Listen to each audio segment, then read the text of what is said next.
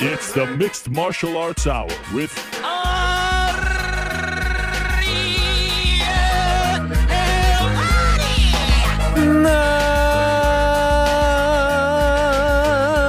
Mixed Martial Arts Hour is back in your life on this Wednesday, May 24th, 2023. Hello again, everyone. I sure hope you're doing well. I am very excited about today's program. It's a beautiful day in New York City. I hope it's a beautiful day, morning, or evening, wherever you may be. I do want to say at the top, because I think it's important to say this at the top of a show like this. We are not doing a show on Monday because it is Memorial Day here in the United States. So please note on your calendars, please plan accordingly. We are back next Wednesday. Of course, we like to stack the deck when we leave you hanging or so, when we don't do our regular Monday, Wednesday routine. And that is what we have done on this particular Wednesday, my friends. What a show we have for all of you. And I love Wednesdays, as I've said many a times, because that's when we shoot. Also, last week we didn't do a proper Wednesday show. We did the Francis Ngannou special on Tuesday, and so it's good to be back for the first time in 2 weeks on a Wednesday. Now, as always, we are presented by our good friends over at DraftKings Sportsbook.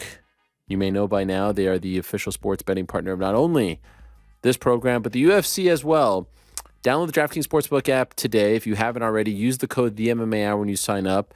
Not a ton of MMA going on this weekend. There are a couple of interesting boxing matches going down this weekend in Europe, so stay tuned for some information on that. Anyway, go check them out. Support them because they support us. Speaking of those fights and DraftKings, the Parlay Boys will be with you back into the program to make our picks on the road to Mysterious Frank's, what is it, 47th birthday? What are we turning, Frank? 82. 82. Born in 1982? No, born in 1874. Are you one of those who doesn't like to share his birthday? No, I just don't know why you keep assuming the 40s. I'm turning 37. Come on. How is that possible? I'm older than you, Frank? Yeah, you are, and you like to remind me of that. Yeah. Well, no, I don't want to remind you of that. I always thought that you were older than me all these years. That is good. That is good right there. That's an old school laugh track. Anyway, when is your birthday? Wow. So it's on Tuesday. Why wow? Why do we need the wow there? Is that too personal? Still, I'm a wow kind of person. No, I felt like it was like, wow, we're really going there. Yeah, well, that too. So my birthday's on Tuesday. Any big plans? No. Maybe some omakase. Ooh, I love omakase. Happy birthday to ya. Happy birthday. Having a little team birthday celebration. I wanted a big to-do. Frank said he's a no-frills kind of guy, so he wanted to scale it down. I'm still not sure about all of that. We're going to see the aerial shuffle later when I play some music. Yeah. Break out the Dustin Poirier bourbon. And let's get crazy. Anyway, back into the show. Parlay Boys will reconvene. We're on a hot streak. Prior to that, we're going to be joined by Tim Welch, who is the head coach of one Sugar Sean O'Malley. Very interesting guy. They call him the Red Hawk, I believe. Uncanny resemblance to one Canelo Alvarez.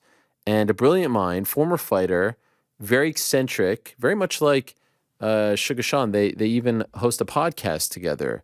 I think it's the Sugar and Timbo Show, if I'm not mistaken. In any event, having him on for the first time, and I'm looking forward to it. Of course, a lot going on in the world of Sean O'Malley with the Aljamain Sterling fight and all the drama surrounding that fight, August 19th, Boston, Massachusetts. We'll get into all of that. Now, prior to that, we're going to be joined by Mackenzie Dern, 3.0. I kind of screwed that. 3.0. Yeah, I think that was better. Anyway, big win for her on Saturday against Angela Hill at the Apex. Talk to her about the win, where she goes from here, all that good stuff and more. Prior to that, we'll be joined by Marquel Martin, the manager for one Francis Ngannou, who has very much been in the news over the last few months. Markel's been in the news as well. He's been kind of, involved in this story heavily. Used to work for the UFC, used to work for CAA, now on his own, but still very much a part of the Francis orbit. Going to have him on. Interesting life As I said, used to work for the UFC. Also was on Who Wants to Be a Millionaire back in the day. Also was on The Bachelor. He's represented a whole bunch of fighters. We'll get into it. All the fun stuff with Marquel Martin. Oh, I just realized my flashlight is on my phone. That's a problem. Anyway, part of that, we'll be joined by Leigh Wood, who is the pride of Nottingham. The probably, I'd say, like the second most famous Nottingham Forest fan, behind me, of course. Now, I was going to say Mysterious Frank, but he's kind of been in and out as far as fandom is concerned. He's a gigantic fan, a proper old school fan. Thank you. He runs it back with Mauricio Lara in what I think is, arguably the best fight of the weekend. There's also the Michael Conlan fight against Luis Alberto Lopez. Both those guys, by the way, had one of the best fights that I've ever seen. Arguably the fight of the year last year was them and Taylor Serrano. An incredible back and forth war, which Wood won.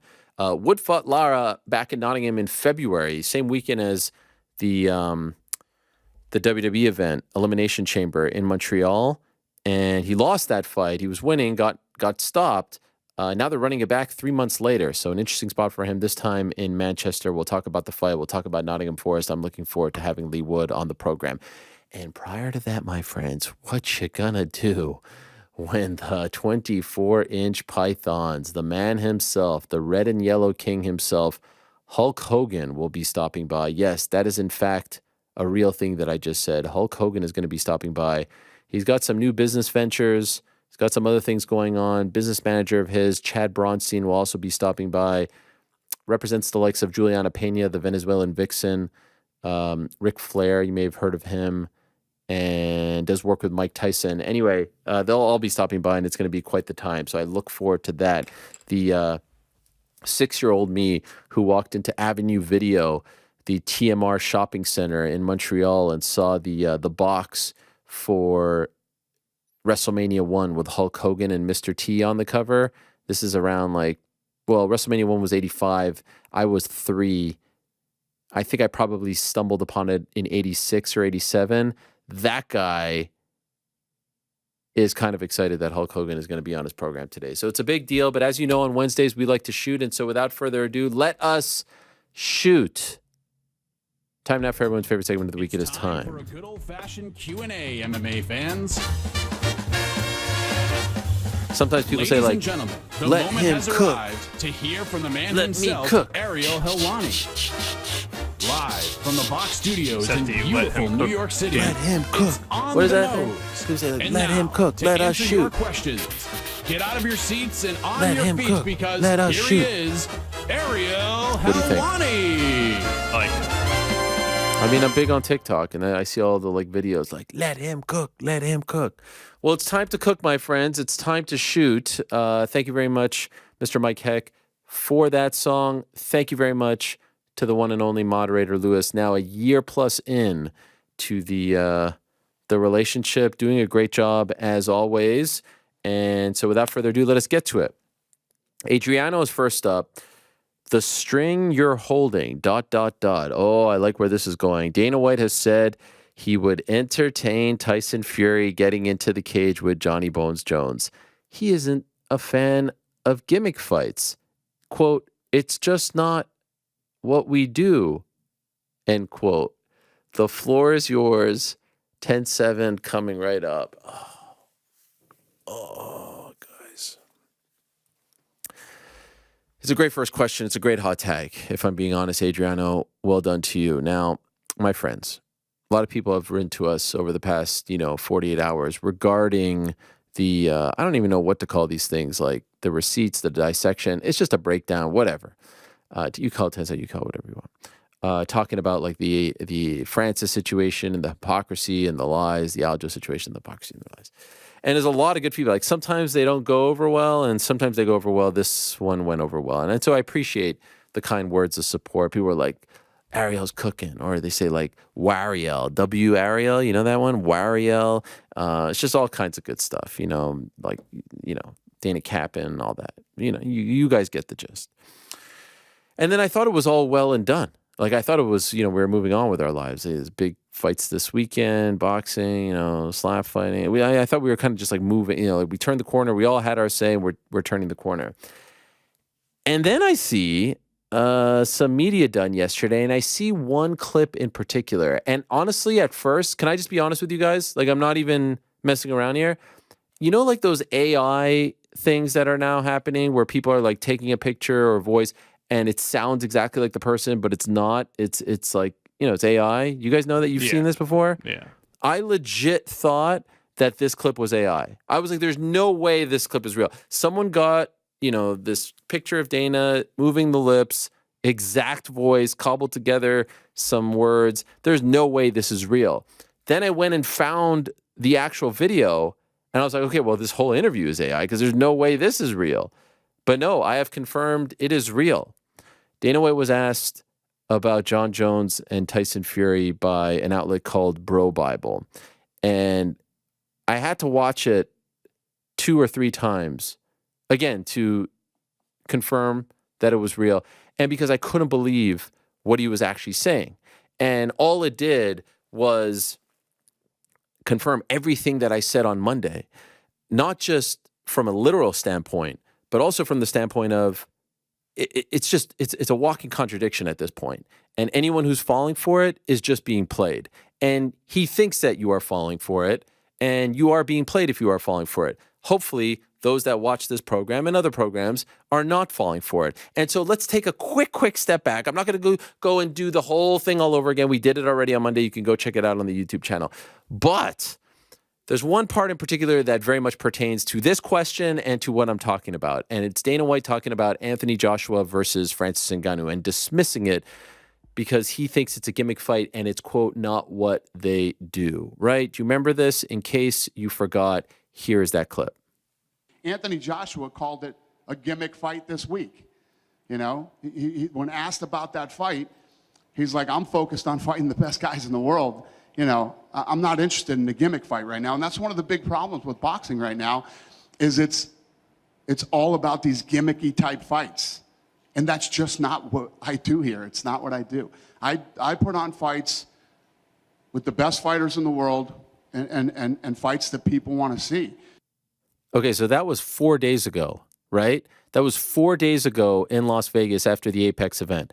We went through the whole thing. The one thing I didn't mention on Monday, the idea that boxing is just putting on gimmicky fights in a year that we are getting Tank Garcia, in a year that we are getting Taylor Cameron, in a year that we are getting, as just reported yesterday by ESPN, Crawford Spence, in a year that at some point we presume Tyson Fury is going to fight a big name, and the list goes on and on and on, and you got guys like Naoya Inoue fighting Fulton, and you've got, you know, a big Teofimo Lopez fight here in New York in just a few weeks. Like, there is a big fight every single weekend in boxing, it feels like. Boxing ain't putting on gimmicky fights. Yeah, there's KSI, there's Jake Paul, there's this and that. And even Jake Paul versus Nathan Diaz, I wouldn't put in the gimmicky fight category. So it's just absurd to say that boxing is just putting on gimmicky fights right now. Same as it is absurd to say that you could be the guy to fix boxing when, you know, dudes like Garcia and Tank and Spence and Crawford are all going to get paid an incredible amount of money to fight. The best part about that is he's dismissing a fight like Joshua versus Francis, which features, you know, the lineal heavyweight champion of the world, the guy who, you know, held the belt in the UFC not that long ago and successfully defended it multiple times, beat, you know, Cyril Gane with a freaking, you know, messed up knee. Actually, it was one defense, to be fair, after beating Stipe Miocic. So you're dismissing that, and you say that's not what we do here. Forgetting about James Toney versus Randy Couture and CM Punk and the BMF title and all that stuff. He said that on Saturday, okay? Joshua, Francis, 2 big names, right? On Tuesday, 3 days later, he is asked about Tyson Fury and John Jones. He is asked by Bro Bible what he thinks of that fight. Remember what he just said on Saturday. This is what he says on Tuesday. You know how I am. If Tyson Fury really wants to fight John Jones in the UFC, I will make it happen. And here's my thing right now to Tyson Fury. Tyson, if you're serious, let me know. And, you know, Tyson and I have a good relationship. I like Tyson Fury. Wait, pause it there. How do you think that would go? Pause it there. I will make that happen. Did you hear what he said? I thought they don't do those fights there. What's the difference between Tyson and Jones, Joshua and Francis? Nothing. Well, I guess the big difference is you don't have the rights to promote a Francis fight anymore. That's it. But I will make that happen. Look at the excitement. The offer to Tyson. Call me up. Let's make it happen. What changed? What's the difference? Nothing changed. Hypocrisy. That's all it is. Flip-flopping. Wishy-washy. Look, keep going. It gets better. It gets better. Let's find out. Listen, we can talk all we want. Tyson can talk. John Jones can talk. I can talk. We can all talk. Let's do it. I mean, if Tyson's serious and he wants to do it, listen, I got Floyd Mayweather to fight. We paid Floyd and got Floyd the number he wanted. Pause it there, please. Tyson Fury. Please. I love that one. I got Floyd Mayweather to the fight. We got Floyd the fight. You didn't pay Floyd anything. You didn't. Like I said on Monday, all you did was say, all right, Connor, we'll cut a deal with you so you could go out and do this fight on Showtime with Mayweather Promotions and all this stuff. You didn't cut Floyd no checks. You didn't make the deal with Floyd. You were on the other side of the equation. Again, this is hypocrisy. This is wishy-washiness. This is lies. This is revisionist history. They didn't make no deal with Floyd. What are you talking about? You think they were there? Like, they may have done a deal where it's like, all right, Al Heyman, we're going to bring our guy, this and that. If you think that they were cutting Floyd a check on August of 2017, I got a bridge to sell you in Brooklyn. What are you talking about? But again, don't let's not get lost in the weeds. 2 days prior, he says they don't make those fights. That's not what we do here. Now he's getting excited about Tyson Fury and John Jones. What's the difference? Okay, please keep going. I think it's almost over. He's serious, and he wants to fight John Jones in the UFC. Let's start talking. In the UFC, punctuates it. I thought it's not what they do there. You know, like on Saturday, it was like we let Conor go do that thing. I didn't like that fight, but that was in boxing because they do shitty things in boxing and it's a gimmick. He mentioned in the UFC multiple times, the same guy who has said, we know how this story goes. He said it on Saturday too. Boxers and MMA fighters, we know how it goes. This is gimmick stuff. We don't do this stuff. No one wants to see this stuff. And now literally 2 days later, he is getting all excited about the idea, the prospect of Tyson Fury versus John Jones. Am I taking crazy pills? I saw that clip. That's the clip I'm talking about. I'm like, how is this possible? Really? And we're going to sit here and debate Aljo, this, that? Like when that's the stuff that's coming out? Come on, guys. Am I crazy? Come on. New York Rick. Like, am I overselling this? Or is that like exhibit 1 right there? If you want exhibit A of why you should not believe any of this nonsense and get caught up in all of this nonsense, isn't that it? Isn't that like in all the years of us covering this and watching this, that I don't know if I've ever seen anything more blatant than that. 2 days ago, we don't do this. 2 days later, sign me up. Yeah, it's a little bit of I didn't stomp. A lot of no. A lot of bit of I didn't stomp his couch, so yeah, I stomped his couch. You know what I'm saying? Like, say one thing, literally say the opposite 5 seconds later, and reverse course. That is amazing to me. Like, it's literally the exact same thing, right? Francis, Tyson, or it's Francis, Joshua, Tyson, Jones, right? It's the exact same thing. It's the same fight. Why is one a gimmick fight that we don't entertain, and the other one? Oh, I know why. Well, because Francis Ngannou was involved, and then that's enough, you know. Isn't that amazing? Come on. Could it be? Do you think it was AI too? Did you guys think it was AI? I thought it was AI. Allen Iverson? No, Yeah, it was Dana. Shout out. What was that, Frank? I was going to say, maybe he was like, no gimmick fights. One fight is okay. Oh, stop it. Fuck out of here. The semantics of adding the S. Oh my God. Yeah, It's from The Simpsons. On a serious note, yeah, he's speaking out of both sides of his mouth. He's saying, what is the expression, like, what's good for thee is not good for me, or whatever that is, because it's not him, and because Francis is off doing his own thing. It's something to try to degrade and try to lower the status of, and then when it's his turn to do it, he wants to promote it like silly. Nobody's business. It's very obvious, though, is what I'll say. Like, this is not very slick. This is not very sly. No, but people fall for this shit, man. People fall for this shit. I don't doubt it. Yeah, people fall for a lot of stuff. The but this is jabroni not- marks, as Hulk Hogan once said in a famous tweet, they fall for the shit. He's sitting in a room with a Power Slap logo. I was like, oh man, I got to see what's up with this interview here with Bro Bible. And then he's like, that's appointment viewing for you. I know for sure. This Wednesday, we got the middleweight champ. Everyone wants to know who's the best slapper at middleweight. Like, what is going on? There can't be any possible, there can't be any explanation to where like Dana actually enjoys talking about any of this. Like, come on, I don't believe that for a second. You're in one breath promoting some of the best fights on the planet. The UFC's on fire, and so it's like, we got Slap for Cash, who just weighed in at 460 pounds. Let me tell you something about Slap for Cash. His technique, like, what the fuck, man? Are you that bored? Are you that bored? It's crazy to watch like one of the greatest promoters of all time talk about this like it's actual real. He calls it a fight. That's not a fight. What are we talking about? What's going on? He's sitting there saying like, this guy, the world is talking about this fight. The world wants to know who's the best slapper. He calls him a slapper at middleweight. What? There's actual weight classes? You kidding me?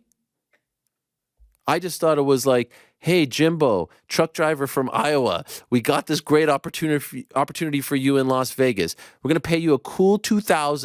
We're going to put you in the Station Casino. It's going to be a great time. You get a free buffet ticket and free Wi-Fi, by the way. I don't want free Wi-Fi at the hotel. It's going to be great. You get one chair, one towel. If you want a second chair for a partner, you got to pay for that at the pool back at the station. And we're going to put you up against Peter from Mississippi. It's one of the great fights that we've ever put together. Are you in or are you in? Okay, great.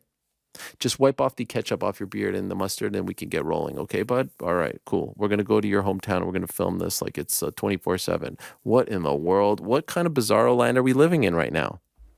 Anyway, thank you for the hot tag. There you have it right there. 2 days ago, don't want to do it. 2 days later, sign me up. Mr. Clean. From Vancouver Island, Ariel, you are the MFing king. Love the show. Been watching you for over a decade. What's the deal with the John Jones fight versus Stipe? And Stipe and John both said they'll be ready for July. That ain't happening. I'm definitely seeing a lot of Dana nut huggers online right now, but I can assure you I'm not one of them. Loved your 10-7 segment on Ngannou last week. Stay real. Love the show. Keep up the great work. All of you. No, it's still the plan. I mean, they know they're not going to make these these boxing MMA hybrid fights, and I do believe part of it is to take away from, like, they see part of what he's doing here is they know that Francis can make the Tyson fight and that there is interest from Tyson's team. That is legit, and so they're trying to distract from all that and say, come here, son. Not like how the Irish like to say, come here. He's saying like, come here, kitty, come here. Come here. Let's talk about this over here. Don't talk to that guy. You don't want that guy. This is the baddest man on the planet. This is the guy right here. You want to talk to this guy right over here, John Jones. It's all just a distraction. It's all just a distraction. So that's what they're trying to do. They're trying to set the narrative that this is the baddest guy on the planet. And he's up there. I mean, he's one of the greatest fighters of all time. But John can't really make that fight. And Tyson doesn't want to do that fight in the UFC. Francis wants to box Tyson. And who knows if that's going to happen as well, but it's all just a distraction. The plan is still MSG, Jones, Stipe, and we're still, 6 months away, so who the hell knows what's going to happen, but that's the plan as of right this moment. Hut, Ariel and MMA Hour crew, thanks for what you do in the hours of entertainment every week. Love the watch parties also, so thank you, GC, Frank, Mike, and everyone for that. Ariel, if Aljo were to step up and definitively say, no, I'm not fighting in August, that is too soon, which honestly seems like a reasonable thing to say. Could you really foresee the UFC stripping him of his title or even implementing an interim title between O'Malley and whoever in August? Yes, this is Tyron Woodley 2.0. We saw this whole story, the exact same story. And remember they made a interim title fight with Colby Covington and RDA? It's the exact story. We saw this all play out. All of it. I actually just, it's like so reminiscent. Aljo just tweeted, I'm a phone call away, boss. Respectfully, you made a fight the night of the fight without a single word of it mentioned to me or checking on my injuries. I have a personal life outside of fighting, but once again, I'll show up and piss in everyone's Cheerios again. Cheers. I mean, Aljo's going up against the machine. It's like Aljo 316 here. I wish they would just let him lean into that. This is like 1999, the corporation, the powers that be against the champ. Aljo 316. Yo, Aljo, you should run with that. Aljo 316. What is like the I know 718 is Brooklyn. What's the area code for Long Island? 450? That's a good question. Is it 516? Aljo, 516. Yo, not bad. 316. Aljo 516. Aljo 516 says, I just pissed in all your Cheerios. It's not bad. It's not bad. Black, white text. Because that's what this has become. And Aljo's not backing down. I kind of dig it.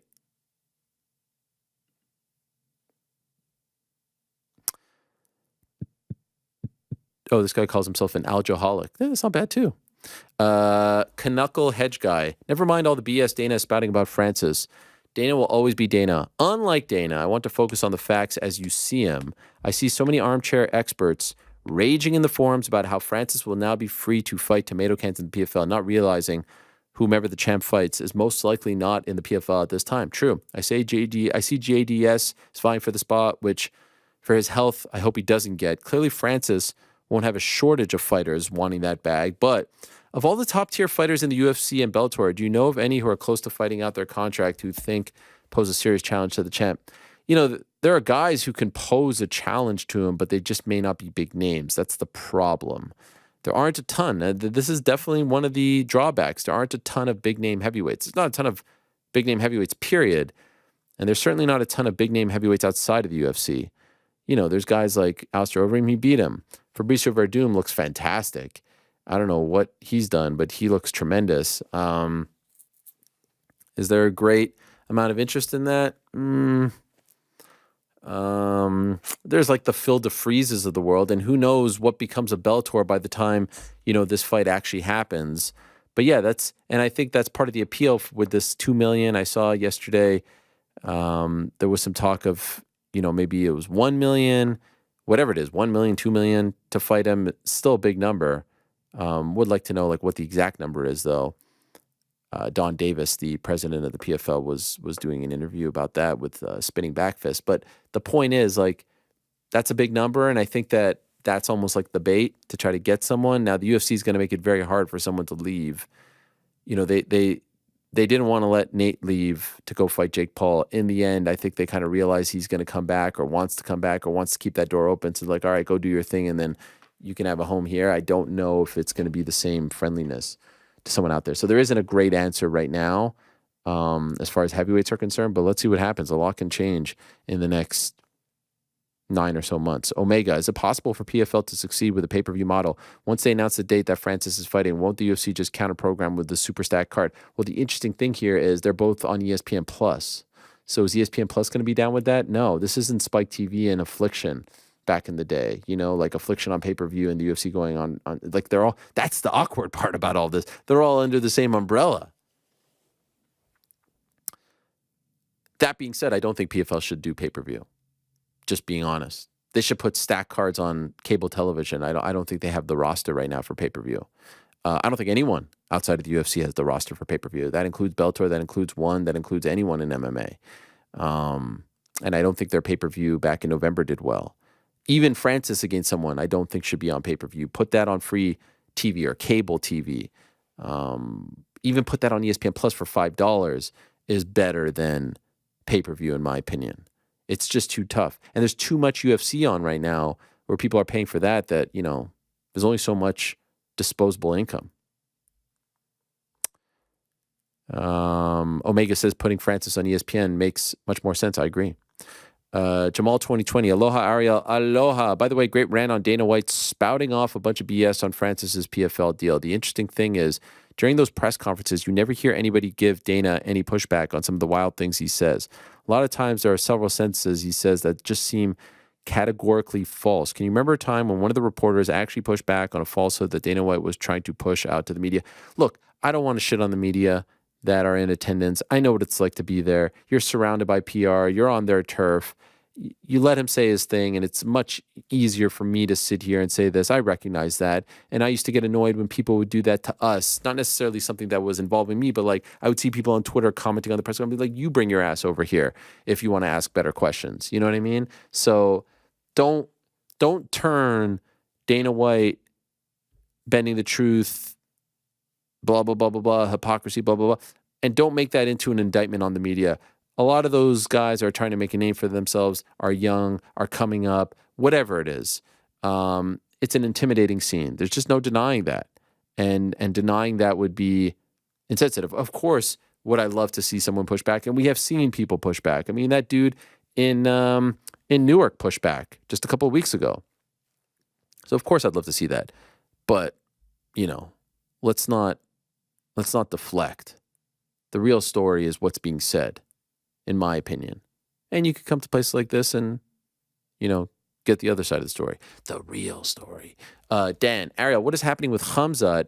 We went from Dana saying that he's going to give Khamzat one more chance at 170 against Colby on the London card to him moving up to 85. Now Khamzat is saying he's fighting Usman at 170. The only thing consistent with Khamzat's supposed next fight is him saying October. Why October? October is Abu Dhabi, and he's a big deal over there, and they need to stack those cards. That's why Islam's fighting in Abu Dhabi. The original thing was Khabib fighting there. Khabib no longer around. Khamzat, Islam, the Dagestani / Chechenian / Muslim fighters are always going to be a massive draw in the UAE. They're just huge stars over there for obvious reasons. So that's why they're saving him. But I thought they had to give him 3 fights. I thought everyone has to get 3 fights, and if they don't get 3 fights, they don't get paid. Isn't that what he said? That's all that it is. They're almost there. We're 5 months away. Leroy Jenkins, Ariel, last week Devin Haney hailed UFC fighters for not having their careers hindered by losses. Mentioned how sometimes they even get bigger fights after losing. True. Look at Chandler. And proposed that Floyd's undefeated record ruined boxing. I don't know about that. And made fighters not want to fight and lose their own. I mean, in the end, like Floyd did fight Canelo, albeit younger, did fight De La Hoya, did fight Ricky Hatton, did fight Shane Mosley. Was there a fight? Rick, agree or disagree? Was there a fight by the time his career was over? Of course, you can always stick around and fight someone. But was there a guy that people said Floyd ducked that he never fought? I don't really think so. I think there's certain names. I think more than anything, the indictment on that has been, from what I've seen, that he kind of waited until it was the opportune time for him and maybe not for the other side of the equation. Sure.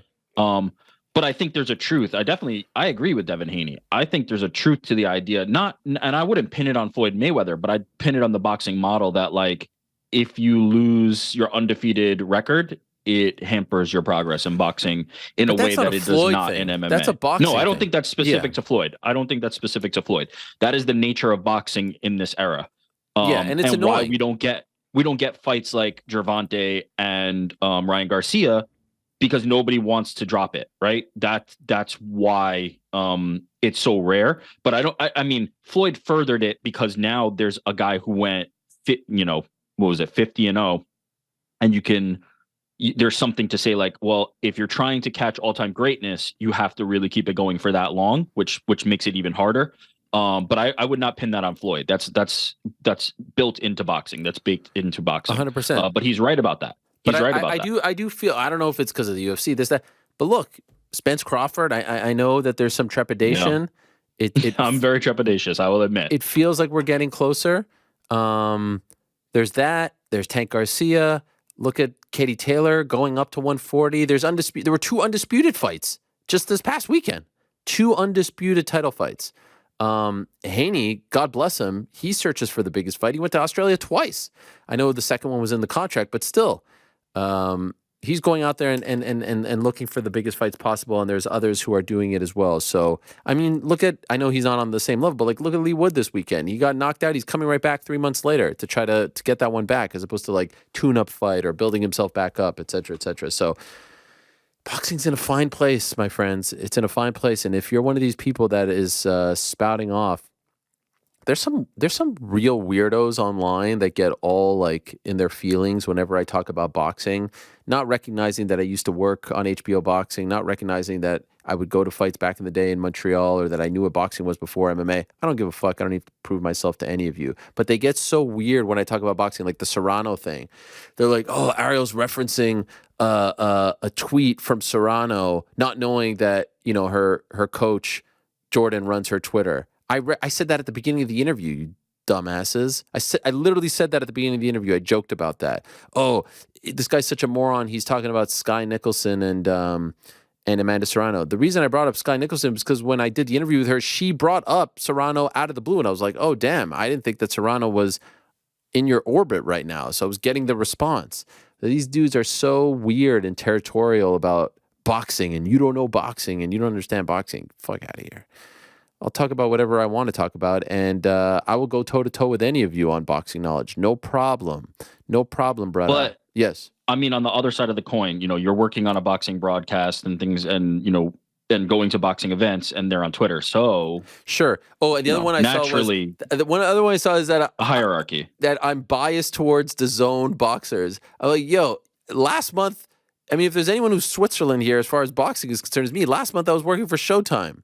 And I just worked on one DAZN broadcast. That's the first thing I've ever done for DAZN. I've done more show. Like, what do you? It's just stupid people. Anyway, this guy says, just wanted to thank you and the crew for getting me through some long nights with a screaming 6-month-old baby. What you do has more impact than you know. Leroy Jenkins. Much love, Leroy, and thank you. That means a lot. And that goes back to what I was talking about this weekend. A lot of cool and nice things were said. One guy in particular made me kind of like tear up. He said that he said we saved his life. He didn't want to go into it too much, but as I've said, the best compliment is when people say you give us an escape, you give us something to think about. So, something else to think about. So I appreciate it very, very much. Xavier 514, I know that area code. Salut Ariel. That is obviously someone from the MTL. When a fighter misses weight, they typically have to forfeit a part of their purse to their opponent as a sanction imposed by the athletic commission. But you've brought up multiple times how the disclosed purse is often nowhere near the actual purse. So which of those two amounts is used to calculate the sanction? If it's a disclosed purse, that doesn't seem like a strong enough incentive to make weight. No, it's the real purse. It's a percentage of the real purse. The disclosed thing is just like, it's just kayfabe. We're talking about the real purse. Connor from Canada. Hey, Ariel, I've got a long flight coming up and was wondering what you and the guys' thoughts are on airplane etiquette. Oh, interesting. Is it ever okay to take off your shoes? How long does a flight need to be for it to be okay to do the lean back? And any general flying pet peeves you may have? That's a great question. You know why? I was just on a pretty long flight from, the US of A to Ireland. I am very much against taking off your shoes, but because it was a red eye, that's when I bend on that one. If I'm actually like going to sleep as like my night sleep, not a nap, but this is like my night. This will be count. I'm not going to a bed on this night. I am not sleeping in a bed. I will not be hitting, the mat, pillow, etc. I take the shoes off then. I never walk around though with the socks. That's super bizarre to me. Like people are just like walking up and down the aisles wearing their socks. What the fuck is that? That's weird. So I never do that. But if I'm going to bed, I will take off the shoes. Other than that, I don't use the water on a plane. Like I don't wash my hands with water. I bring sanitizer because I was told that water is very, very contaminated. Tons of germs. Don't do that. Try not to touch anything. Try to always like cover my head. So wear a hat or have a hood over my head because I don't want any like weird stuff on the hair. Try to be respectful of the lean back. If I'm business is a lot of space, so you could not have to worry about that as much, especially those long flights with the bed. You know what I mean? And I think that's pretty much it. Shoes, huh? Yeah, what? I've never even considered taking shoes off, even on a red eye. Really? If there's an emergency, I'm not barefooting my way off that plane. I'm with you though. The aisle walkers, and there's no so shoes. Weird, right? Don't love it. Don't love the lean backs. I've never sat business class, There's nothing worse than when someone just leans back and is just right there in your lap. Got long legs, can't do that. Yeah. No, listen, it's very annoying, especially before the flight even takes off. Someone does that. Very You're annoying. looking at like a 4 to 5 hour flight. No, a 45-hour flight? No, a 4 to 5 hour flight. Yeah, but I mean, like you could wait for the flight to take off. Yeah, I'm against the lean backs. I don't lean back. You know what I do like to do? Do the rock away. A lean back. A lean back. Yeah, a I always lean lean back. A lean back. That's what 15-minute flight, I'm leaning back. When I start to lean back, I play that song as like my entrance music. Lean back. Do you really? To give the person behind you a heads up? I just like, hey, I just want to let you know what I'm doing now. So I play it on my phone. Oh my God. That would be so obnoxious. It is very weird when people are just walking around with their socks. Like, you do know that people have just been walking in bathrooms and, like public bathrooms. Yeah. Airplane bathrooms are gross. Back to the head thing. What are you worried about getting on your head? I don't know, weird lice or something like that. Weird lice. Germs. And the bottle that you bring of hand sanitizer, they're okay with that at security? Oh, it's not like a freaking, Are you a seat gallon. wiper before you sit down? So they've been doing this thing now where they give you the wipes. Yeah. I try not to like lean in to my idiosyncrasies, right? So I try not to get too crazy with that. But once I have the wipe, I'm gonna wipe it down. It feels like that's something you would do. If you're gonna wear a hat to protect from weird lice, you should probably wipe the seat down. Yeah, I do that. The bonus question here. The seatbelt, yes. When's the last time you've rode on a New York City train? It's been a while. I just now put that together. Never touched the handles on the train or like the bars or anything like that. I'm always like this or like this. Oh, man. Can't be I bothered. held one for 15 minutes this morning. That's disgusting. Never touched. Shook your hand as soon as No, you got didn't it. shake my hand, and I will never shake your hand. No washing either. I will never shake your hand. As a result, we almost got to the end, but we didn't. So I will continue. But my friends, now we have to get to our first guest of the day, and this is a big one. Like I said, this is a really big one. As someone who has been, watching the beautiful art form that is professional wrestling for almost his entire life. Who was there in Montreal back in 2002 when one of the greatest ovations in the history of that building, the Bell Center, went down after WrestleMania 18, who was in attendance at WrestleMania 18 at the Rogers Center / Sky Dome when it was Icon versus Icon. I don't need to go on and on. You know who I'm talking about. You know who's next. He is the immortal one. He is the owner of the 24-inch pythons. He is originally from Venice Beach, California. He is the one and only Hulk Hogan. Joining us on the program alongside his business partner, Chad Bronstein. Gentlemen, thank you so much for coming on. Hulk, it is an absolute pleasure to have you on the show. Thank you so much.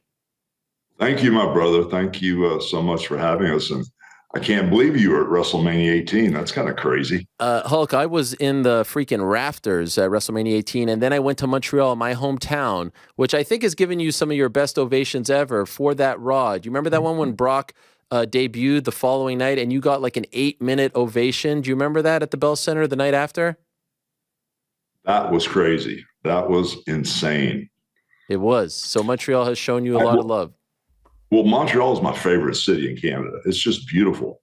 In Quebec, my buddy Rick Martel's from Quebec, and I started early wrestling at the Paul Sauvé with Gino Brito and Carpentier. Yes. And when Andre Giant used to be known as Jean Ferry, so I go way, way, way back to 77-ish wrestling in Montreal. This is crazy. So it's my favorite city. And Toronto's beautiful.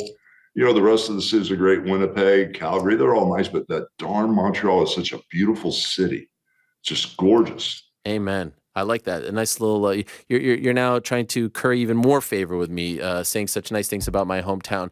Well, it's true. I didn't know. I know. I'm joking. Chad, thank you for coming on as well. Appreciate your time. Of course. Thank you for having me, Ariel. Looking forward to being on here. Yeah. So you guys are doing some interesting things together. And Chad, as I mentioned at the top of the show, you work with the likes of Juliana Pena. I just saw you at WrestleMania. in the back with the one and only, the Nature Boy, Ric Flair. I know you've done some stuff with Mike Tyson. So I don't know if Chad wants to go first or Hulk wants to go first. Why don't you let us know what you guys are doing? What are you announcing this week? Because this is very interesting stuff. Hulk, do you want to go first? Well, let Chad go first. Okay, go ahead. I went first. Let him go first.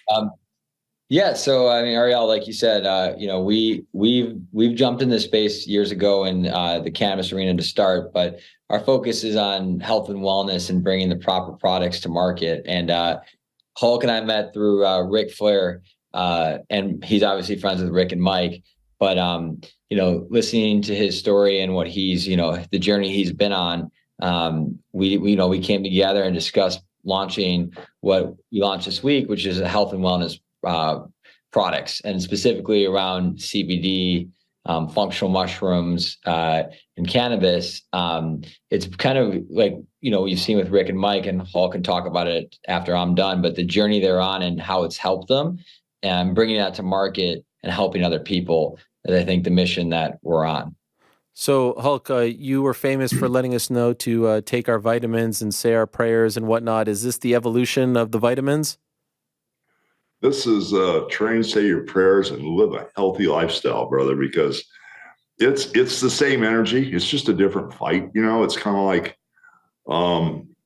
through the natural stuff, that's out there now. There's no reason to get where I was at.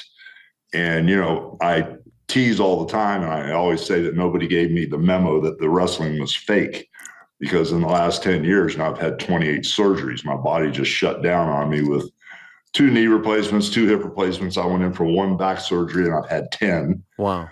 And shoulder replacements, abdominal stuff, face stuff from getting kicked in the face. And it just goes on and on. And between the anesthesia and the pain pills and all the drugs they gave me, there was about a 10-year period where I was in a fog. I didn't even know who Terry was. That's my real name. I just was kind of like lost in this medical world of listening to what doctors, were telling me to do and what to take. And I just wasn't even myself. I got to the point where I had 4 chihuahuas. I couldn't even remember the name of my darn dogs. Wow.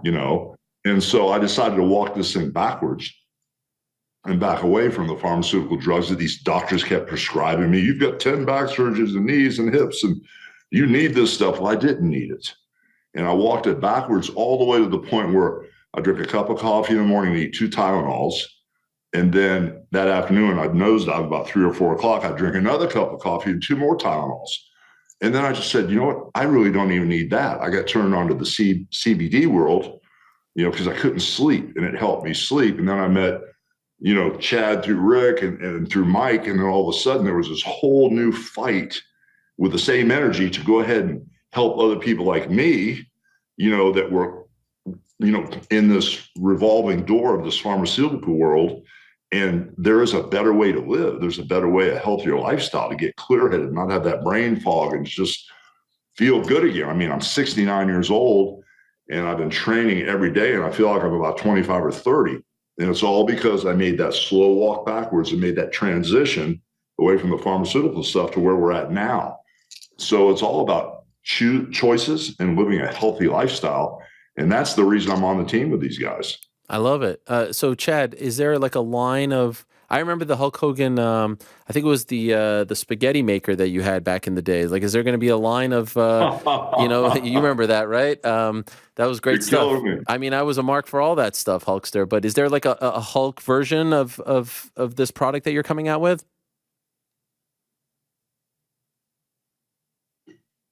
Oh, Chad, I think you're muted or something. Did you mute yourself? Oh, yeah. Can you hear me now? Yeah, sorry. Yeah. There's going to be several products that we're launching out in the market, specifically focused on health and wellness.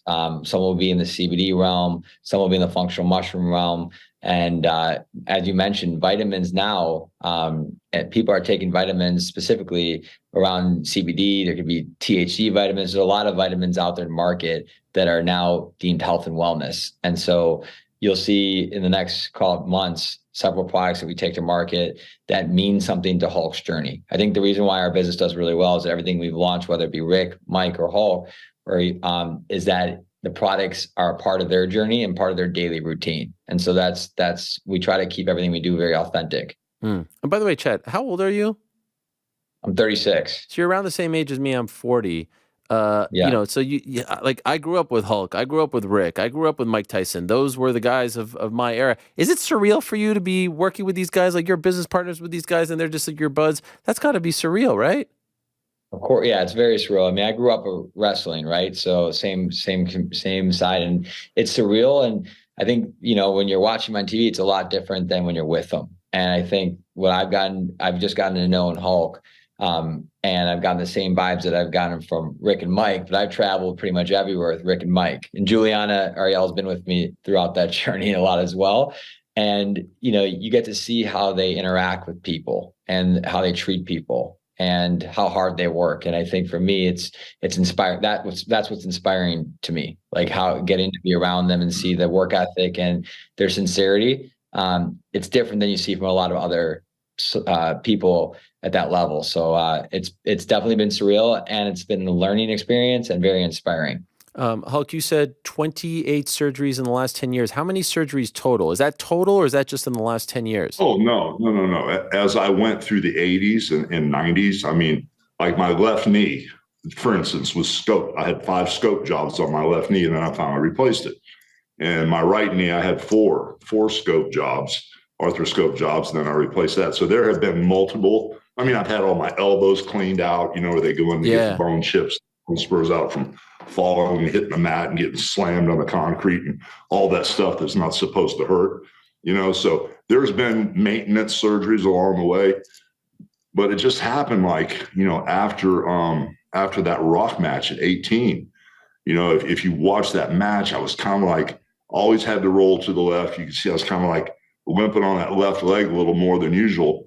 And I got back and wrestled a couple more times, wrestled Vince at the next one in Seattle, Chroma Dome, which I just loved beating him up. That was great. That was just, I dreamed about that for 25 years. So that was really great. And then all of a sudden I went into my back, and I was having all these facet injections.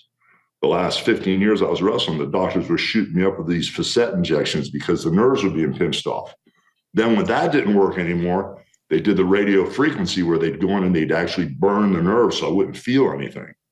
And then all of a sudden that didn't work. And I went in for my first back surgery and the guy cut too much bone away. Oh. I ended up having 10 altogether. So, it was just such a weird change from, being healthy at 52 years old and dragging the Rock around the ring, for a half hour, to all of a sudden a few years later, after back surgery number 6, they told me I'd never walk again. So it's been quite a journey here to get healthy and back on my feet. I mean, I train for an hour and a half every day. And, for being 69 years old, I live on the beach here. I'll go out on the beach. I'm in better shape than a lot of guys that are like 40 or 41 years old, And especially guys my age, if they're 69 years old, they look like they're 89. So they don't take care of themselves. So I'm way into this health and wellness thing, bro. So I'm way down that path. Is it possible that you feel so good that you'll do one more match? Have we turned back the clock here? It's so funny. Shane McMahon called, right? Okay. He goes, "Hey, you got one more in the old man?" I said, "Take it easy with the old man stuff, brother." And so I said, "What do you want to do?" He goes, "All you got to do is stand in the middle of the ring and I'll come to you." I said, "Well, right now my back needs a little more work, but that's something we can talk about next year."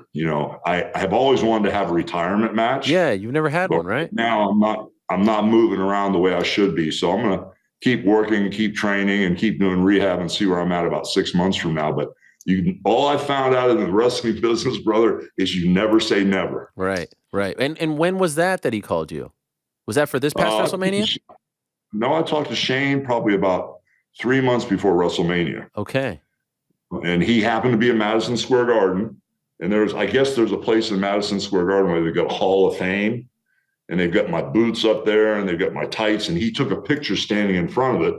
And Shane called me at home, and he goes, "Hey, look at that picture I just sent you." So I looked at it. He goes, "Well, you got one more in you." And I said, "Well, what are you talking about?"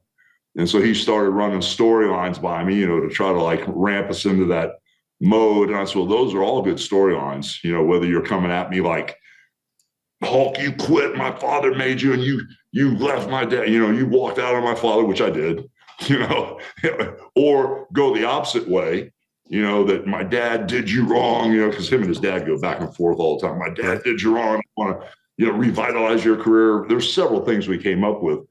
I told him, I said, I just need to get my feet underneath me more. Now's not the time. Not this WrestleMania, definitely not. Let's talk about 4 or 5 months from now, and we'll see where I'm at. Wow, yeah, and that would be WrestleMania 40 next year, so it would be very apropos, considering you were such a big part of WrestleMania 1. Well, the whole thing is, in January 23rd, 1984, I beat the Sheik. That's coming up this year. That's the 40th anniversary. Oh, my gosh. I know Mattel's got a full court press on products and action figures and stuff. So, I mean, it's the 40th anniversary. Anything's possible. I just never dreamed I would even think about being 7 years old, you know, and getting in the type of shape it would take to you know, walk the walk again. But like I said, anything's possible. If someone called you up right now and said, all right, we want to do the big retirement match at WrestleMania, who's your choice for an opponent? If you had your way, who would you pick? If he would get in the ring with me, that's the reason I went back to Wrestle The Rock, was to get in the ring with Stone Cold Steve Austin. Because me as a bad guy, as Hollywood Hogan, I could have tore the place down with him. You know, because he was the ultimate good guy at the time, but I think he was having some physical problems with his legs and nerve damage, and he was about at the end of his run. So if I had one guy to get in there with, it'd be him. Why do you say if he would get in the ring with me? Why do I say that? Yeah. Well, because when I went up there, that was when I talked to Vince. He asked me if I'd wrestle The Rock, you know, and I said, yeah, I'll wrestle The Rock. I don't mind putting him over. He was going, you know, to do the movies and stuff. And you were there. You saw how the crowd reacted. Yep. You know, real favorable for the bad guy, you know. And so my whole thing was to move on to Steve, but I had no idea that physically he was hurt. Got it. You know, so I just don't know, with all this time passing, you know, and both of us getting older and wiser, that if it would even make sense. So you have to be crazy to get back in there at my age anyway. And I just haven't talked to him about anything like that ever. So if he would get in the ring, he would be the guy. You have a good relationship with Steve? Yes. Okay, you guys are good. Because there were some rumors back in the day that he didn't want to work with you or something, dating back to WCW, but you guys are cool. Well, when he was in WCW, he was with Brian Pillman, and they were teamed up as the Hollywood Blondes. And I was so focused on, you know, trying to get Ted Turner's company where it needed to be. My focus was on the lead horses driving the company at the time, and he was doing the tag team thing. So there were other people handling, like Kevin Sullivan and other bookers were handling a lot of the other stuff going on. So I don't know if there was any heat there. There just wasn't a relationship, you know. And then when we got older, you know, and he became the main event guy, all the fans started the crap with us, you know. And so then finally Steve and I met somewhere. I can't remember where it was at. And we just started laughing about it because we never even talked to each other before, you know. And so we just got along great from that point on. Chad, I know you're working on this stuff with Hulk, but are you also representing him? Like, could you be the guy? Oh, come on. I thought we were making a deal right now. I could have called up Nick Khan right now and made the deal. No, that's Hulk does his own stuff there. I just, but yeah, that's in his court. Okay. It would be good for the products too if Hulk comes back for one line. I mean, you were a part of the Ric Flair retirement match, right? We should do something like that for Hulk. Well, I didn't put that together, but I was there to watch Rick and support him. I think for Hulk and Rick and Mike, you know, for them, it's about their health and what they want to do. The product for us and stuff like that is focusing on the health aspect, but that's their decisions. I get it. By the way, Hulk, I'd be remiss if I don't mention the passing of the great superstar Billy Graham, who you've talked about being a huge influence. I was just wondering when you heard the news, you know, I know he had been in you know, bad health for a while, but just when reality sunk in, how did it make you feel considering he was such a big influence on you? Well, that was a tough one, you know, because there's been so many guys pass. Randy's brother, Lanny Poffo, passed a little while back. And yeah. It's like, let's keep on coming, you know. And that was a tough one because when I was very small, 8 or 9 years old, my father, excuse me, my father used to take me to wrestling in Tampa. So when I was about 24, 25 years old, still playing in a rock and roll band, I told my dad, I said, Dad, I want to take you to the matches. There's this one guy I want you to see. And Billy Graham was coming into town to wrestle Dusty Rhodes. He was a New York champion at the time with the WWF. back in the day when it was 3 W's and an F. Yeah. And so I was sitting with my dad. My dad had just retired from the construction company. Billy Graham climbed up that second turnbuckle and hit that double bicep, And I looked up and I saw him. I told my dad, I said, I want to be just like him, And from that day forward, I trained my ass off, to get in shape. Plus, I'd already been influenced by Dusty Rhodes for the last 10 years, watching him here in Florida. And so I just kind of like stole a little bit from each guy and put the Hulk Hogan and the Hollywood Hogan thing together. But he was a huge influence because then when I got in the wrestling business, we became really good friends for quite a long time. Are you shocked that Vince ultimately decided to sell the company? Yes and no. Business-wise, the amount of money it generated for him and where it's put him in this catbird position, up on this financial pedestal. I understand the security of it. Shocked that he would not be 24/7 involved with the business. I mean, that guy never stopped. It was 7 days a week. I'd go to Monday Night Raw and we'd have a post-production meeting at 1:00 in the morning after the show was over. I'd sneak back to my hotel. He'd be banging on my door at 2:30, 3:00 in the morning. Come on, monster, let's go work out. Oh. He used to drive me crazy. He was just like, and then he'd sleep for 4 hours and have another 20-hour day. And it was like that every day. I used to, his plane, he had a big extended G4. I used to call it the slave ship. He talked me into getting on it to fly to Monday Night Raw. Then he never let me go home. Oh, come on back to New York for 3 days. We need to go to California for a day. So, I was surprised that he walked away from the lifestyle because that was him. He loved it. What do you think of the product now? Are you a fan? You watch it? I watch certain guys, I watch Roman Reigns, Randy Orton, and when he's on, there are a few guys that I really like to watch, the Usos and, Kevin Owens, and there's certain guys I like to watch. Then there's a lot of stuff I just fast forward by. Roman is approaching your record, I believe 4 years straight as champ. Is he on your level, like him in his prime, Hogan in his prime? There's some people who are now saying that, he's approaching your level in terms of impact, superstardom, et cetera, et cetera. I think that's a little bit, recency bias, if I'm being honest, as someone who grew up in the 80s. But what do you think? When you see him, do you feel like he is on your level when you were in your prime as the man? Well, he's got it figured out. A lot of people wrestle 20 or 30 years and they don't ever figure it out. They're smart to the business and they know, but they've really never figured it out. He's figured it out as far as placement and timing goes. And that slow, methodical cadence when you're in the ring. I don't know where you want to place him, on Mount Rushmore as far as a main event wrestler goes. But at the end of the day, if I was in my prime and I walked in with him, I could draw some major money with him. Oh my gosh! Right. Yeah, I could draw some serious money with him. Like, prime versus, you're not talking about right now, WrestleMania 40, you versus Roman. No, I'm talking about right now. If I was 40 years old, yeah. I could go back and wrestle Roman Reigns in my prime. I could draw some major money with him. Oh, that would be something. By the way, you mentioned the Mount Rushmore. I spoke to The Undertaker recently. I asked him for his Mount Rushmore, and that created a whole bunch of buzz. You may be surprised or not, you weren't on his Mount Rushmore. I was a little bit surprised. Could I ask you who you would put on your Mount Rushmore?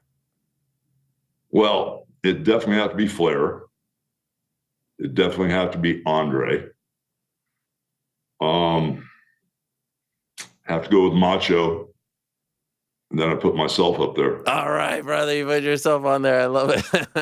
I had to put myself up there, bro. I worked with all those guys, and it didn't matter who it was, man. We rocked the house no matter who it was. So no Rock, Austin, any of those guys, Cena? You don't put those guys there? Well, I'm just thinking longevity. Mm-hmm. Longevity. I'm talking about guys that put, 20, 25 years in.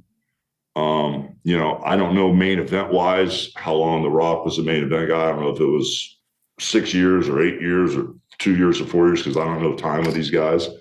I know Steve was in the business for a long time.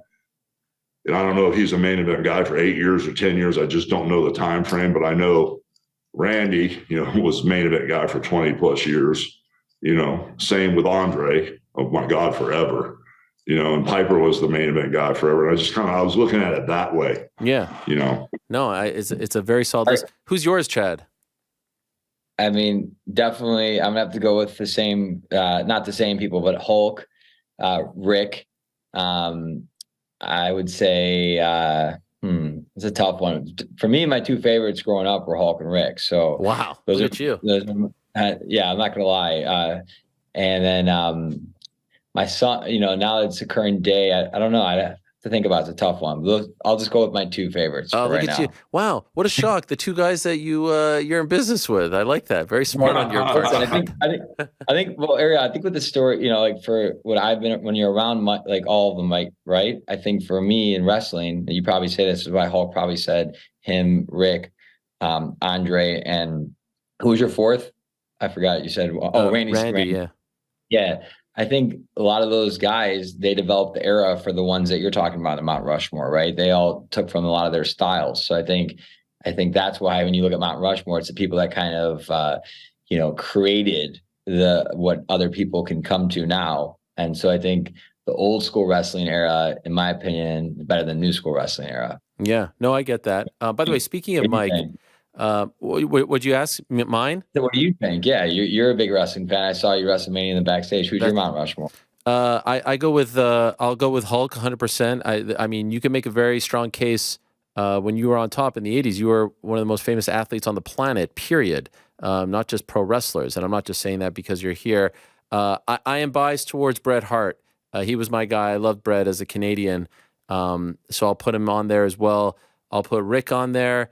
And then it comes down to, can I go 5, Rock and Austin? I feel like Rock and Austin need to be on there as well, given what they did for the company in the late 90s, early 2000s.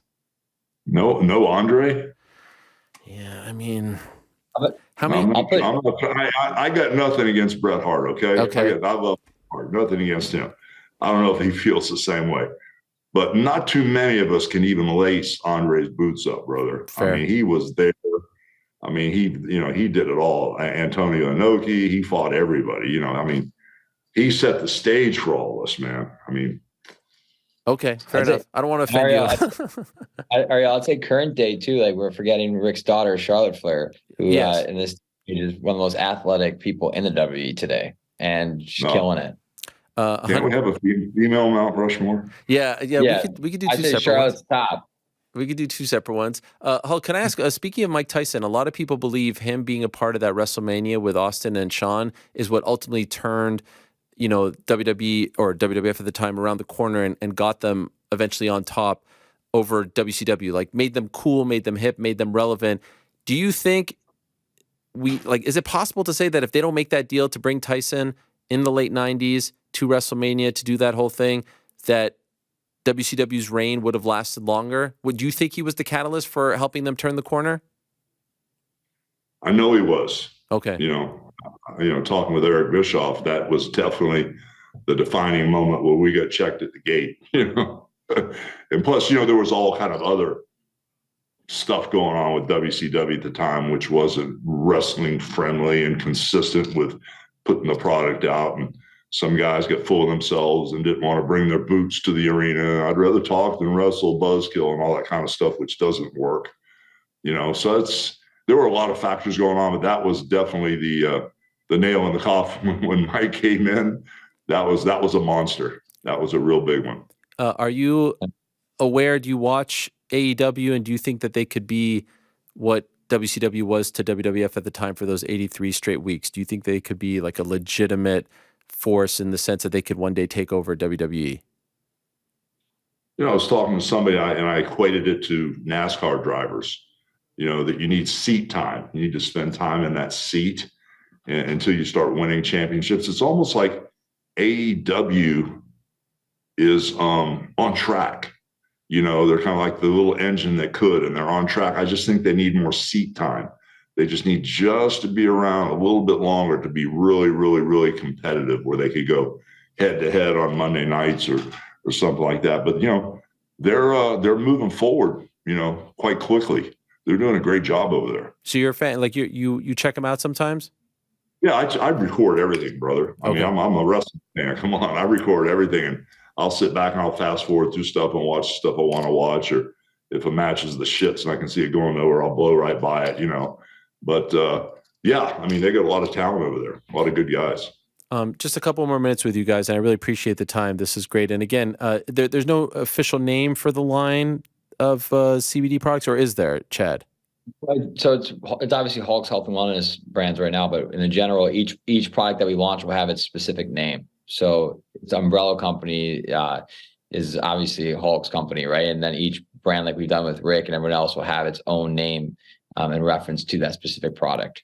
And you expect the product to come out in the next few months? We have a product that's going to be ready in 8 weeks. Oh, wow. And then, we will have multiple products out in the next, call it, the first one will be in 8 weeks, but then we'll have multiple products after that. Okay.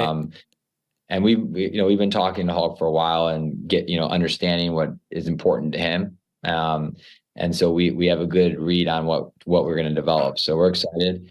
You've seen us move pretty quickly with Karma and all the other brands we've launched. And we want to make sure that, in the world we're in, consumers are very critical. So making sure that we nail the products and that they continue to buy the products, right? And understand what they're buying. I understand, Hulk, you've lost a tremendous amount of weight as of late. Is that in relation to this stuff that we're talking about here? Well, it's kind of all the above, starting January 1st, I decided to quit drinking alcohol, because on this health and wellness journey, I wanted to make sure I was as clean as possible, and that's why I backed away from the Tylenols, the alcohol. And I do have the vice of drinking coffee still, but I on purposely tried to drop weight because of my back. I was 69 years old. I was still 300 pounds, and just slinging crazy amounts of weight in the gym, still picking up really heavy weights and stuff. So it's just, it's a part of my DNA. I can't go a day without working out because it just calms that turbulence down inside me because I don't get to wrestle at night anymore. So I got to have something. And it was a conscious choice to diet and get farther down and get farther down. So I'm right about 265, 270 now. Okay. And with my shirt off, I look much better than I did at 300 pounds, so visually, I at least look better. If I have to get on camera, I'll look like I'm in shape again. But yeah, I feel better dropping the weight. No denying that last 10 years have been tough for you, right? For multiple reasons. And I'm just wondering if now it feels like you're kind of back in the mix with the wrestling world and with WWE, you were brought back, etc. Were you at all ever worried that everything you had worked for, your legacy, your impact, was just going to be erased and that you would never get a chance to kind of say goodbye on your own terms? Was that something that was eating you up inside? Well, there was a temporary situation where I thought, okay, where is this going to end up at? Where is this going to wind down? Where's the legacy? Where's this, that? And, at the end of the day, there had been so much goodwill, with the Hulk Hogan brand, and people knew me so well. I mean, I've been around for over 40 years and, people know me so well, from Mike Tyson to Bruce Beefcake to Vince McMahon to Vern Gagne to Bret Hart. Everybody knows me so well that they knew, that I would come back and I would become, the person that I was. That there was a temporary situation with the surgeries and some of the racial stuff that went down that, it was a speed bump, but that's not who I was. And everybody knew that. So, it was a tough time. But the main thing that really got me were the surgeries over the last 10 years, that was the thing that was in question. When you come out of a back surgery and someone tells you you're never going to walk again, that'll really screw your head up, as far as getting kind of momentum back. The rest of the stuff, I had a bunch of people on my side. I had a huge support system, and, people that knew me stuck with me, and it's just been amazing to see how the fans have stayed with me. Do you have any regrets? Yes. Any that come to mind? Yeah, I got one. After everybody says, well, would you do anything different in your wrestling career? Everybody always says no. I would have done something completely different. When you've got the largest arms in the world, why are you dropping the leg every night for 40 years and destroying your back? Why wouldn't you put people in the sleeper? With the largest arms in the world, why wouldn't you use the sleeper? And it could have been me and Piper, sleeper versus sleeper. Who knows? That's a but good yeah, tool. that's the only regret I had, that leg drop. Because back in the day, the rings, sometimes the concrete was easier to land on than these old school rings that weren't, you go to Baltimore Civic Center, they had a boxing ring that if you fell down in the ring, you would be paralyzed. I mean, I was in the ring with Andre the first time. He goes, "No bumps, boss, no bumps." I said, "Okay, if you say so." But I had no idea if you fell down in the ring, you'd hurt yourself. It was so bad. So that would be the only change. Would not do that. Do that finish. Who told you to do that, or whose idea was it for you to have the leg drop as the finish? It was me. That was me. I was doing it in Japan. I went over to Japan with Freddie Blassie. And the first couple of times we were in some small towns like Kumamoto or Kyoto or somewhere in southern Japan. I was going to the top rope and dropping the leg off the top rope. And Blassie goes, "You don't need to do that over here. You're a big man. You shouldn't go to the top rope. You're 335 pounds. Why are you going to the top rope? Just drop that leg right in the ring." So thank God, at least Fred Blassie got me to stop climbing to the top rope and doing it, or it would have been over a lot sooner. But I just started doing it. It was on me. I don't know why I did it. That's unbelievable. Yeah, I can understand the toll that it would take on your body. When you think back on your career, when were you your happiest?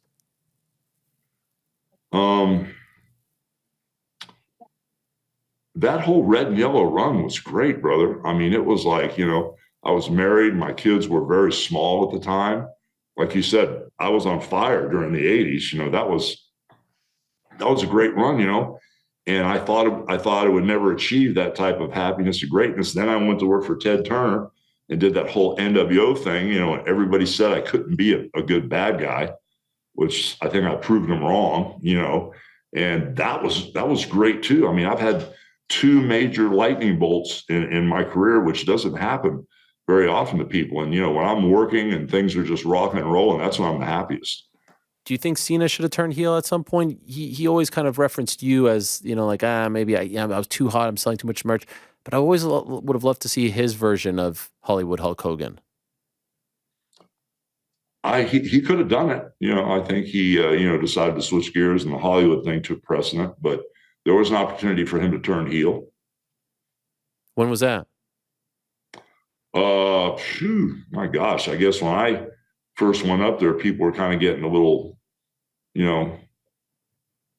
back and forth, whether, Cena with the can't see me. It was getting a little funky.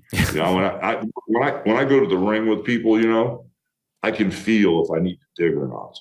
If I'm standing in the ring with a Bret Hart or an Andre the Giant, all you do is just look at them and the place will explode, Sometimes you get in there, you got to chop meat for like 10 minutes to get that crowd where you need it, And when I went out with Cena the first time, it was there.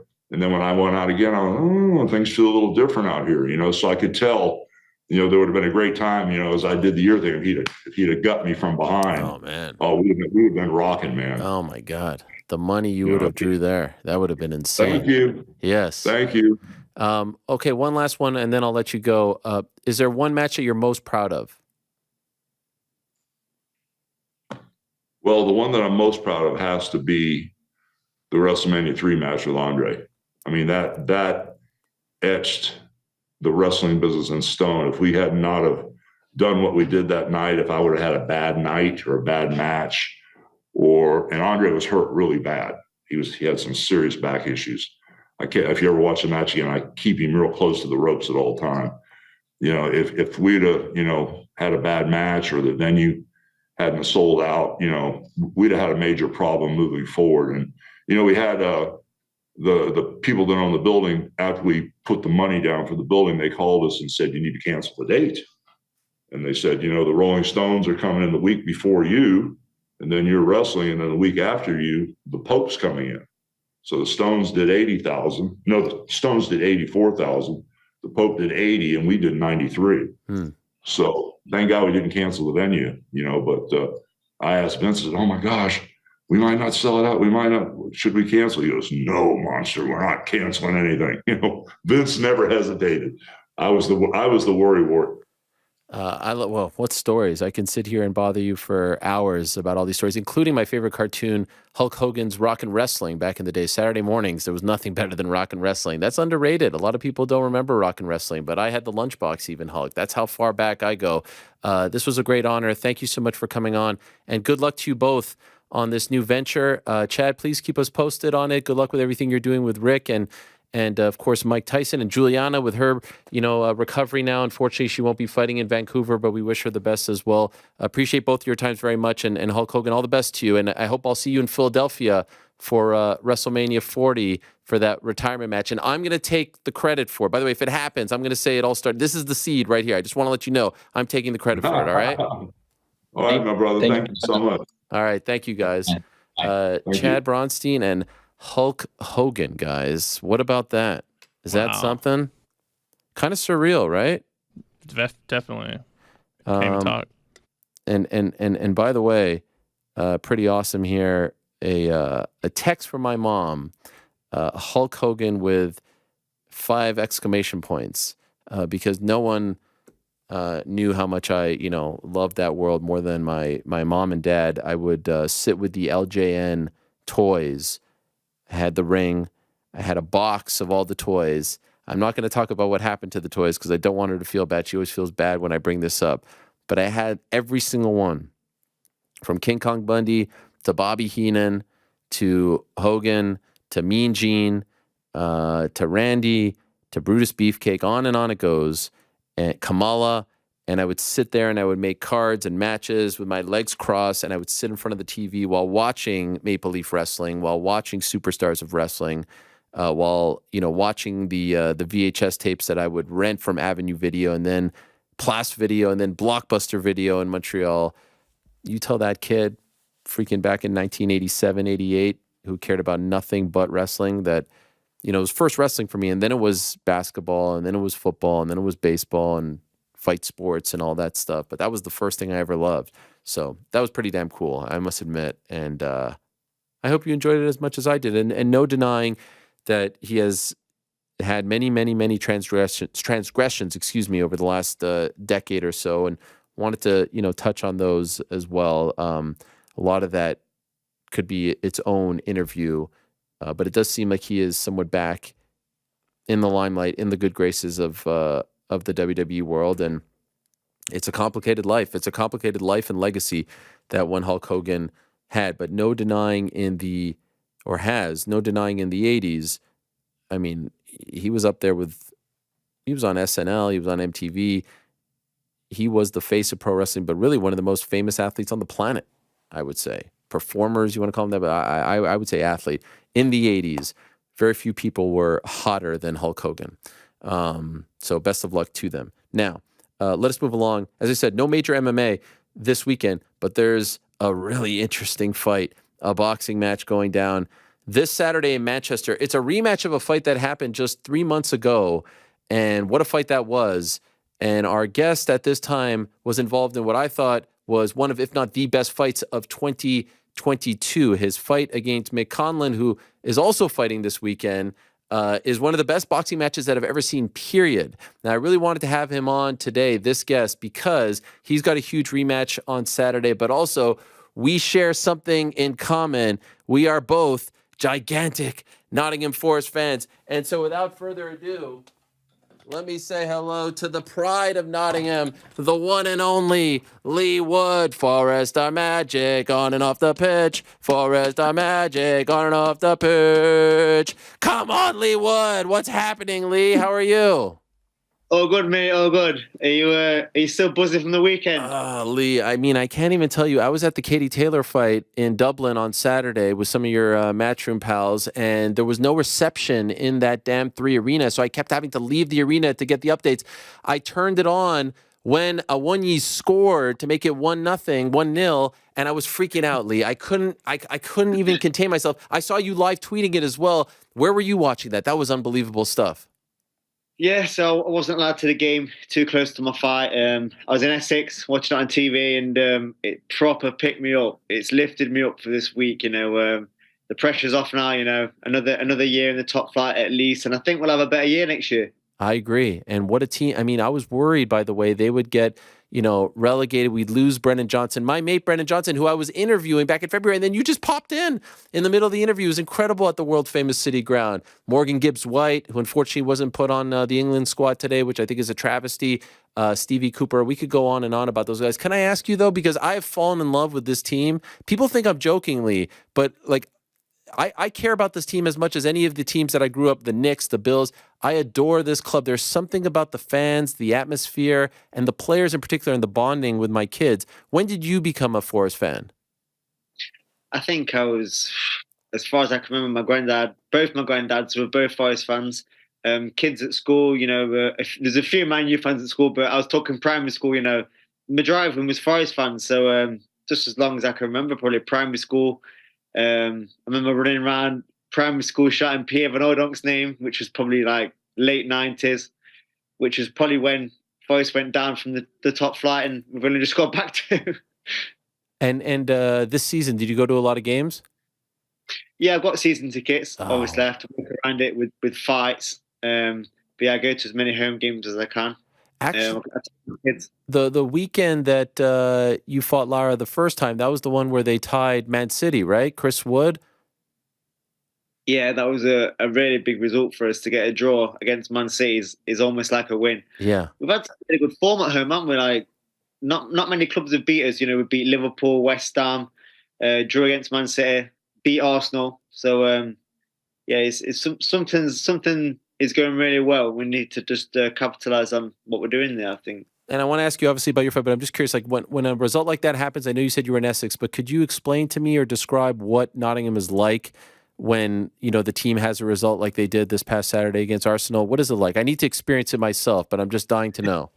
It just lifts everyone's mood in the city, lifts spirits in the city. And what the atmosphere is like down the City Ground. They're saying it's the best in the league. And that's some other fans, travelling fans coming from the top 5 clubs saying that we've got the best atmosphere out of the whole league. So, for him to say that, it's pretty special.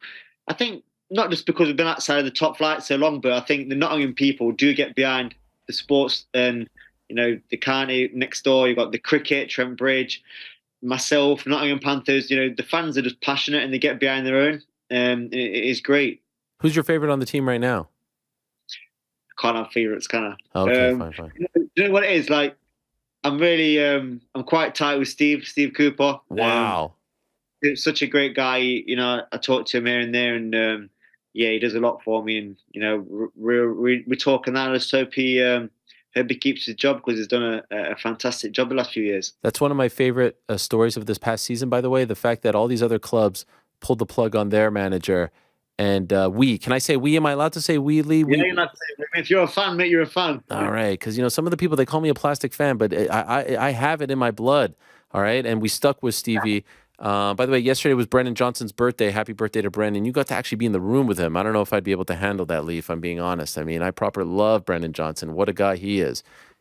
Was he 22 yesterday? 22, just a kid. Still a baby. Yeah, still a baby. A lot of time is to progress. Yeah. By the way, why isn't this fight happening in Nottingham? You're the mayor of Nottingham. Why aren't you fighting back in Nottingham? Yeah, if it was up to me, it would be in Nottingham, and it would have been on a different date. But I kind of had to dig my heels in to get the rematch next because Eddie was trying to get the fight made with Warrington, and I was going to fight the winner. But I didn't want that. I didn't want my belt to be passed around. Sometimes it's mandatory, so you can be chasing your tail, and it might never happen. I said, look, I want this rematch, and whatever it takes, I want it next. He's like, well, it might have to be here. I was like, all right then. It might have to be then. I said, all right then. So yeah, it's a fast turnaround because of that. It's in a different city because the TV date was set and it had to be then.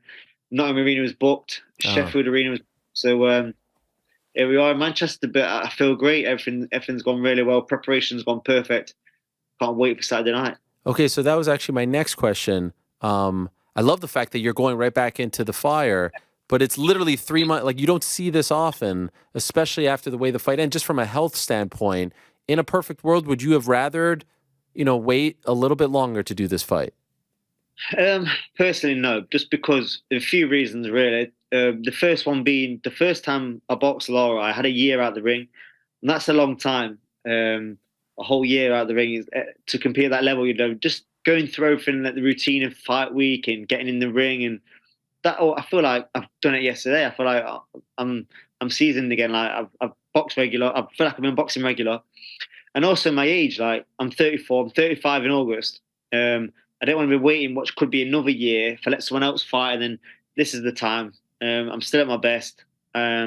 I'm ready to go. I know what mistakes I made the first time. I know how to put it right. We've made slight adjustments, and yeah, I'm just extremely confident. And if anything, the fast turnaround benefits me more than him because he's not had time to enjoy his win. He's not had time to party, which he probably tried to do a little of. He's not at the time. What mistakes did you make the first fight back in February? So I had a really good few rounds, Yeah. round 4, 5, and round 6. I started to land some really big shots, but it was all off my preparation and setting them up. Because I started to land the big shots, I went away from the prep and started to just look for them big shots. And he was breathing heavy, he was tired, I could see it, he ran out of ideas. But because I went away from the setting up the shots and just looking for the shots, in my head I thought, right, it's about ready now. I can hold my feet, dig them in a little bit. And that's why I kept my feet there and was looking for the shots instead of setting the shots up and swap shots with him.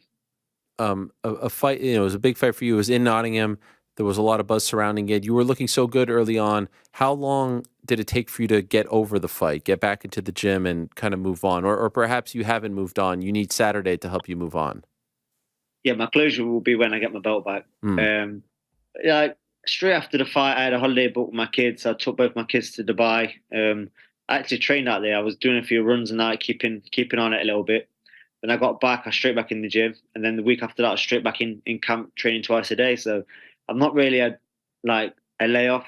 I was straight back on it. Immediately after the fight in the ring, go back and watch the videos. The announcer came over to me and did an interview there, DAZN, and said, do you want to do it again? And immediately I was like, yeah, I want to do it again. I want to do it as soon as possible. And that's my mindset ever since. I just want to put it right. And thankfully I've got the opportunity to do that on Saturday night. I know you had the public workouts today, and you've seen them. You had Face Off recently. What kind of vibe are you getting from Lara now that you're seeing him? Anything similar from last time? Are you sensing anything different? What are you taking away from these moments? No, fighters like Lara, they're very good at what they do, but they can't change, they can't adapt, and that'd probably be worse for me if they did try to change. A lot of fighters, not just Lara, but a lot of fighters, they do what they're good at and it gets them to a certain level. Myself, I'm a fighter that adapts to win. I've boxed 3 different styles in my last 3 fights. Conlan was more skillful than me, and I found a way to win. Zukan had the biggest output, punches thrown per round in the division. He had the record for it, and I found a way to win. It's the same with Lara. He's a devastating puncher and he's a dangerous counter puncher, but I know how to beat him. And last time I had too much success. I got drunk on my own success and made a mistake, and I won't do it this time. Would you say like you got like a little overconfident in there? You started to think that you were untouchable? Not overconfident, but because I was landing them big shots, I started to just think, well, he's ready now. He's ready to go. And kind of took disregard of my defense and thought, I'm landing, and not think about what was coming back as much. And just no setup, no caution. And you can't do that against dangerous fighters. Like, same with myself, we're both big punchers. It only takes a split second of concentration or a slight mistake and you can get caught. And saying that, I got put down, but I did get back up and I probably got up too quick as well, which is, again, lack of experience from being put down, being the only second time in my whole life I've been put down. And the first time against Conlan, I did get up fast then, but the bell went. And against Lara, I got up fast and probably a bit too fast. Obviously, in that fight, the towel was thrown in the first fight. I think you were unhappy with that, right? Are you at peace with that decision, or still till this day, do you wish that never happened? As a fighter, you'd rather get carried out. Well, I can't speak for every fighter, but myself, I'd rather go out, on my shield. Like, I'd never ever quit, or I would never ever quit. I'd never do that. I'd rather just give me my chance to fight because I know eventually, no matter what's going to happen, I will find a way, and that's just how I'm built. But for that reason, fighters have someone in the corner to be saved by themselves. Ben's here to look after me. He knew I had the rematch clause, so I'm not angry with Ben. And I've got the opportunity Saturday night to put things right. And for the record, Ben Davison is still in your corner, right? Sure, yeah. Ben, when I started training with Ben, the level I was boxing at was probably around British title level, and I got beat at that level by Jazzy Dickens on points. Then when I went to Ben, I went British level, won by knockout, world title level, won by knockout, world title defense against arguably one of the best fighters Ireland's ever produced, won by knockout. I've got no reason to distrust my team. I knew the danger I was in for the Lara fight. That's what made it such an exciting fight, and still does make it an exciting fight because of the danger, the risk involved. But it's still a fight I'm 100% confident in winning. Okay, the only reason why I asked that question was, of course, like famously, there have been instances where Deontay Wilder comes to mind, where the boxer is upset that the corner does that. I personally kind of like seeing that from time to time, not because I want fights to end early, but you want to think that, the corner really cares about the health and safety of the fighter. We saw it this weekend in Ireland with Gary Cully. Peter Taylor threw the towel, although the ref didn't see it for like 30 seconds, which was weird. Was there any part of you that for a moment thought about going in a different direction after what happened? Because I know you were unhappy with that. No, if you knew a lot behind the scenes with Ben and how he operates and Leigh Wood and how they break down boxing, like I honestly believe I'm in the best gym. Not just in the United Kingdom, but one of the best gyms in the world for how they see boxing. They work with a lot of fighters around the world. Not many people know, but they do work with Devin Haney. They work with a lot of fighters behind the scenes that a lot of people don't know about. They do scouting reports, and I honestly believe that I'm at the best place for me. And over time, people will listen to me right now and think, "Oh, he's hyping his own gym up." But over the next decade or so, you're going to see what I'm saying with my gym down there and the success they're going to have. By the way, your fight against... After I'm finished boxing as well. Right. Your fight against Mick Conlan last year, one of my favorite fights ever. Like, if someone asked me, why do you love boxing so much? I would show them that fight. Like, the heart, the grit, the resolve, the determination that both of you showed was on a different level. And it's kind of funny that, here you are, you're both fighting on the same weekend, obviously in different parts of Europe. But I'm just wondering, considering how that fight ended, and I really thought both you and Ben showed a lot of class in the aftermath of the fight because everyone was going nuts, and it seemed, at least to me, like you were, legitimately concerned for Mick's, well-being. Him falling, through the ropes and kind of out of the ring was a very scary scene, and it was tense there for a moment. What is going on in your mind when you see the opponent that you just, knocked out go through the ropes like that? What kind of thoughts are going through your mind? Yeah, I mean, I've had a few wins as of late where I've knocked people out, I've knocked someone out, and then I've had the opportunity to I've wobbled them or rocked them or put them down, and they've got back up, and then I've had the time to tee off, and I've put a few shots in, and they've gone down. I've really like, are they all right? I've straight away felt, as soon as you kind of switch out this concentration zone, and then you like reality hits, and like, I just hope they're all right, and you're genuinely concerned for them, because at the end of the day, they're just another person, got a family. Some of them have got kids, and that was the same with Bruce Mould when I finished him. He had to have oxygen. The same with Michael as well. Like, there was a lot of trash talk before the fight, and there'll be a lot more trash talk if we fight again and in between. But at that moment in time, my number one priority is just making sure it was all right, and I just couldn't celebrate in the ring. I couldn't celebrate even when I went back to the changing room. People were on the phone saying, "Oh, he's in hospital," and someone opened a bottle of champagne in my changing room, and I wasn't really feeling it. I had to wait till I knew he was all right. It wasn't till the next morning when I seen him, and he was asking for a rematch. I was like, "Oh, he is all right then." But it wasn't till then when I could actually feel like, all right, I can be proud of what I've done now. Okay. Would you like to have that rematch at some point with him?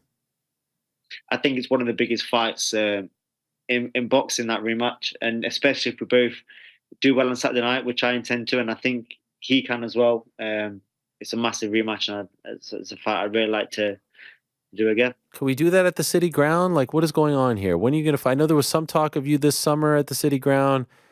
I don't know if it's going to happen at this point. Maybe you have some other information to share, but I feel like it has to happen before it's all said and done for you. Yeah, so we could have done this rematch at the City Ground, but because of the relegation battle at the time with Forest, it just wasn't really tasteful with the club, because obviously all the eyes are on that, and the players would like to be there. There's a lot of stuff that would like. It just didn't line up right. We need to make sure we survived and did it in style as well.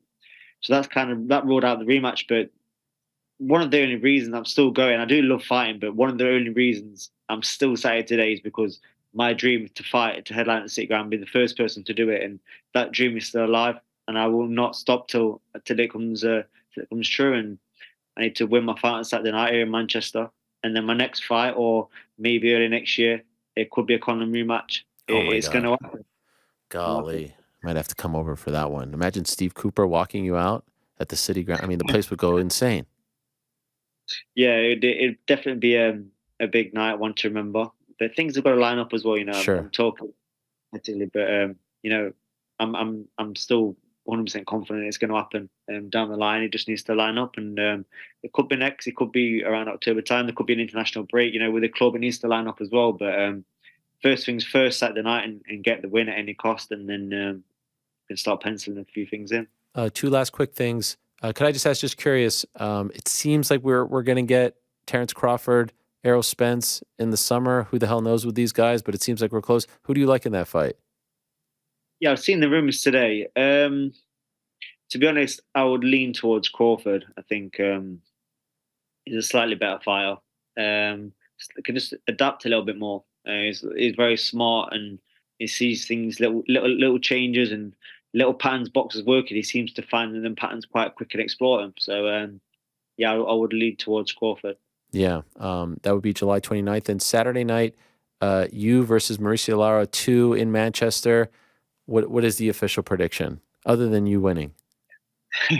Tune into the zone. Don't miss it. Saturday night. To be honest, I'm thinking I'm winning at any cost. But how I see the fight going in my mind, how I pictured it is I'm going to beat him up. I'm going to break him down and stop him.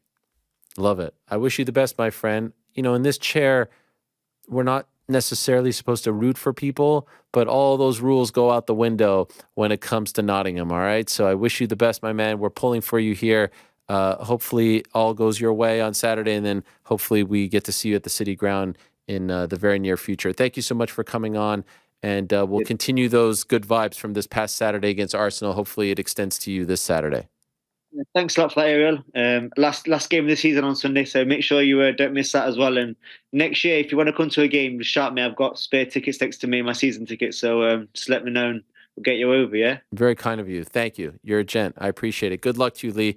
All the best. There he is, the pride of Nottingham, and Nottingham has produced a lot of great fighters. Obviously, Dan Hardy, Paul Daly in the world of MMA, Leigh Wood doing big things, and yes, final game of the season. What a year it has been for our beloved Nottingham Forest. They're going up against Crystal Palace, and we want to finish on a high note, and we want to finish as high as possible. Yes, I said we. What a run it has been, right? Could you believe it? From the moment they beat West Ham, remember that big game against Everton? And we do wish the best to our friends over at Everton. There's no bad blood here. Just sometimes you want to, you need to go in a different direction, and we have found love in the form of Nottingham Forest. What's that? Who do you want to win the league? Well, the league thing is over. Man City won the league as a result of Forest beating Arsenal. Wow, Frank Wait a minute. A rash reaction back here. Just screamed. Yeah. I thought it wasn't over till June. Hands up in the air. Wow. There's only one game left. There's only actually. I thought found it very surprising it would take that long to get to the last game.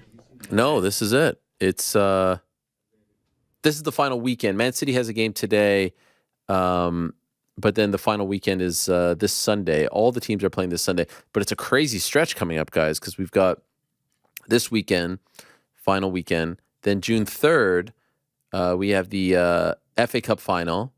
First time ever, by the way. Man United, Man City. I don't know if you guys knew this. And also, Man City going for the treble, only been done by the 99 Man United squad. And then, of course, who could forget June 10th, Champions League final? That's what I was referring to.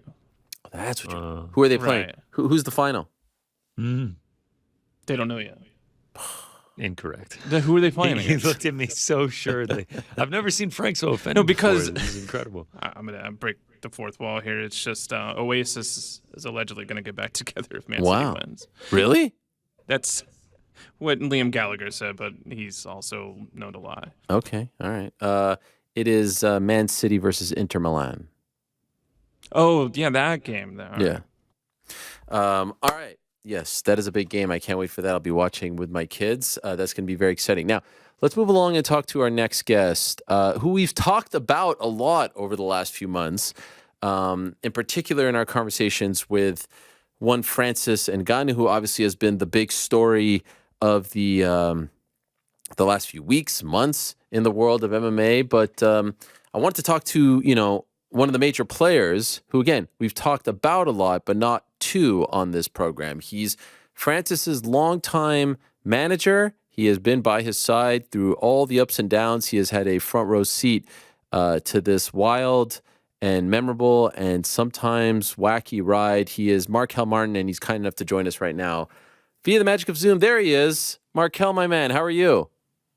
Hey, Ariel, what's up, brother? How you doing? I'm Thanks doing for having great. me on. It's a pleasure, my friend. Thank you for coming on. It has been a while. We've talked about this for a while, and what a journey for you over the last few months. And in fact, I don't really want to start with the now because I want to kind of establish like where you have been and what you have gone through. In terms of mixed martial arts, what was your introduction to the sport? Yeah, actually, just by happenstance. So I grew up playing football. I played college football at UNLV, had 4 surgeries, so the league wasn't an option for me. Got my master's in sports management, and at the time in Vegas, the only sport was UFC.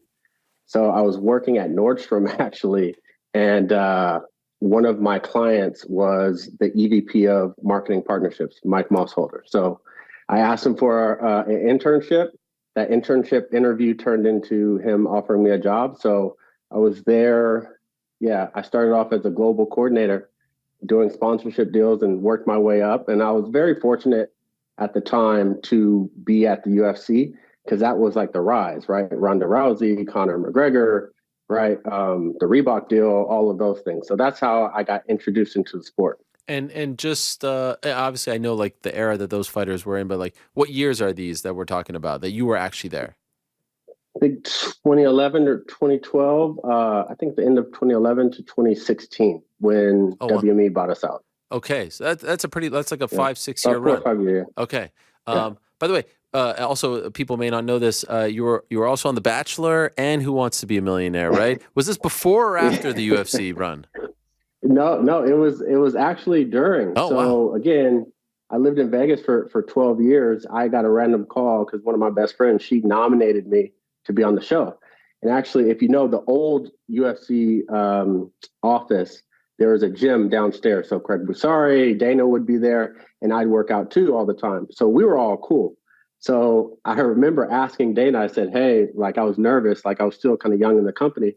I said, hey, I got a call from Bachelorette, I don't know, but I don't want to lose my job. And he said, bro, go have fun, live your life. Your job will be here when you get back.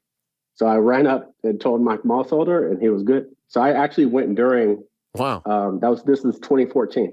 Okay. Yeah. So I went on the show, came back, and did it again. And the job was still there. Yep. Okay. Yeah. You didn't win though, right? Correct me if I'm wrong. No. I made it like halfway through, like 5 weeks. So 5 episodes out of 10. And then I was like the fan favorite. So I went on The Bachelor in Paradise, and then they put me on Who Wants to Be a Millionaire. Oh my gosh. So yeah, like despite popular belief. So actually, funny story. I told this once, I think to Schmo or something, is a prerequisite to be on that show. You have to have suits. So I didn't own a suit at the time. Like I come from humble beginnings. So I told the producer, I said, I don't own a suit. They're like, hey, can you go to Target? I'm like, I'm not going to Target for no suit. Like, Yeah. And I remember telling Dana, and he said, come to my office.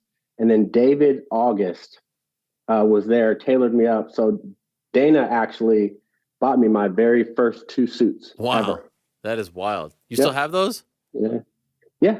So I can't fit them anymore. I got that dad bod now, but I feel you on that. All right. So you leave the UFC in around 2016. Was that your decision or their decision? What happened there? No. So if you know, I think the company was sold in like August or something, but October 18th, 2016, for those who know like the old like regime, it was just like 300 of us. We call it like doomsday. That's when everyone's phone started ringing. And it was like that call to go to HR.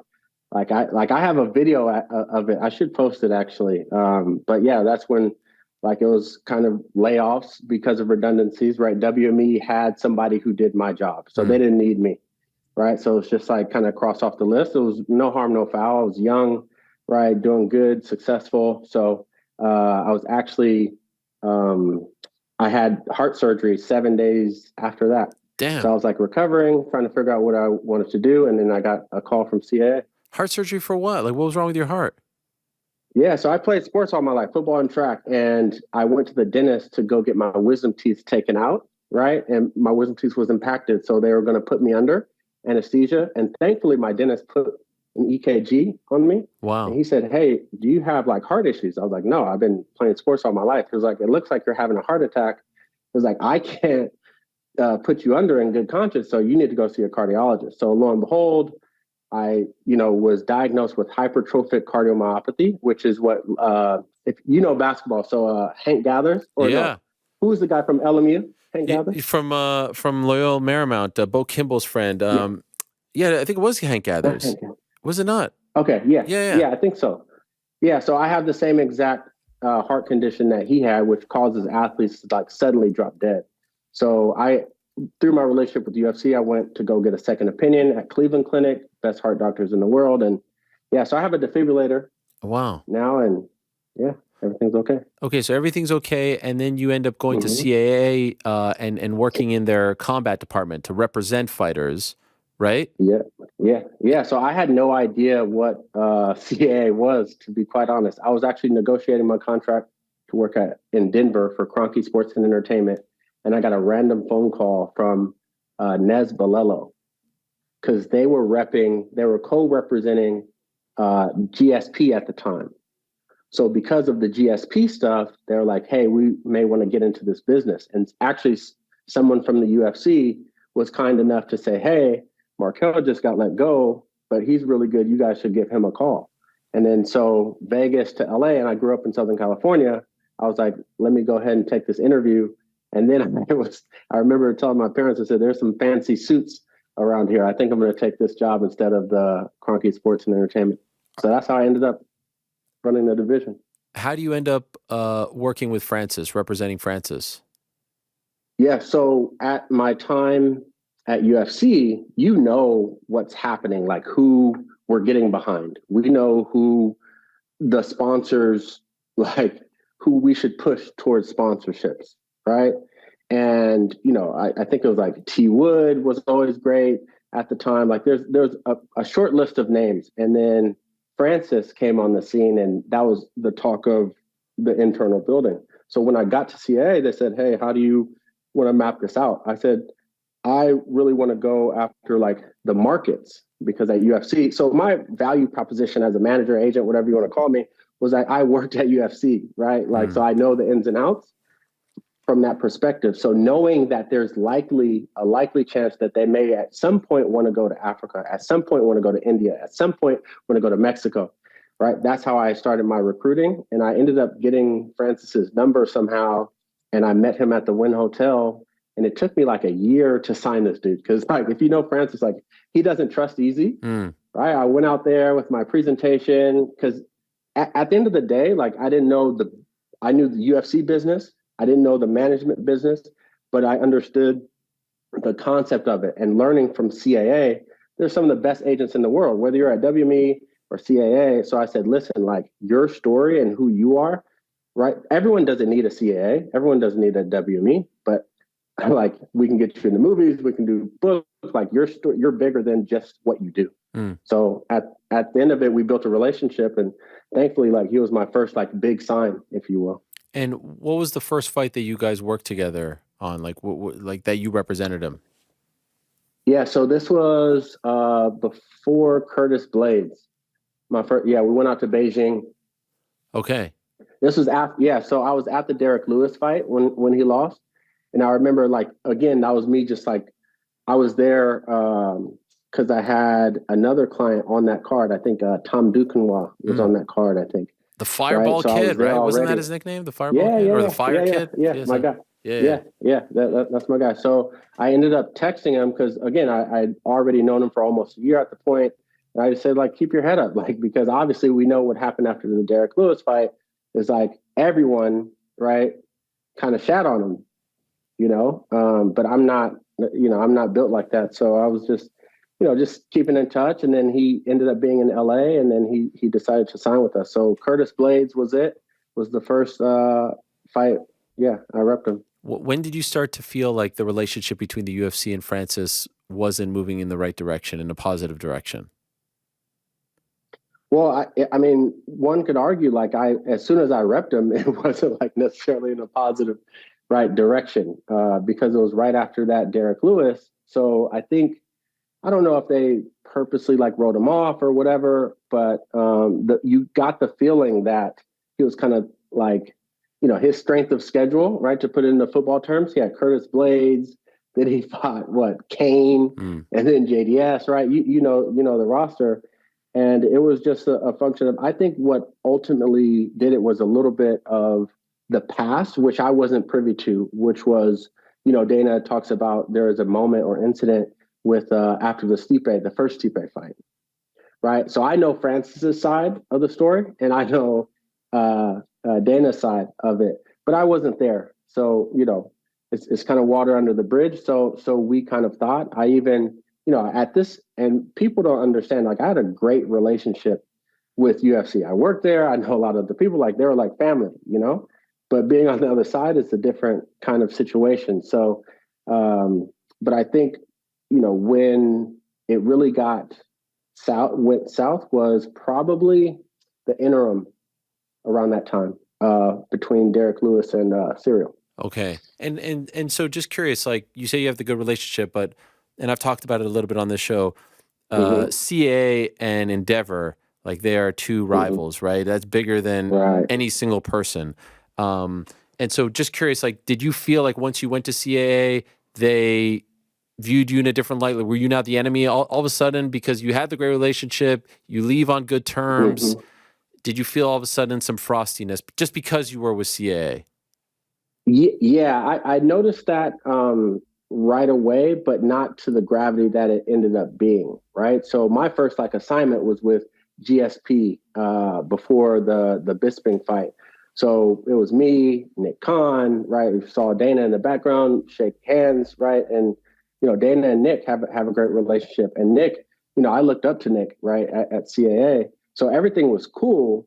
But then I think, you know, between the GSP and his, you know, potential fights that were rumored around that I was privy to, and then you really started to see WME take more control of UFC and have more decisiveness, to where I ultimately felt like a marked man. Because then when I go to UFC, it wasn't like, hey, what's up, Marquel? Like our old brother. It was more of like, okay, he's the enemy, right? Like, don't let him do this, or like, you know. So how bad did it get? That's how it was. You know, look, I try not to share it because it is what it is. It's business at the end of the day. It got pretty wild to where I was just like, really, like this is how it gets, right? But again, I'm growing up in the agency, right, making a name for myself, and you really get to see, you know, the business side of it, right? The fight business is wild, and all the while I'm seeing how every other major sport conducts themselves, how every other agent and agency, like how businesses ran. So I try to emulate that, right? Mixed with my own character and integrity, or whatever you call, right? So it was just a function of like, hey, like we will crush you at, you know what I mean, at any expense. But I'm not one to kind of cower. I'm not a yes guy, as they say. But it's all respect at the end of the day. That's why, like, I wanted to kind of like, you know, make sure I point out, it's like I went through a lot of stuff. Francis went through a lot of stuff. But at the end of the day, like everyone wins. You know what I mean? I hope if I see Dana, like I'll shake his hand, give him a hug, say what's up. Like I have no bad blood towards them. At the end of the day, it was business. I stood by my client. Like that's my job at the end of the day, regardless of everything else. Like I could have easily took the other route. Sure. You know, but I didn't. That being said, like you guys got into like this infamous back and forth on Instagram comments and things like that. And even Dana in the comments said, like, I hope Francis gets better representation. We've talked about Kevin Lee potentially being like a casualty of this war when they let him go out of the blue. Did you feel like they were trying to, for lack of a better word, like, you know, box you out of the business and get people to leave you or not want to do business with you anymore? Yeah. No, I think that moment where, and you have to understand, like, that moment when Dana and I kind of had a quick exchange on Instagram, right? I would love to take that back, right? But at the same time, I'd still do it again, right? And just from a standpoint of like, put yourself in my shoes, right? I'm a young agent growing up, right? And like to get discredited by the powerful Dana and whatever, like I worked my ass off, you know? So that was just a response on me defending myself, period. It had nothing to do with Francis or whatever, but I know that they didn't take that lightly. Everyone talks about like closed doors, but like, you know, I'm a grown man, right? So I wish we would have, Dana and I think that was a misunderstanding because what I've learned is that he wasn't talking about me. So I heard, but I took it as like, listen, like this is my livelihood. I've always been super respectful of UFC and every single person that works there. And then I get called out as like a bad manager or whatever. Like I can't allow that to go because it's simply not true. Mm. And so, from my perspective, right. You know, to me, the interesting part of the Francis story is like around the pandemic starting and him getting on that card in Jacksonville, and he fights Jairzinho Rosenstrike. And I remember talking to him, I think on the Monday after, and he's like, "I'm ready to go again." And that's when the John Jones stuff happened, and that's why what's happening now with John and this narrative of like, oh, you know, you ran away, John saying, and Dana saying he wants no part of it. It was like, it was just 3 years ago that it seemed like Francis was begging for that fight. How frustrating was that when you guys were like I don't even remember how long the Jairzinho fight lasted, like 20 seconds, and he was ready to go the following week, and you guys are begging, and the fight can't get done. How frustrating was that? Man, it was beyond frustrating, and I'm sure you know, and you covered a lot of it. So thank you for always like, you know, sharing the other side of things to the fans because they don't know what they don't know. But Francis, we were trying to get so many fights. People have no idea. He should have been done with his contract 2 years ago, easily. And we could have resigned. We could have done whatever. It was always, hey, this is happening and this is happening, right? And like he was like, you know, one could say he was just getting stalled out, right? And after the Rosenstruck fight, who was it after that? After Rosenstruck? I'm pretty sure it was Cyril? No, it was Stipe. Cyril? Oh, yeah, Stipe. Sorry. He wins the belt. Yeah, so we're right. We're waiting around forever, and we didn't want to wait on Stipe. I think something was going on with DC and Stipe. Yep. We didn't want to wait. We're like, we'll take another fight. Like, no problem. We'll take another fight. So when people say Francis didn't want to fight or blah, blah, blah, it's just not true. Like, so I stopped arguing with the Twitter trolls and stuff. It's just, I mean, I got so many damn receipts. I'm not even going to share them, but it's just like, and UFC knows that. Like, they know that we were actively trying to fight all the time. Yeah, and by the way, for those that may not remember, the Jairzinho fight was in May of 2020. The Stipe fight was in March of 2021. That's almost a year later that he had to wait to take that fight. And yes, in between that was DC versus Stipe 3 for the belt. Now, Francis has told us the story, and even Jake Paul to a degree. But the day of the Ciryl Gane fight, you were involved in something that kind of like, you know, was a little bit of a distraction, for lack of a better word, leading up to it. Can you tell us about that? Yeah, which one? Well, there was multiple. I got all kind of crazy text messages. I don't know who they're from, but I got like racist stuff that, you know, I had ended up posting on Instagram. I had got, you know, some threats, and maybe they're just like crazy fans or something, right? And then, but I think what you're alluding to is the threat of a lawsuit, right? Yeah, and that threat was wild. The timing of it, like, and I was genuinely shocked and a little bit concerned because it was like the night of the fight. So I'm like, are they going to stop Francis or something like that? Like, what is happening? I remember telling Eric Nixick, right? Like, I'm like, bro, like, should I not share this like with Francis, right? Because I don't keep things from my guys. And he's like, let me see. So I showed him. He's like, that's fucking like insane. But I couldn't not tell Francis, right? And it was basically, hey, you're in talks with so-and-so and about this and that. It was just like, this is out of left fucking field. Like, I don't even know what this is about. So yeah, that was a little kind of scary, but I remember Francis' response, and he was as cool as it can be. And nothing came of that, right? No, not. I mean, not since then. Okay. I haven't received anything. And so he fights. He wins that fight. He bets on himself. He has the injured knee. Yeah. When he left the cage that night with the belt, did you think in the back of your mind that was the last time he'd fight in the UFC? I mean, who knows, what happens in 2, 3 fights? Like, what were you thinking? Did you think like, wow, he did it. He's now going to be a free agent? No. I'll be honest. I'll back up a step further. I think Eric, Dewey, Randy, we all told Francis, because Dr. Elatrage, right, one of the best doctors in the world, was like, do not fight, right? When we found out the news, we're like, bro, like, you don't have to do this. Like, we can try to push it back. Like, obviously you're a contract, right? But Francis he's built different. Like, I'll just say that. So when he won, it was just this sigh of relief for all of us. Shit, I was on the side of the octagon, like, crying, because all I was doing was praying the whole time, because I'm like, this dude is fighting on one leg, right, with everything against him. Like, but if you think about Francis' life and his story, like, that's just who he is, right? So overcoming that was a huge win for all of us, right? And I honestly thought it was just a position of strength from not only just a negotiation standpoint, but who Francis is and what he's able to accomplish. And the goal was to, hey, free agent, cool, let's re-sign, right? But he had to fulfill his contract. Right. Francis, it was always about fulfilling his contract. That's what you do. And over the course of us going through the contract, reading it, going back and forth, getting CA's lawyers, outside lawyers' opinions, it's like, this is what the contract is. This is what the contract states. Obviously, we work for the client. Right.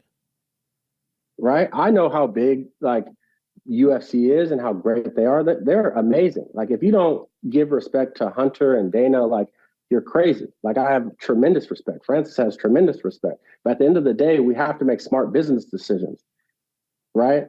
To put your client in a position to succeed, right? So that's my side. How close was he to re-signing with UFC at any point? Dana talked about on Saturday, like all the dinners that Hunter went on with him and all that stuff. Like, did it ever get close in your opinion?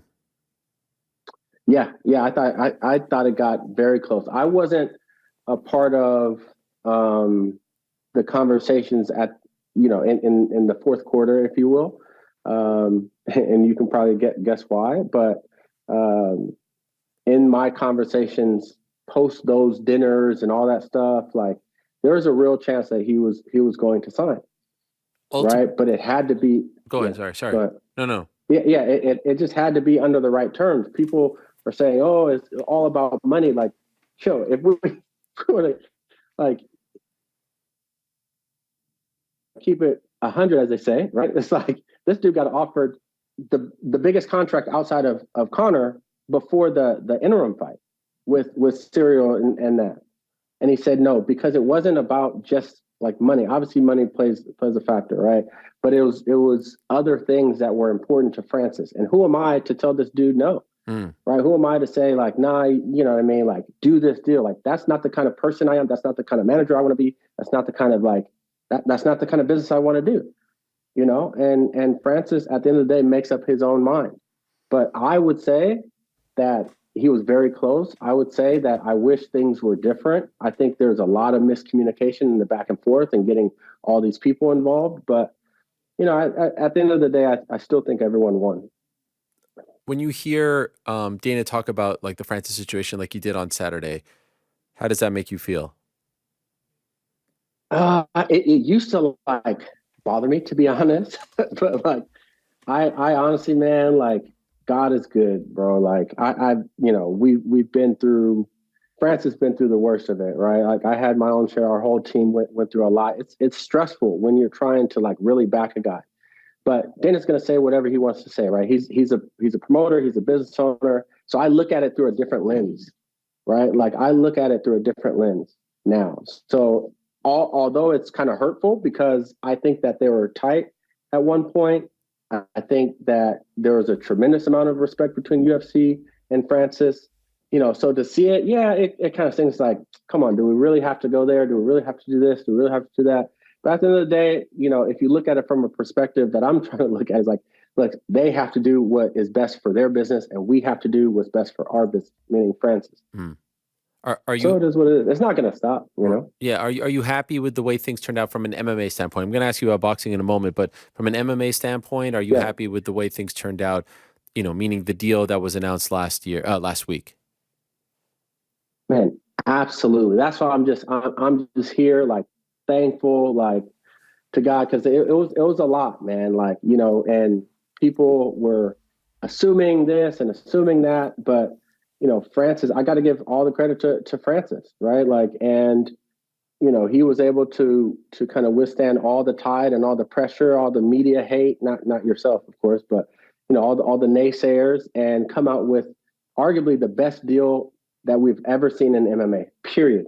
Including Conor from a structural standpoint. Conor, I don't know, like I would say outside of Conor. Right. Conor's an anomaly, right?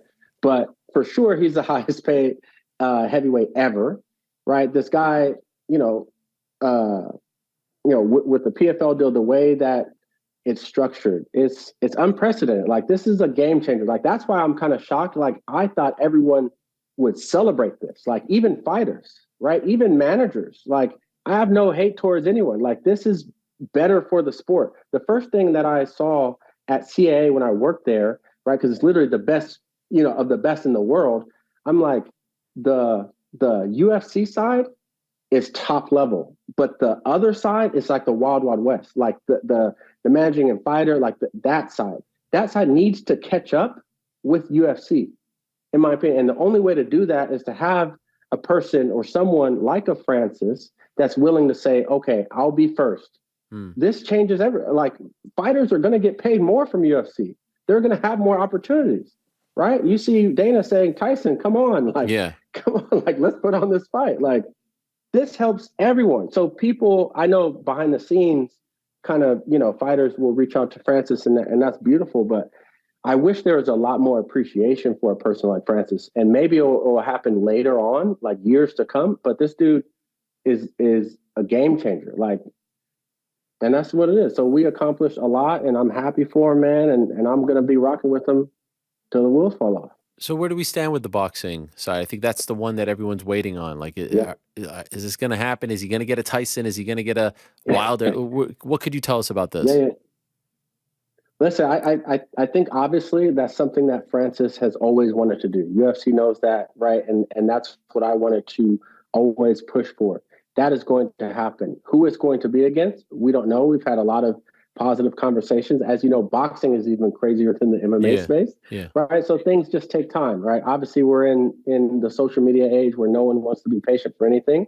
But I'll say, without giving away too much, that things are positive. They're going in the right direction. I think people will be shocked by what comes of it. And at the end of the day, this is not about just money, right? And grabbing. Like, Francis wants to develop the sport in Africa, right? Combat sports. Like this dude, again, one of the reasons why I fought for him so passionately, or whatever you want to call it, is because like this dude is bigger than himself, the fight game. I used to tell him, I'm like, bro, you realize like you're bigger than what you think you are. Like you're not just meant to be a champion. Like you're meant to be a figure for your countrymen, your fellow countrymen, right? To give them hope, like what you did in life. And that's why I was like, UFC, we have a amazing opportunity to do this together, right? But they wanted to do their own thing, and that's fine. But at the end of the day, I think people need to realize that like he's doing this not only for himself, but for Africa. Right. And what we're going to do in the boxing space, I think, is we're going to try to bring a fight there. Right. Regardless, whether it's his next fight or whatever, we're going to do it. Right. Anyone else can go outside of Africa. I mean, into Africa and put on a fight. Like, that's cool. But it's different when it's Francis. Do you think it's different? Do you think he boxes this year? Yeah. And do you think it's against one of those big names that's been talked about, or do you think it's against someone maybe like a tune-up fight, for lack of a better word? Yeah, we go back and forth on that all the time. We'd love if one of the big fights, presents themselves, but it seems like they're kind of like tied up. So I guess, tune-up fight, like Francis isn't a traditional boxer, right? So like every fight is a big fight. Right.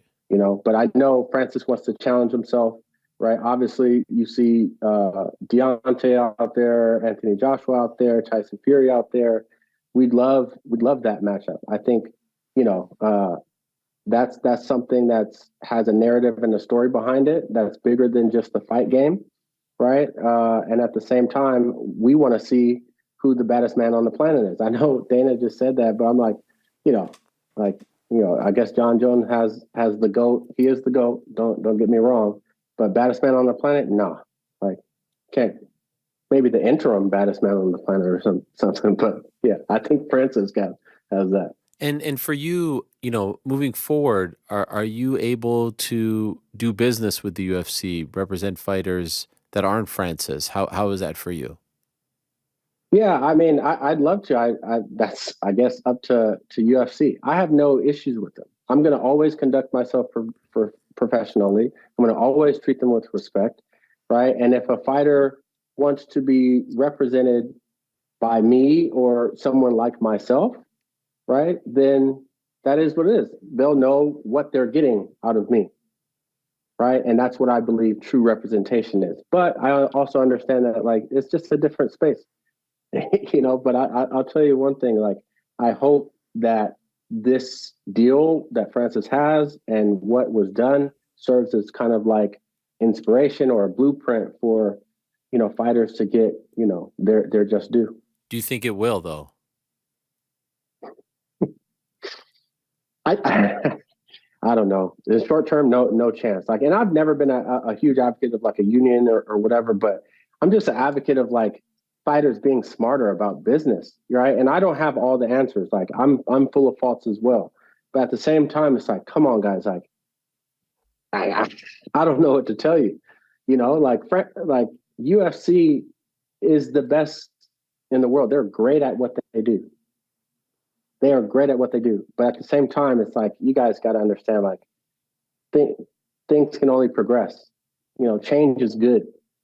And you are remaining in the MMA business, because there was a time where, when you left CAA, I think you were leaning towards the crypto world. I'm a big connoisseur in that world. So no, Web3. Yeah. Web3. See, I don't know what the fuck I'm talking about. But are you still representing fighters not named Francis?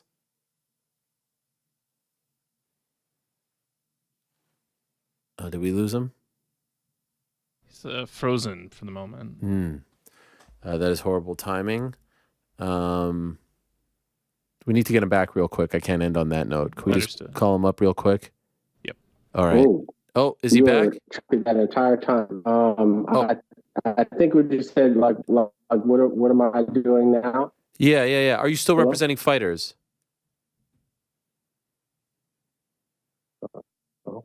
Yeah. Call him on the phone. Call him on the phone real quick, because I can't end the conversation like that, and I want to get to Mackenzie as well, who is standing by. So we'll just end this conversation with Marquel. Great insight into the relationship with Francis, the journey, everything that transpired there. Appreciate him coming on. Marquel, you there?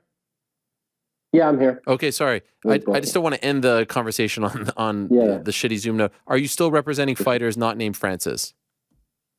Yeah. So I work with Arjun Buller a little bit, but I work in a different capacity, right? The management space, right? I feel it's just different. I'm not the right mold in that space, but I add value in a different way from an advisor standpoint. But I'm running my own business now. Going to do other athletes, other sports, work with brands. Right, 3.0 Labs. So that's what I'm building, and Francis obviously being kind of our main and biggest client right now. But yeah, so short answer, yeah, I'm still working with other fighters, and hopefully I can work with UFC. I don't have any problems with them. Okay. But yeah, I'm just here to help people advance their careers. That's what I'm passionate about. Congratulations on the Francis deal with PFL. Good luck with the boxing negotiations as well. And and thank you for coming on. It was great to have you on and learning more about your story. Some of that early stuff I didn't even know about. So thank you for coming on and sharing that. Okay. Thank you, brother. Appreciate it. All right, there he is, Marquel Martin, the manager for one, Francis Ngannou, joining us to get some more insight into how this all went down. Now, this past weekend, we saw Mackenzie Dern 3.0, as I'm calling her, have one of her best and most dominant performances in the UFC in her MMA career against Angela Hill. Let's not keep her waiting any longer. Here she is, the one and only Mackenzie Dern. Is she there? There she is. Hello, Mackenzie. How are you? I'm good. How are you? I'm doing great. Congratulations, parabéns on the big win.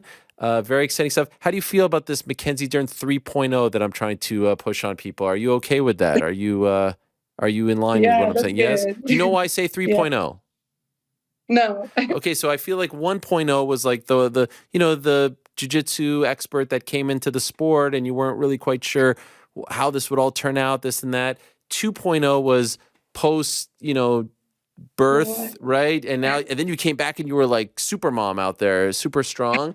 And now 3.0, you've been very open about this new chapter in your life, and there's like this like new aggression in you that you're just like going out there to kill everyone. So I feel like this is like the third version, at least in MMA, that we've seen of you. Are you okay with this? Yeah.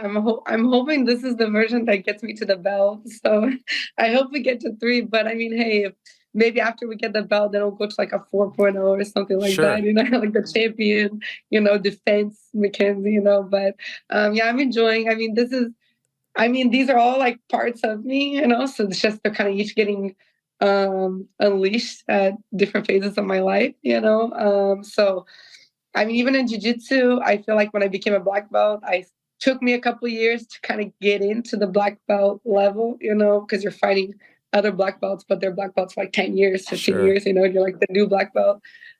So yeah, I mean, I just kind of starting to understand the maturity part, or like the fight intelligence of the whole MMA thing, I mean, I did like with Yan when I lost, I did so much on the ground that anyone who does jiu-jitsu sorry, no problem. For anyone that does jiu-jitsu, that would be like a 10-8 round for us, but in the fight, I couldn't get it, because I'm doing all these submissions on the ground and this and that. And like, I know how deep it was and all these things. And then thankfully on this last fight, like one judge gave me 3 10-8 rounds, in one fight, you know what I mean? So it's like, just kind of understanding like, okay, I mean, I go for the finish. I'm never going to be like a boring fighter, which is a big scare of mine, like nervous. I don't want to be like a champion and then people like don't want to watch me fight and stuff. But to understand that the judges are still there and they still exist and we are fighting the best of the best. So I can't be so hard on myself. Like if the girls do have defenses, so at least let me win the round, and being impactful and aggressive and win it by their judges, and stay on top instead of being on the bottom and doing all these submissions where it's hard to get a 10-8 round. Right. No, and you did all of that. But by the way, it's kind of wild to see you with a black eye, because I feel like in the early and what happened to your voice? Did you lose your voice, or am I crazy? Yeah, no, I'm a little bit like stuffed. My nose is stuffy and my voice. I think it's just so for my weight cut, and I'm not saying that it's because of this or not, but since I gained more muscle, I kind of went back to that whole like dehydration thing, It's like, so I did that for this camp, and it was like the first time since UFC Rio in 2018 that I didn't make weight by like 7 pounds. So it was like scary for me. But I mean, you still go through like this whole, like you're in the hotel room, and then it's like you get so high, and then you want to turn the air conditioning up as high as you can, and then you go down, and then it's in Vegas, you're rocking. So I'm a little like stuffed up right now. But was it a tough weight cut? But no, I mean, the toughest part was getting past that trauma that I had been, and there I'm like, well, like a bath, and then the sauna again. Like I had been, I don't know, maybe 5 fights, 6 fights, like waking up just on weight, just like work, like hitting mitts and I'm on weight, so to kind of go back and past that trauma, like, okay, I mean, you suffer a little bit, it sucks to be like in a hot bath, but it wasn't that bad. But yeah, it was good. And this was a knee, man. Angela's tough. Yeah, she It is. was tough. She need me too, like on the cage, So I got like a knee. I have I'm kind of blue here, like yellow from like some elbows that she gave me, So I mean, she's a tough girl, People I think were kind of talking about my performance, but I'm like, man, I was trying to really give it to her, and she just like wouldn't give up. The thing about the eye that I was going to say is like symbolic, because I feel like early in your career, people are like, oh, she maybe doesn't want to get hit. There's like, look at you, you're sporting the black eye like a champ. So clearly, you're okay with getting hit. Did you think that you were close to finishing her at any point? Yeah, a lot of the times, even like the armbar, I thought I was gonna get it. Like I thought she was gonna let go. I thought I was gonna be able to break it. Like the ground and pound. I mean, I thought it was like way more impactful than before. My ground and pound used to be like tick tick tick, And I really trained hard this camp, like just like on the dummy, like getting my hand to hit the right place and be more impactful, and kind of just the posture. And so I could see the difference, the judge, the ref kind of getting close, like I'm like ground and pounding Angela like right in front of her corner, you know what I mean? And I'm just like hearing the like nervousness for them, like, you got to do something, they're going to stop it, So I'm like, man, I think I'm getting close, But she stayed in there, I remember we talked about the Apex, and you said like you didn't really love fighting at the Apex, and then you went from Charlotte ABC card to the Apex. They moved your fight. Were you bummed about that? I was nervous. I was so nervous. It was like they were like, okay, do you accept it? Do you accept it? And I like kept like, it was a couple hours, like I don't know, maybe like 10 hours. I was like, I don't know. I was really like just trying to I don't know, because like my divorce and everything that's going on, my coach was out of town. I left my management company, just training. Everything was so crazy. I was kind of just trying to coming off a loss. I was just trying to kind of get my fight in, get my win, pass under the radar. There was like going to be bigger names on the card. I was just kind of wanting that adrenaline from the crowd. But in the end, it all worked out, even better than I could imagine. So I'm glad I didn't fight it too much and kind of went with the flow. It was like, okay, if they're giving me this opportunity now, it's because I'm supposed to break that superstition now, But actually, on my way to the Apex, I was like thinking, like, man, since we're working so hard for me to be like calmer in the fight, not that I get like nervous, but I excited, like, you get hit and you want to like get into the fight, but I'm not like nervous. So we're trying to be calmer. I was like, actually it's better that it's at the Apex because the crowd kind of gets that emotion in you, and I'm trying to be a little bit less emotional and more seeing things and just like strategically good, winning each round, hold the position on the cage, hit her, instead of like get to the cage and try and take down, and I'm spending all this energy. Right. You know what was really interesting about you going into this fight that I thought, and you just referenced it there, like you've gone through a lot over the last few months, and I feel like you were very open about and willing to share what you've gone through. You mentioned your divorce, parting ways with your management, your coach, Jason Perillo, not being around. He was helping Luke Rockhold for his bare knuckle. A lot of people would keep this in and not want to openly share this. Why were you willing to do so? I mean, one, like, I don't have anything like really to hide, like it's all part of my life, and I'm like, and I know that tons of people have, and it's not just me, I know tons of people go through problems, so I think like, just if I can try and, I don't know, like inspire people or show people like, hey, I'm just like everyone else, I go through hard, what I mean? I go through life things, it's not just hard because of the fighting, but hard of regular life things, that tons of people go through.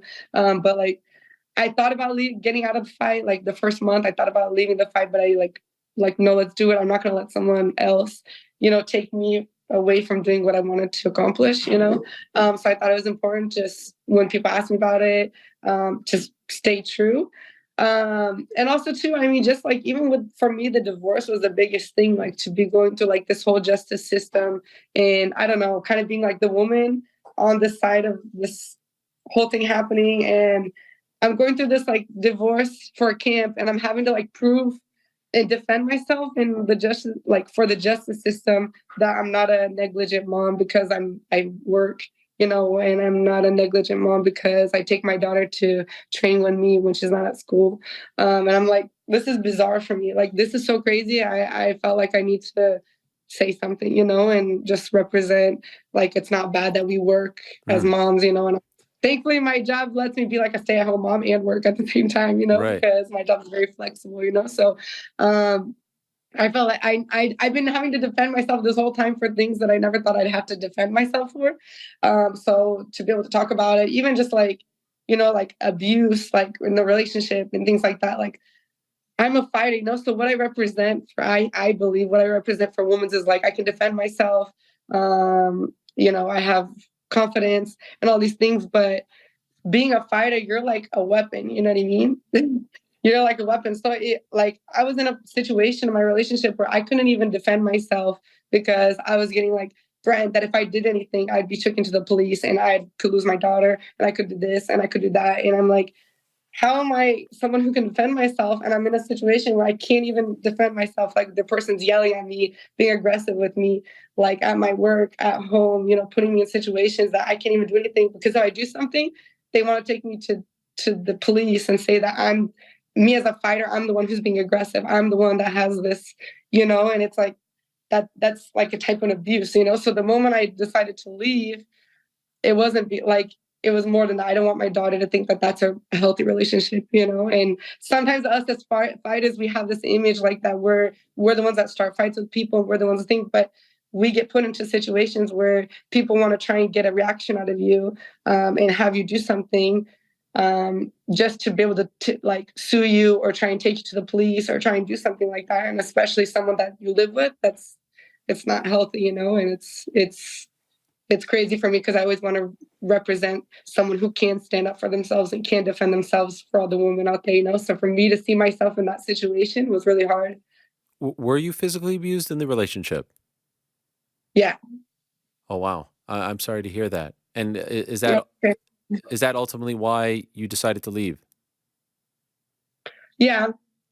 Yeah. I mean, it just family for me was the most important, So I stayed in my relationship because I believed in the family and I believe that that's what, God wanted and stuff. But there's a certain point where you try and try and try and things don't change and it just keeps getting worse and worse. And then, like I was saying, I wasn't even able to defend myself. I couldn't defend myself. Police were getting called to the house. It was just getting out of control, and how going through that in front of your daughter, you don't want your daughter to witness that. So the moment that I felt like I wasn't safe, and that's why I left. You know what I mean? Because I wasn't safe. And it's crazy because I feel like if I could defend myself, I would. Sure. I would be able to, but it's more than just me hitting someone because they're trying to hit me or they're trying to hold me down or they're trying to do things, the fact that I couldn't do it because they would take me to the police was where I felt like I was stuck, When did you leave? This was a year ago. Okay. So this was May last year. Okay. So that's before the Yan Chanan fight. Yeah. Did the stuff that was going on in your life, did that affect you in the fight? I know fighters don't want to give excuses and things like that, but looking back, did you feel like it affected you, your performance? For Yan, no. Yan, I was so sad and frustrated because that was since we had just split up, it was kind of in the beginning. And I think always for your child, you want to have the best relationship possible. So even when I left, I always wanted to have a civil relationship, with her dad. So, I mean, I was just focused. It was kind of in the beginning, we just separated. So it was kind of just focus on that, but we hadn't gone to court. We hadn't gone through these things that, all of a sudden you're on the other side, and where you have to prove yourself to a judge and you're like, man, this is crazy, then this fight with Angela, this camp, that's where the things started to get intense, Wow. and you're understanding like child support and you're understanding these things of a stay-at-home dad or stay-at-home mom, and you're like this is crazy to me, because it's you do everything you do. I mean, we get punched in the face and we're working and we're going after our dreams, but need to pay someone else just to like be with the kid for a couple of days. You know what I mean? It's doesn't make sense to me. And then you still have to prove all these things. So that takes a toll. All of a sudden your lawyers are calling you, oh, you need homework, you need to prove this, you need to prove that. And you're like, I just want to fight. Right. You know, I just want to fight. I want to take care of my child. I want to provide the best life I can for her. And so that kind of part is just an emotional part. But with Jan, I had trained everything. I didn't let anything get into my mind and I still lost, you know? So it was more like a strategic thing that went wrong that I think I was able to correct in this fight. All the court stuff, all that, is that all done? Is it all resolved now? No, we still have like one more court. We have another court date. But thankfully, it's like in a couple weeks, so we'll see what happens. Are you happy with the way it's all panning out, or is that still TBD? Is it hard to say? Yeah, no, I mean, the financial part, I'm definitely not happy with. You know, for me, it doesn't make sense, but maybe it could still change. But in relation to MOA and how much time, you know, like all of a sudden you have like these weekends and who gets the kid and stuff like that.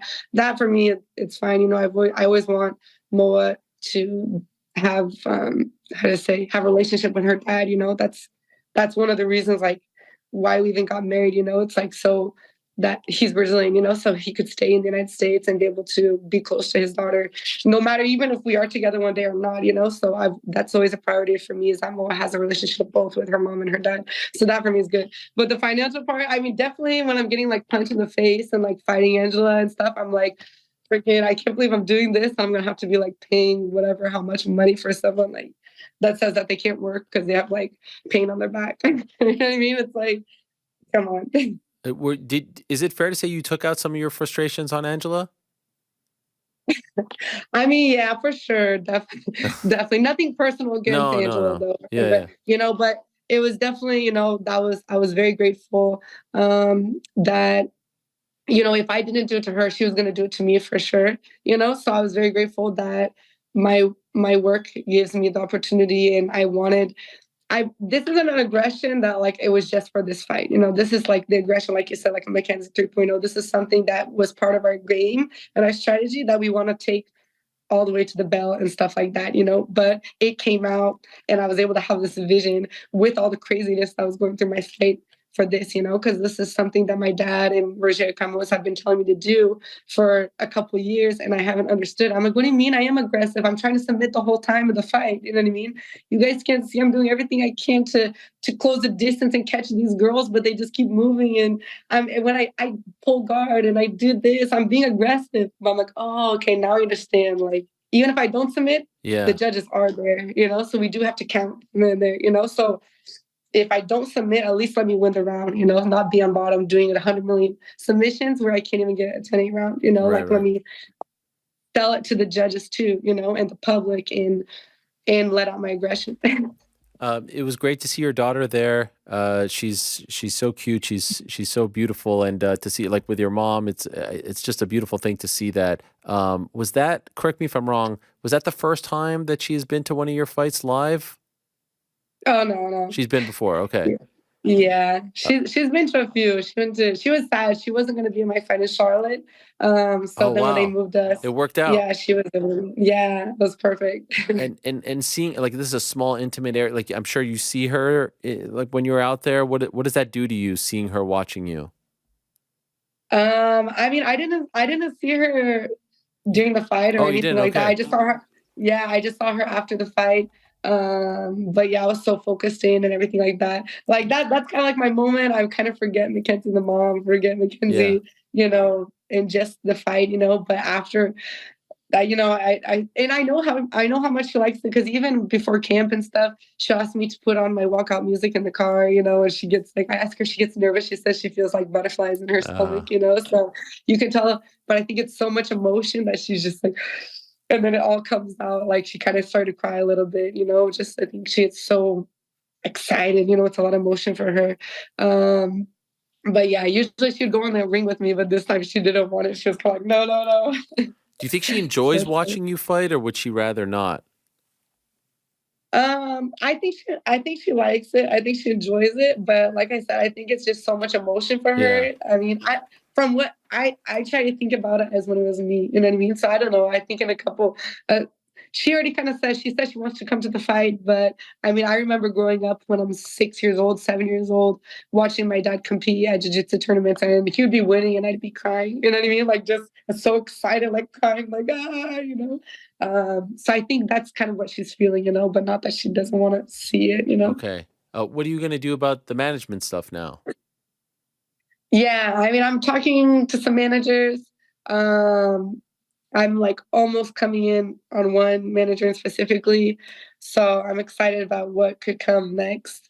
And kind of just the plan, you know, I'm trying to build a plan with my manager, with the manager I choose to go with, of how I can get to the belt. You know, what's the best route for me? You know, before I was just kind of like, okay, who am I gonna fight next? You know, but not with a plan. Sure. But I think now it's time for me to have a plan. And you mentioned Rose. Have you received any feedback that she's kind of been out of the limelight since we last saw her fight last year? Do you have any indication as to whether or not she's interested in that? No, not yet. Okay. We'll see. Is the UFC interested in that? I think so. From what I saw, I mean, Dana said it would be a good fight, but I'm not sure. I'm not sure what's behind. I don't know if like Rose. I know that because I follow her on Instagram, you know, so I've seen her like compete in some ADCC tournaments. So that's she's training, you know, competing. That's cool. But I don't know. I don't know if they need to see where she's at, what she wants to do. But hopefully she wants to do the fight. I think it'll be good, especially since I see her training, like competing in the ADCC. So that's cool. When would you like to return in a perfect world? Like September. Okay. September would be good. And if Rose isn't available, is there anyone else that comes to mind? I mean, I would like a rematch with Yan Xiaonan. You know, I think it was a close fight. And how she beat Jessica Andrade, and she, I don't know. I think that's a fight that I would like to get. We all kind of fought each other, you know, in the top. So I mean, I imagine like a rematch. Some of us are gonna have sequels with other fighters, you know. So if I'm gonna have one, I would like to have it with Yan.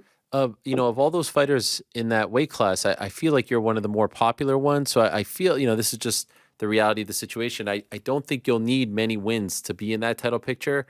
How many do you think you need to be in the conversation with the champion?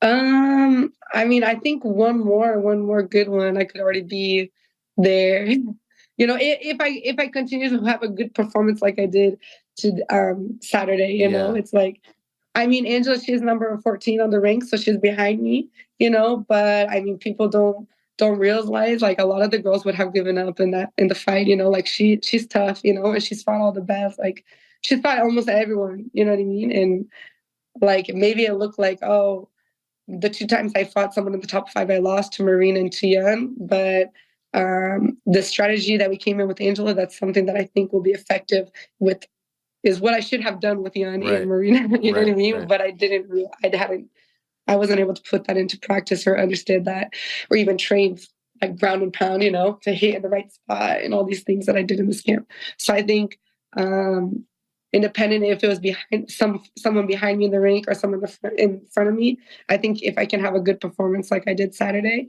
maybe just be able to get the submission in the end, then I think I could be in for the titles really soon. So the fight has come and gone. You won. You were very impressive, very dominant, very one-sided fight. You said that hopefully the family stuff is going to get resolved soon. You'll find a manager soon. Do you feel like maybe the storm of the past year in your life is starting to go away? Like, are you feeling good about what's to come? Do you feel like brighter days are ahead? How are you feeling now that, you know, you're kind of turning the corner here on these multiple big, you know, things to deal with in one's life?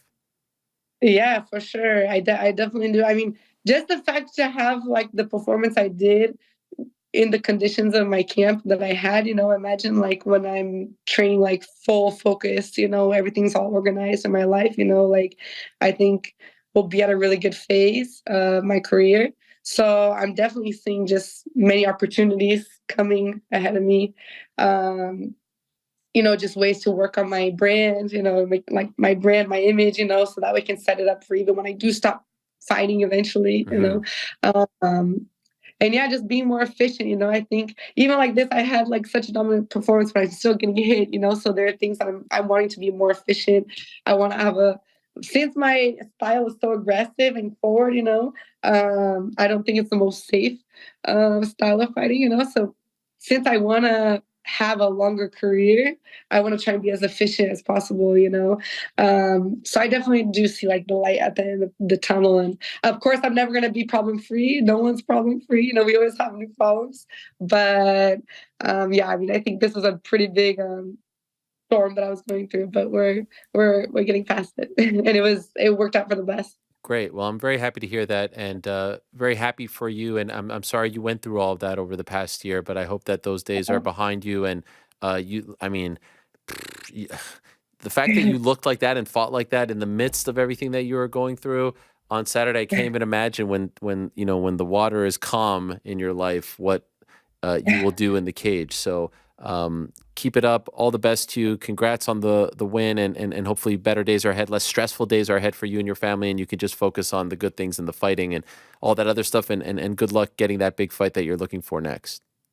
Thank you. Thanks so much, Ariel. Always right. good to talk to you. Yes, always a pleasure. Thank you so much, Mackenzie. There she is, Mackenzie Dern, coming off that big win. Mackenzie Dern 3.0.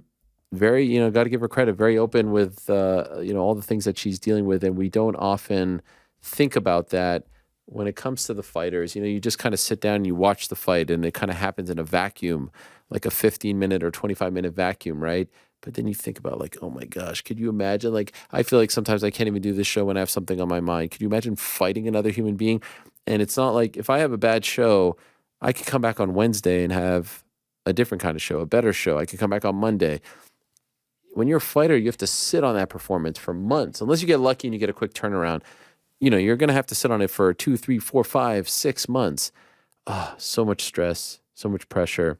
That's why I always have so much respect for the fighters and what they do each and every time they Are you putting your shoes back on? No, my pencil fell, Frank. I don't know if you know this. I like to hold the pencil. I'm not sure why I like to hold the pencil. It's just sort of like a... Remember that time you were walking down the hall with it? Like you forgot to let it go? The pencil? Yeah. Yeah, I got a lot of them in my bag. I'm like, come home, empty the pockets. There's the pencil. Actually running short on the pencils here. I got a pen, but the pen is not the same. In any event, someone who knows a thing or two about hosting a show. In fact, our next guest hosts multiple shows. I mean, he's kind of like a YouTube sensation, dare I say, a social media sensation. When I put out the lineup for today's show, I thought there'd be, some buzz about Hulk Hogan, Mackenzie Dern, big win.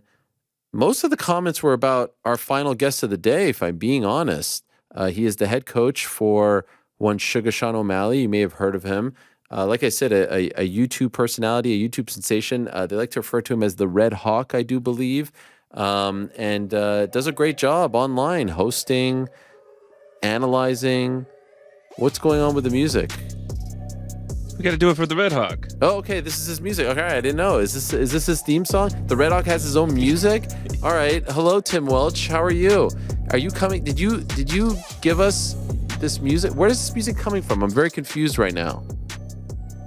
What's up, brother? Can you hear me? I can hear you just fine. You got a fantastic setup. You've got your own camera. Is that your music right there? That's not my music, 100%. Frank, what the fuck was that with the music? It's all good. I'm very confused. Do you know what that music is? Have you ever heard this? Frank has never done this before. No. Never heard it. It must have been my walkout music. Wow, Frank going rogue on us with the music. Okay, very interesting. Guy turns 47 and goes rogue. Tim, thank you so much for coming on. Are you okay with how I introduced you? I mean, you kind of are like a bit of a... I mean, I did a deep dive on your YouTube channel yesterday. There's all kinds of crazy stuff going on there. Yeah, I mean, it's not my full-time job. It's just kind of a hobby on the side. I don't have kids right now, so I just go to the academy, teach my students, train Sugar, and then I have a hobby of just doing YouTube content and stuff. I dig it. And by the way, the students that you're talking about, are you talking about like kids? No, I have a jiu-jitsu academy and my own MMA academy in Peoria, Arizona. Yes, but are you only teaching like pro fighters, or are you teaching like youngsters as well? I'm Drakkar Close and Courtney Casey are the head coaches of my MMA program. I'm just the head coach of the jiu-jitsu program, and I help some guys here and there with their MMA stuff also. Okay. So let's get into it. Some very exciting times in your life, in Sean's life. By the way, how did you meet Sean O'Malley? When did that go down? I was fighting in Bellator when I was 21 years old, and I went back to Montana to commentate some fights. And I remember seeing Sean when he was 16 years old, a little skinny kid with an afro. I'm like, oh, he's pretty talented in there, pretty athletic. And then I came back 2 years later to commentate some more fights, and he was fighting a college wrestler. And I knew the gym he was training from, so I was like, I figured this college wrestler is probably going to beat him up. And then Sean armbarred the kid. So at the after party, I went up to Sean and said, hey, do you want to come down and train at a real gym with some real pros? And he was all about it. And when he was 18, he came down, got beat up. I figured I wouldn't see him, went home, saved up $2,000, packed his car, and moved down. And we've been good buddies ever since. Wow. So he got beat up that time, and you thought that would be it for him? Yeah, when I picked him up from the airport, he never trained with a good pro or a good black belt yet. And he was like, man, we're going to go to the top. I can't wait. We're going to take over the game. I'm like, you have no clue, kid. Yeah. You have no clue. And every day we went into the lab, he was just getting smoked by the teenagers, by everyone. And after practices, he would sometimes be crying, and he would just look so defeated after practices. And I figured we probably won't see him again. Wow. And he packed up his car and cruised down. And what year is this around? Like, how long ago is this? This was when I was 21 years old. So I'm 33 now. So that was about 12 years ago. Okay. And you had a pretty good run as well as a fighter. Like you said, fought for Bellator, among others. Ultimately, why did you stop fighting? Just injuries, back to back injuries, and just being broke, and then getting bills in the mail for post-fight surgeries and stuff, going in debt. And I was just bummed out about it. Just I broke my jaw my last fight, and it was a pretty severe break, and I was wired shut for a while. So I just started kind of helping out, coaching a little bit, and I just started really liking it and really focusing on my jiu-jitsu in the gi and no gi. And then it just kind of came naturally, me starting to teach. And now I have my own program and my own academy. So, yeah. And correct me if I'm wrong. I think did you try out for season 2 of The Ultimate Fighter? Like you were in like one of those elimination houses to get into the elimination fights to get into the house? Yeah, I tried out for 170, and I tried out for the 170 show, and I was 195 pounds at the time. And the producers brought me back, said, we want you on the show, but we're cutting all the 170ers. Can you make 55? And I was like, fuck, I probably could. And I said, how long? They said 3 months. So I cut from 195 to 155, and it was super unhealthy, and then went in there and had a good scrap, but my body just wasn't 100% that low of a weight. So the coaching thing, the idea to be a coach, was that just something that came to you later on as a result of coming to the realization that your career was coming to an end? Or in the back of your mind as a fighter, did you always think that you wanted to be a coach when it was all said and done? I knew I was going to want to be a coach. I used to, for a while, training at Team Quest when Chael Sonnen was getting ready for Anderson. I used to live with Robert Follis. Wow. And I was just fascinated by him and all the books he read and all the stuff he was into, and him just being a mastermind. So after living with him for a while, I knew after fighting I'd want to be a coach, and it came a lot sooner than I expected. The late Robert Follis, who was such an incredible coach, and it was such a shock when he passed away. Did you know that he was dealing with some issues that were haunting him, for lack of a better word? Yeah, I think only 2 people in his life knew. His girlfriend at the time, and then maybe his brother. But other than that, he was just the one you go to for the answers. He had the answer for everyone. He was always pumping up everyone, getting them motivated, and he just seemed like such an intelligent guy, the most intelligent guy that I knew. And I looked up to him so much, and I wanted to be a lot like him. And it came to a pretty big shock to me when that happened. When did you start to realize that Sean had something in him, that he was different, that he could actually become a very successful MMA fighter?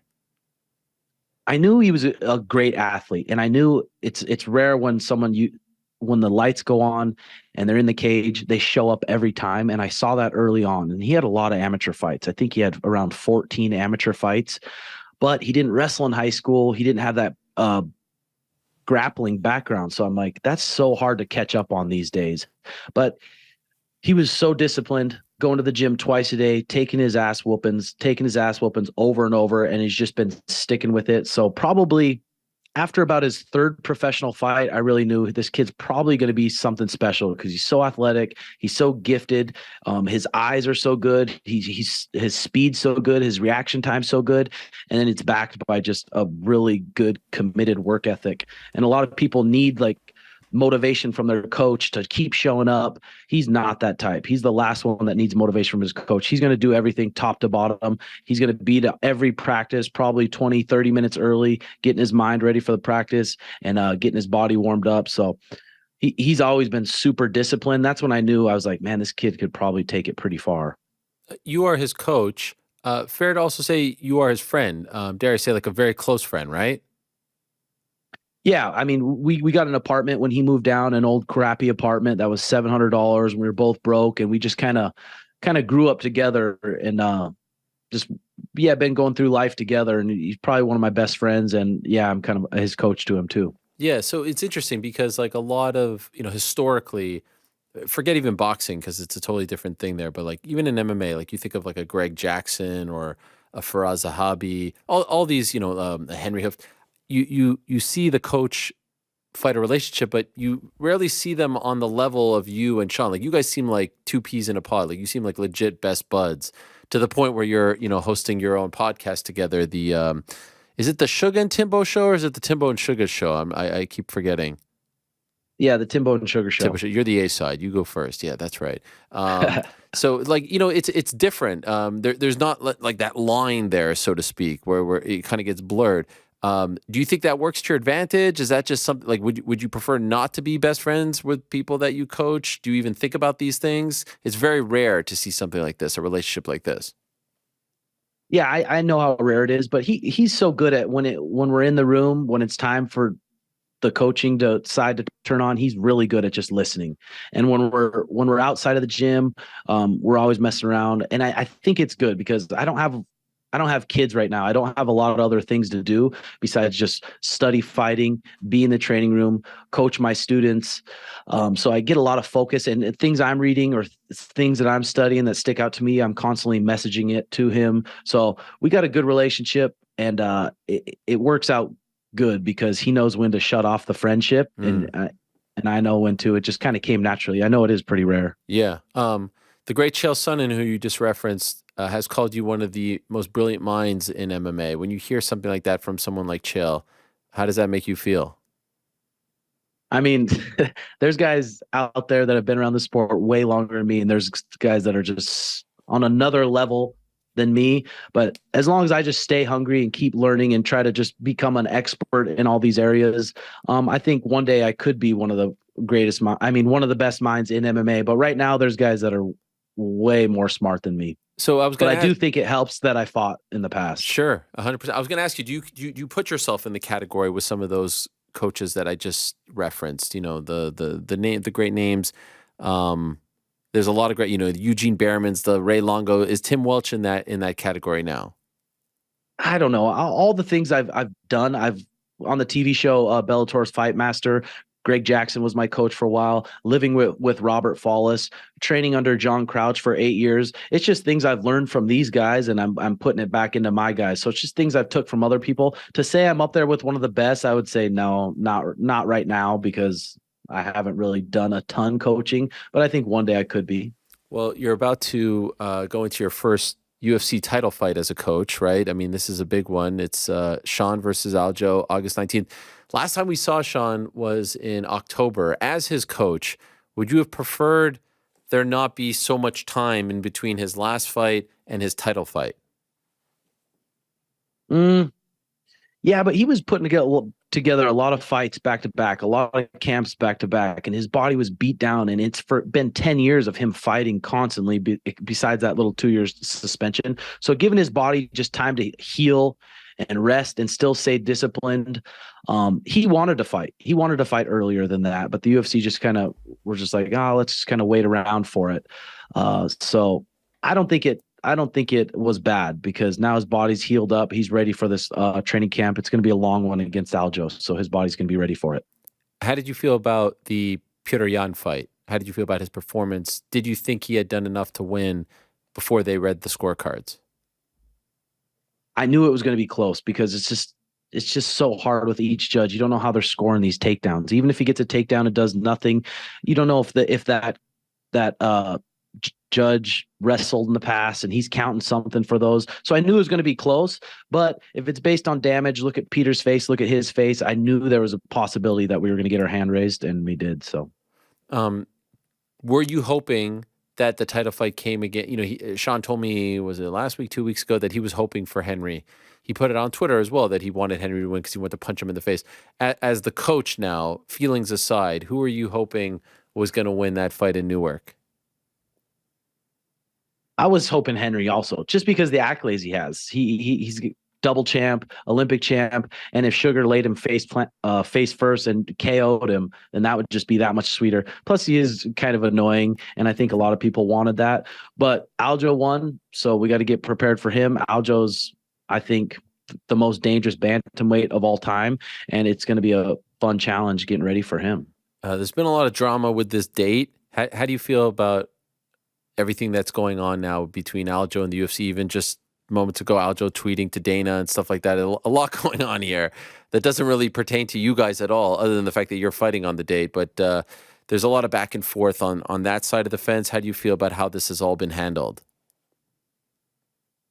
I mean, it does kind of suck for Aljo, just having to get pushed in there and not really getting a say. But the UFC knows what they're doing. The UFC knows what they're doing. So I just try to stay out of that. But I do see Aljo going off about who's the smarter one taking all these fights. I'd be curious to see who made more money in those months. I know Aljo fought 3 times and Sugar only fought that once. But still, with his brand deals, with his merch company, I wouldn't be surprised if they made a similar amount of money. So really, who's the smarter one, maybe? He did a video that he posted yesterday watching you guys talk about him. Did you see this video? The one where he's like looking at the phone and talking about math and science and days between and all that stuff? Yeah, I saw. Yeah, what did you think of that? I mean, I don't know why. I don't know why Aljo doesn't have a lot of fans. Is it because he's a little annoying? He doesn't. Why don't people get behind him, do you think? Oh, you're turning the tables on me here, Tim? No, we're not doing this now. I'm just wondering. Look at you. Look at you. By the way, that was good. Sorry. No, we can have this conversation. But by the way, it's good because I feel like now the Red Hawk is coming out. Like I feel because most coaches will be like, I don't want to get involved in any of this. But you're like an MMA personality. Like this is, you guys go through all the drama and all the news on your show. So this is kind of your wheelhouse, no? I mean, a little bit. We got 2 shows, so there's a lot to talk about each week. So we just got to say a bunch of random shit. Why do you think? I mean, I think that a lot of it probably stems from the Yan fight, right? Where people thought that he was quote unquote faking, and then I think he leaned into it probably a little too much. Aljo and I actually had a falling out a little bit because I didn't like that right after that Yan fight. If you remember, the next day, him and Cejudo had a face-off, right?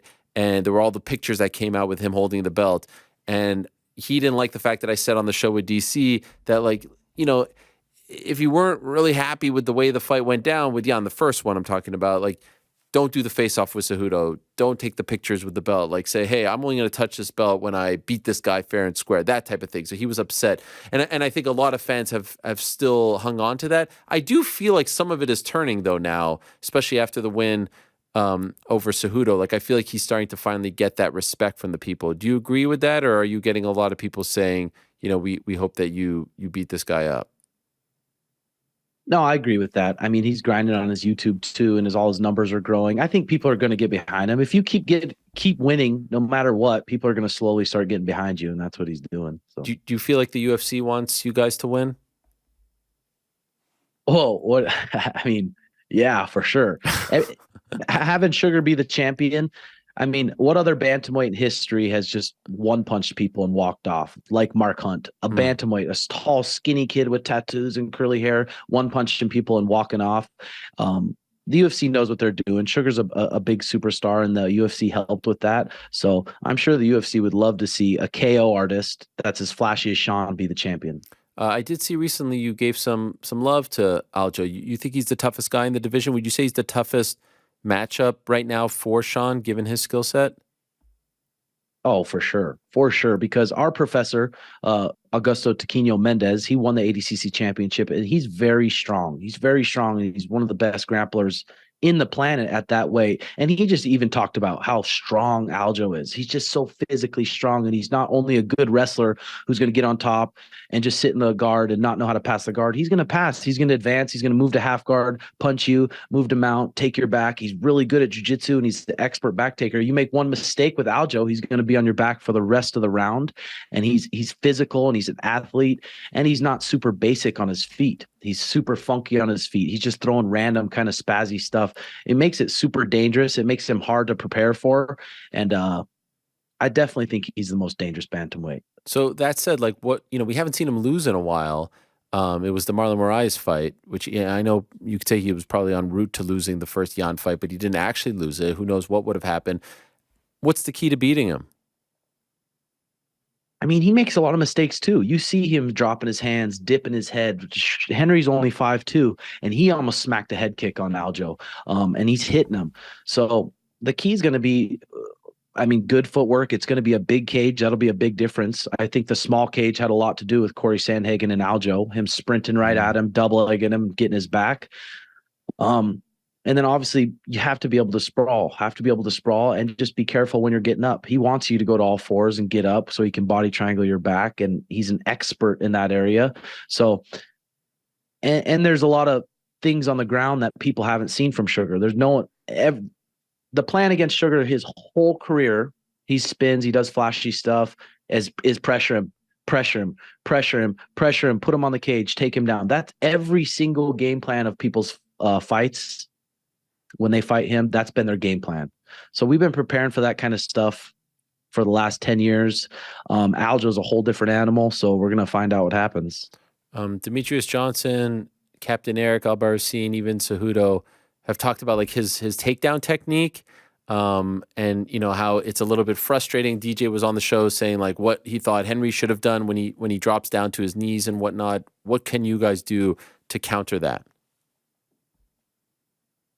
Yeah, I'm like Aljo's very lucky it's not ONE FC, right? Right. Where he can shoot in there, but he is long. Like Henry even defended the takedowns perfectly, and he was in a front headlock, and he still had his long arms clasped, still driving him, trying to find the fence to where he can build up. We have some good wrestlers here in Phoenix, wrestlers that are better than Aljo. The guys like Bryce Meredith. There's a handful of just really good wrestlers, and we're just going to be working a lot with them on making the right decisions and having the right reactions when Aljo takes his shots. Why do they call you Red Hawk? Oh, that was my actually John Crouch made that nickname up. That was my name when I was fighting. Okay, just because of the red hair? Yeah, I think so. And I'm like a quarter Indian, Native American. Wow. Okay. By the way, are you aware of the resemblance that you have to the great Canelo Alvarez? I mean, it's pretty unbelievable. Have you heard this before? Probably almost every time I go in a public place. People, especially in Phoenix, everyone's Mexican, so they all think I'm Canelo. We're showing a side by side right now. I mean, it's uncanny. The resemblance. Are there any perks to this? I mean, it could be worse. A lot of people sometimes say Sam Alvey, and I'm like, damn it. Or like they even say CB Dalloway, and I'm like, damn it. But Canelo, it could be worse, I guess. Yeah, it could be worse. What is your wake up routine like? I have a good morning routine. Yes, I think I have one of the best. Yes, I've heard about it. I wake up and I have some really nice red light therapy machines. And then I have a PEMF machine where I put it on my different joints and joints that I need my inflammation. Make sure I get hydrated, and then do a little stretch. And then I make my perfect espresso. So I have a pretty good dialed in routine, and then I'll sit down and maybe read for half an hour. How long does the whole routine last? Probably about 45 minutes. About 45 minutes, and then I'll get prepped up and then head to the academy. And is this like upon waking up, you get into the red light, you do all this stuff, or is there a bit of a grace period after waking up? usually right when I wake up, I walk outside to my cold plunge, and it's 40 degrees. Damn. And it doesn't get easier, but it gets more familiar. So I wake up every day, and that thing really wakes me up, gets my brain running right. What about the phone? Like, how long into the morning are you looking at your phone? That to me is the big one that I want to try to eliminate in my life. Probably 40 minutes. Probably 40 minutes before I take my phone off airplane mode and start looking at the emails. Wow, that is impressive. You have the mental fortitude to not look at your phone for 40 minutes upon waking up. Where do you keep your phone when you go to bed? I put it in the kitchen, but Sugar's been waking up and not looking at his phone till after the first practice, which ends around 11:30 or 12. He's been waking up, doing his morning routine, going feeding his chickens, getting his sunlight, reading, doing what he needs to do, and he's not even looking at his phone till 11:30. Because for someone with the following that he has, I can't even imagine the amount of emails and calls and all the people that want to contact him. So he's way better at than I am. He waits till 11:30 now. 11:30. That, man, I'm impressed. Is there a trick? Like, what is it? Should I just put it in airplane mode and put it in the kitchen? Like, seems easier said than done. But the second I wake up, I look at the damn phone. I don't want to do that. And then there's some like bullshit text or tweet, and it just like ruins the start of your day.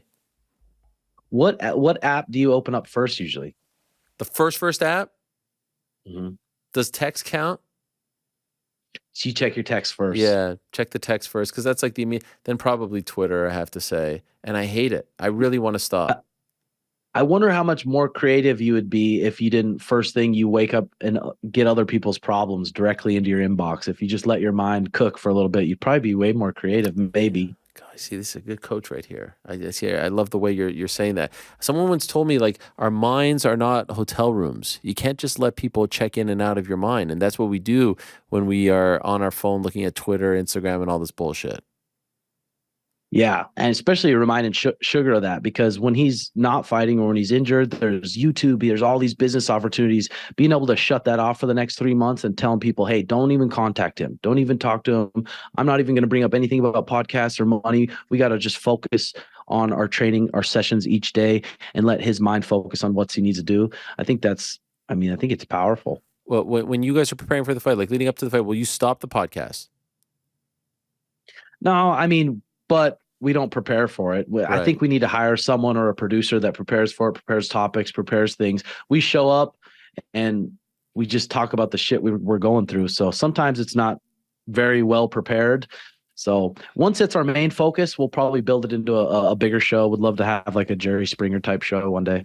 Jerry Springer? What do you mean? By the way, you're set up there with the desk, and it's like you've got like a proper like late night show setup. I saw this one interview that you did with I think it was like 2 OnlyFans models, and you're asking them all kinds of crazy questions. I was like, wow, this is Tim Welch. Like, you're wearing crazy glasses and stuff. It's almost like you have an alter ego. Yeah, I've always been like that. That's just the way I am, I guess. Just not really giving a fuck. And that's just in the back of my gym. We're in an old shitty mall, rundown mall, and that's 5,000 square foot gym that I pay $5,000 a month for. We have the gym in the front, and we have our 2 podcast studios in the back. So the setup is pretty nice, and it's nice on the interviews that when I can talk however I want, because I really can't get fired. True. So what are you trying to emulate? What's the goal with the podcast? Just whatever interests me. When I want to show up, if I'm thinking about chicks that day, if I'm thinking about drugs that day, if I'm thinking about religion that day, whatever's interests me at that moment, or whatever books I'm into at that moment, I can talk about them on the podcast and give them back. It's a little like old school Howard Stern-esque. Were you a fan of him? I never watched much Howard Stern. Wow. Maybe I need to. Yeah. You would like 90s Howard Stern was tremendous. Are you a big partaker of drugs? Do you dabble? I used to be into marijuana a lot more, but recently I haven't been smoking barely at all. Maybe once a week, and I just feel more clear-minded. So really the biggest drug I do is just every day I do my caffeine, and I don't abuse it. I don't really do the caffeine after 1 p.m. or I can't sleep. Other than that, drugs wise, I don't mind dabbling and trying different drugs, but ones that are consistent and ones that are not good for my health, I'm pretty good at sticking away from. So I love, like, my favorite one of my favorite like stretches of the day, 20, 30 minutes, coffee. I have a nice little, I like an almond cappuccino, if I'm being honest. That's sort of like my thing. I get very excited. And I heard you reference the perfect espresso, and you just mentioned the caffeine again. So what is the perfect espresso? Well, before I would use the AeroPress. It's this little plastic tube where you put you get 2 shots of espresso from it, and you cook it at the right temperature, and it's a self-press thing. It's a pretty cool thing. And but now I got on Reddit and I just researched the best espresso machines out there, and I found this one called the Gaggia Classic. Okay. And it took a little while to get a hang of. My girlfriend pretty much most of the time makes it, but I like to get that espresso and do a little scoop of coconut oil, a little scoop of butter, a little bit of vanilla, a touch of cinnamon, and some honey, and really froth that puppy up. And oh my God, it's beautiful. So wow. That's a lot of stuff. So you take the 2 shots and then you put all that stuff in and then you froth it all together? Well, usually I froth the milk first, and then I make that little mixture in the milk with the coconut oil, with the butter, with a little bit of cinnamon, with a touch of vanilla extract, and then the honey. And then I put my espresso in, and it's just perfection. And did you make this up or did you read about this somewhere else? So I pretty much made that drink up, and I plan on having a coffee shop one day where I serve that drink. Oh my gosh. That's one of my dreams, by the way, to own my own coffee shop. I wanted to have a coffee shop / barber shop where they're kind of connected, but they're completely separate. But like you go through a door and then you could go to the other one, but they look a little bit different. But you can hang out there for hours if you want. That's always been something I've wanted to do. When do you think he'll do that? It's a great question, Tim. You ask good questions, by the way. You're good at this. I don't know. I have a lot of dreams. I also want to own a Westphalia. Like, I want to get this car. See this car right here? I just want to go on road trips with my kids. Yeah, but you kind of have to, there's none, they're all like beat up from the 70s. There's none that are like really good, in good condition. You kind of have to, I have dreams. I just don't actually, I'm too focused on the work, on the interviewing the damn fighters and stuff, I mean, that's why you're the best MMA show out there. Well, I appreciate that. I think you said that to the other guys that you were on earlier this week. I heard you say that. No, none. I don't know. None. That's true. I was actually on the Timbo and Sugar show once. I know. I think YouTube blocked that one. It was we were so pumped about that. We were pumped about the interview. We're like, God, this one's going to do so well. And they just must have shadow banned it for some reason. You think so? Maybe we were cussing or talking about bad things before and after, but I don't know what happened to that one. Yeah, because the views tanked, right? Yeah, YouTube's weird. You gotta keep up on that algorithm, don't you? I hate that damn algorithm. Sometimes, it's like you think you got a banger and it like produces 10,000 views. And you're like, what the hell happened here? And then you see some other crap and it has like 500,000 views on some other channel. And you're like, what did I do wrong? It doesn't make sense. But I would love to come back because like a lot of people have said Helwani equals ratings, and I felt like it was a blow to my ego that I didn't deliver for you guys. No, that wasn't your fault. That was YouTube's fault, 100%. Okay, so and by the way, the stuff that you do in the back with the watermelons and the swords and all that stuff, is that part of the routine as well, or is that just that's just spur of the moment? Just I got this sword custom made in Montana, so I just wanted to put it to work a little bit, and I also shoot traditional bows. I'm pretty good with those. Wow, so you're a man of many interests. Yeah, you still talk to Hasbullah? You guys still close? No, he doesn't speak English, so it was hard to communicate with him. Okay. You just go, he's kind of give him a nudge, and that's about it. Who's your dream guest on the show? That we get that question a lot. The dream guest, I would probably be. That is such a tough one. I would say maybe not Donald Trump. Wow. Maybe someone. It's hard to say. I can't even pick. What about you? Who's your dream guest? Man, you keep doing this. You keep throwing it back to me. Can I tell you something? Just, I don't know. Should I say it? Lean into it. Just yesterday, I was offered to have Donald Trump on this show. Damn. Not sure if I'm going to do it. How come? It's just too I try to stay away from all the politics stuff. I wouldn't have whoever the Democratic nominee. I don't even know who it is. I don't really like any of that stuff. I feel it's very divisive. Yeah, but you could probably have a good interview with him and talk about the Affliction days and how those went and stuff. You know, I interviewed him at the press conference for Affliction. This is well before any of the politics stuff. He was at the press conference announcing, I think it was Affliction 1 or 2, and it was at Trump Tower. And so if you type in Ariel Helwani, Donald Trump, there's like a 2-minute interview of us talking about Josh Barnett and Fyodor Emelianenko. It's kind of surreal in retrospect. Damn, that's pretty badass. Yeah, I thought you would say, have you ever had Chael? Would love to have Chael on for sure. Would have, I've never even hit him up. Maybe when he's in Phoenix, would love to have him in studio or something. But yeah, Chael's the man. Chael's the man. There was a cool one when you had Mike Goldberg on, and he he commentated on a Sugar fight. Obviously, he hasn't since he left the UFC, but I thought that was really cool, and I think it really warmed his heart that you guys asked him to do that. Yeah, and that was pretty cool because I've always been a fan of Mike Goldberg. Can I ask you one question? Sure. Who would be your ultimate commentator that you'd like to put in there? Meaning for UFC? Yeah, say for UFC. I mean, the coolest would probably be Howard Cosell. I mean, alive or dead, or does it have to be alive? No, alive or dead. Yeah, I mean, could you imagine Howard Cosell calling a UFC fight? That would be wild. Yeah, that would be. Yeah, that would be good. He was the guy for me. Good.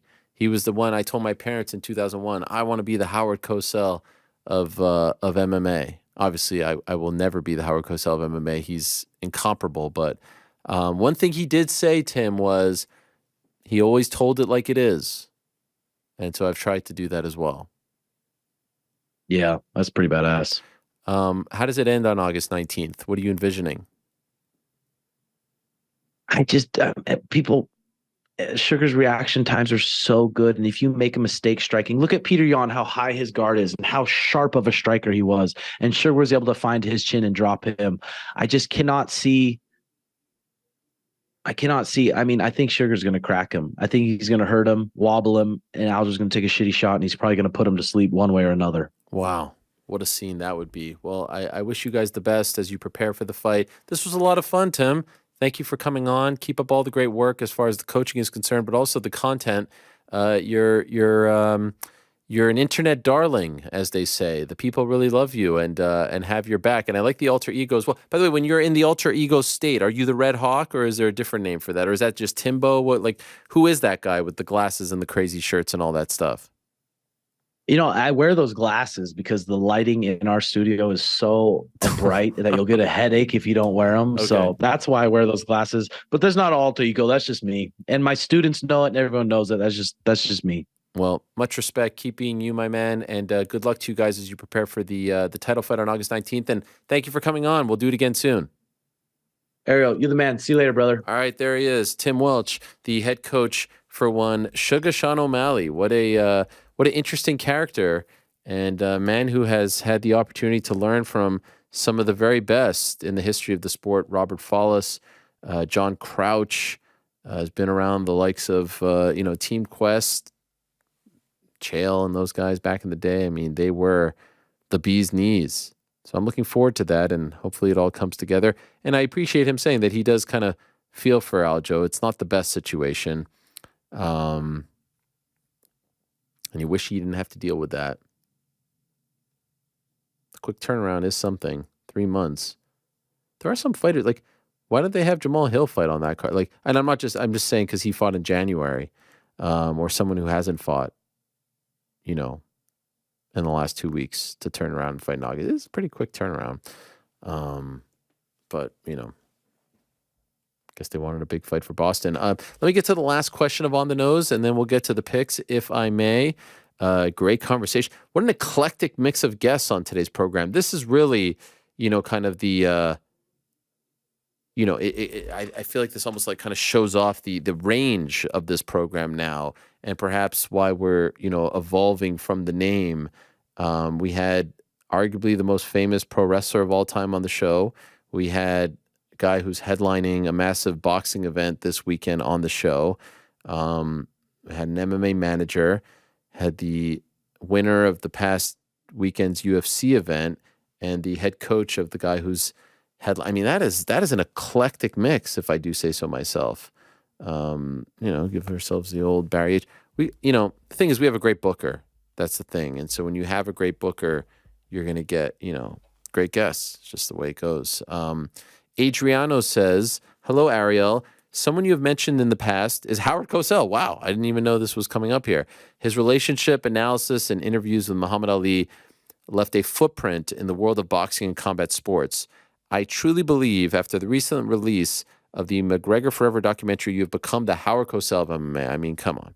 I do not accept that, but I appreciate it.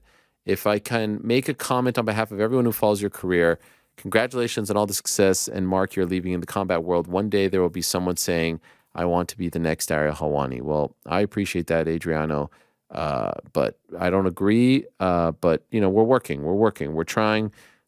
We're doing our thing. So thank you very much. That means more than you know. Actually, there's two here for the final one. So let's say hello to Nathaniel Schneider. Maybe Nathaniel. Shalom, Ariel. After seeing the amazing week you had in Ireland, getting to work, the Taylor Cameron fight, sitting down to speak with Conor McGregor at his restaurant, speaking again with Sky Nicholson, going for a stroll with Katie Taylor, all while still getting to meet and speak with the highest level of MMA fighters, work WWE events, host your own basketball show. Do you ever let yourself sit back and smell the flowers? You tell a lot of fighters to enjoy their successes, to smell the flowers once in a while. Do you ever do that yourself? Mazel tov on your amazing career and to many more memories to come. P.S. Now that Nottingham is staying up, LFG, what's GC's bet going to be on them for next season? I'll ask him that question in a second. But yes, I was on the plane. Let me pull this up. Yeah, here it is. I was on the plane going to Dublin in the midst of my sweatiness and frustration. I told you all about the story. Almost missed the flight. It was very stressful. And I did feel like because I was stressed. I was like, what the fuck? How did I screw this up? And this was coming off the Francis interview earlier in the day. So, I was feeling good about myself. And, even a day like today, like Hulk Hogan will be on. And I'm already worried about next week's show. Reminder, just a Wednesday show next week because of Memorial Day on Monday. But that's just the way my brain works. And I'm thinking about this and I'm thinking about that and who I have to reach out to and book and stuff like that. And so I did want, and I never do this. So it's funny that this individual, Nathaniel, is asking me this or saying this because I rarely do that. But I did take a step back and think, all right, since February, this is the stuff that has happened in my life, which kind of blows my mind. And I only say this because I want to tell you that it's rare, but I do sometimes like to smell the roses. And I do think that is important. And it is something that I ask the fighters about because I do think that if you're just going to let everything go by in life and never actually take a step back and be like, that was pretty damn great, or I'm pretty excited about that, or I'm proud of that. So in no particular order, did the WWE thing in my hometown in Montreal, Elimination Chamber, which is like one of the coolest things that I've ever had a chance to do, and still can't believe people were so bothered by it. But alas, will never regret that. Launched my own basketball podcast, got to cover WrestleMania for BT Sport, got to cover Tank Garcia for Showtime, working on a real sports story that I'll tell you about soon that should come out next month. And by the way, congratulations to Real Sports on winning a Sports Emmy on Monday, and to the great Brian Gumbel for winning a Lifetime Achievement Award. That is still insane to me that I'm on that show, and I have a third one coming out, hopefully end of the summer, early fall. Got to host the Diaz-Paul presser. Got to do the Katie Taylor fight for DAZN. Got to host this show and all the great guests that we've had and all the great episodes. I think it's been one of our best stretches in recent memory. In addition to the other podcasts that I do for The Ringer, in addition to the other work that I do on the YouTube channel, like it has been an incredible 3 months. And this is exactly what I dreamed of. And why I laugh when people say like, he got fired, he got this and that. Like, no, this is what I wanted. This is what I was seeking. This is the epiphany that I had as a result, by the way, of therapy. And shout out, they're not even a sponsor today, but BetterHelp, go check them out. They're not even sponsoring today's show, but check out anyone because that's what can happen. Are there bad days? Are there days where I'm down? Are there days where I'm frustrated? Are there days where I feel down for no particular reason and I don't even know why? Absolutely. But then I have to like remember, like, look at the stuff, especially over the last 3 months, and look at how different everything is. And look at all the different places. That was the dream. That's exactly what I wanted. I hated the fact that I couldn't do these things when I was, exclusive. And I only have great memories of my time at ESPN at this point, 2 years later. The people that I met, the opportunities. By the end, was I down? Was I sad? Yes. But that was still a dream that I got to check off the old list. And I actually believe that without that dream being realized, I couldn't go and do this stuff. So that's why I feel like it was like a springboard to allow me to do this stuff. And now getting to do this now and getting to do all this stuff. And I've always said, I always feel like this show is like the house and everything else is landscaping. And I love I'm actually big into landscaping these days. Probably a little too obsessed with landscaping because I'm always looking at other people's stuff like, I like that. And I think we need to get this bush here. I don't like to do it myself. I just like to kind of think about it, sort of like the coffee shop. And so I've said, like, this show, I feel like I'm home. And I feel like I'm, and it's really because, like, the people that we work with here, that I work with, like, we're all on the same level. And I don't feel like there's any politics, no bullshit. There's no, like, big bad boss who's cracking the whip that everyone's afraid of. And it's just, like, the perfect environment. And we didn't really have that before. And I feel like we have it now. So that's a testament to them back there. And they know that. I come here, I feel like I'm myself. I get to talk to these great guests, and then I go out and I do these other things. But I always come back here, in front of this microphone, in this home that we built, this set, and that's where I feel most comfortable. And I love it when I'm in Ireland and people will come to me and be like, "Say hello to Mysterious Frank. Say hello to G." I'm like, "What? That's crazy that you guys know things about this show, or that you love that episode, or that guest, or that interview." It's crazy. It's crazy to me. And now getting to do it, like, I always wanted to do the show more than once a week. Did I want 5 times a week? No. I think we found the sweet spot with twice a week. And I think that, we've been on a great run. So, and when I'm talking about a great run, I'm talking about this show, and I'm also talking about all the other stuff as well. So very content, very happy. The McGregor Forever stuff is wild because it does kind of feel at times like I'm some sort of narrator, and I guess I have had a front row seat to it all. Yeah, it's all very surreal. But lately I think it's the algorithm on Instagram. A lot of the stuff that pops up on my feed is about like life and parenthood and fatherhood. And I think it's because I'm always like sending them to my wife like via DM. And so they then keep funneling them to you. And I'm very much trying to be more present, more appreciative, more in the moment, less on the phone. I used to be so obsessed. Like, what if I miss this text? What if I miss this scoop? Don't really care anymore. And I think that there's more value and longevity to this stuff, to the interviews, to the projects, to the jobs. Like, it doesn't really matter that this guy's fighting this guy, and someone else will find out about that, and someone else can stress about that. And I'm a lot happier not chasing that stuff anymore. That was miserable.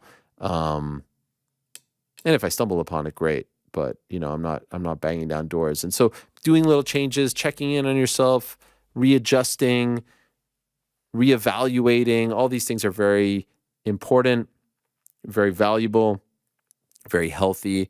And yeah, feeling in a good place. In 30 minutes, I may tell you a completely different thing, and I may feel down or upset about something else. But right now, you're catching me at the end of a very good show, at the end of a very good week, feeling very appreciative, very happy, very content, very excited about some other things coming up as well. We're always cooking here.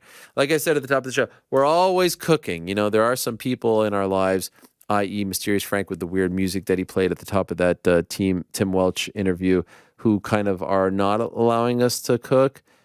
But we thrive in spite of those people. You know what I mean? Why did you play that music, Frank? Yeah, can we get into that? Yeah, I still don't understand why. I thought that I just didn't. Me being crazy. No, seriously. What happened there? What was that? What was that? Seriously. All right. This is not a bit. Somebody reached out on Twitter and recommended playing the song at the beginning of his podcast. He will, and I quote, love it. So I just out of curiosity went and listened to it. I'm like, that's a pretty cool song. Found out that it was royalty free. We had access to it. Wow. So that was his music. Right. Why then did he no-sell me? So then I go to Connor and I say, hey, man, like, I want to play this, but I don't want it to throw Ariel off. What do you think? And he was like, oh, Tim's going to get into it, then Ariel will get into it. It'll be great. Never did I consider that this guy would either deny that it was his or not be familiar. All I got to say is the YouTube chat has got my back. They recognize that as his music, and I'm absolved. Okay, my question is, why did he no-sell it? Is it possible? Oh, I see a tweet here.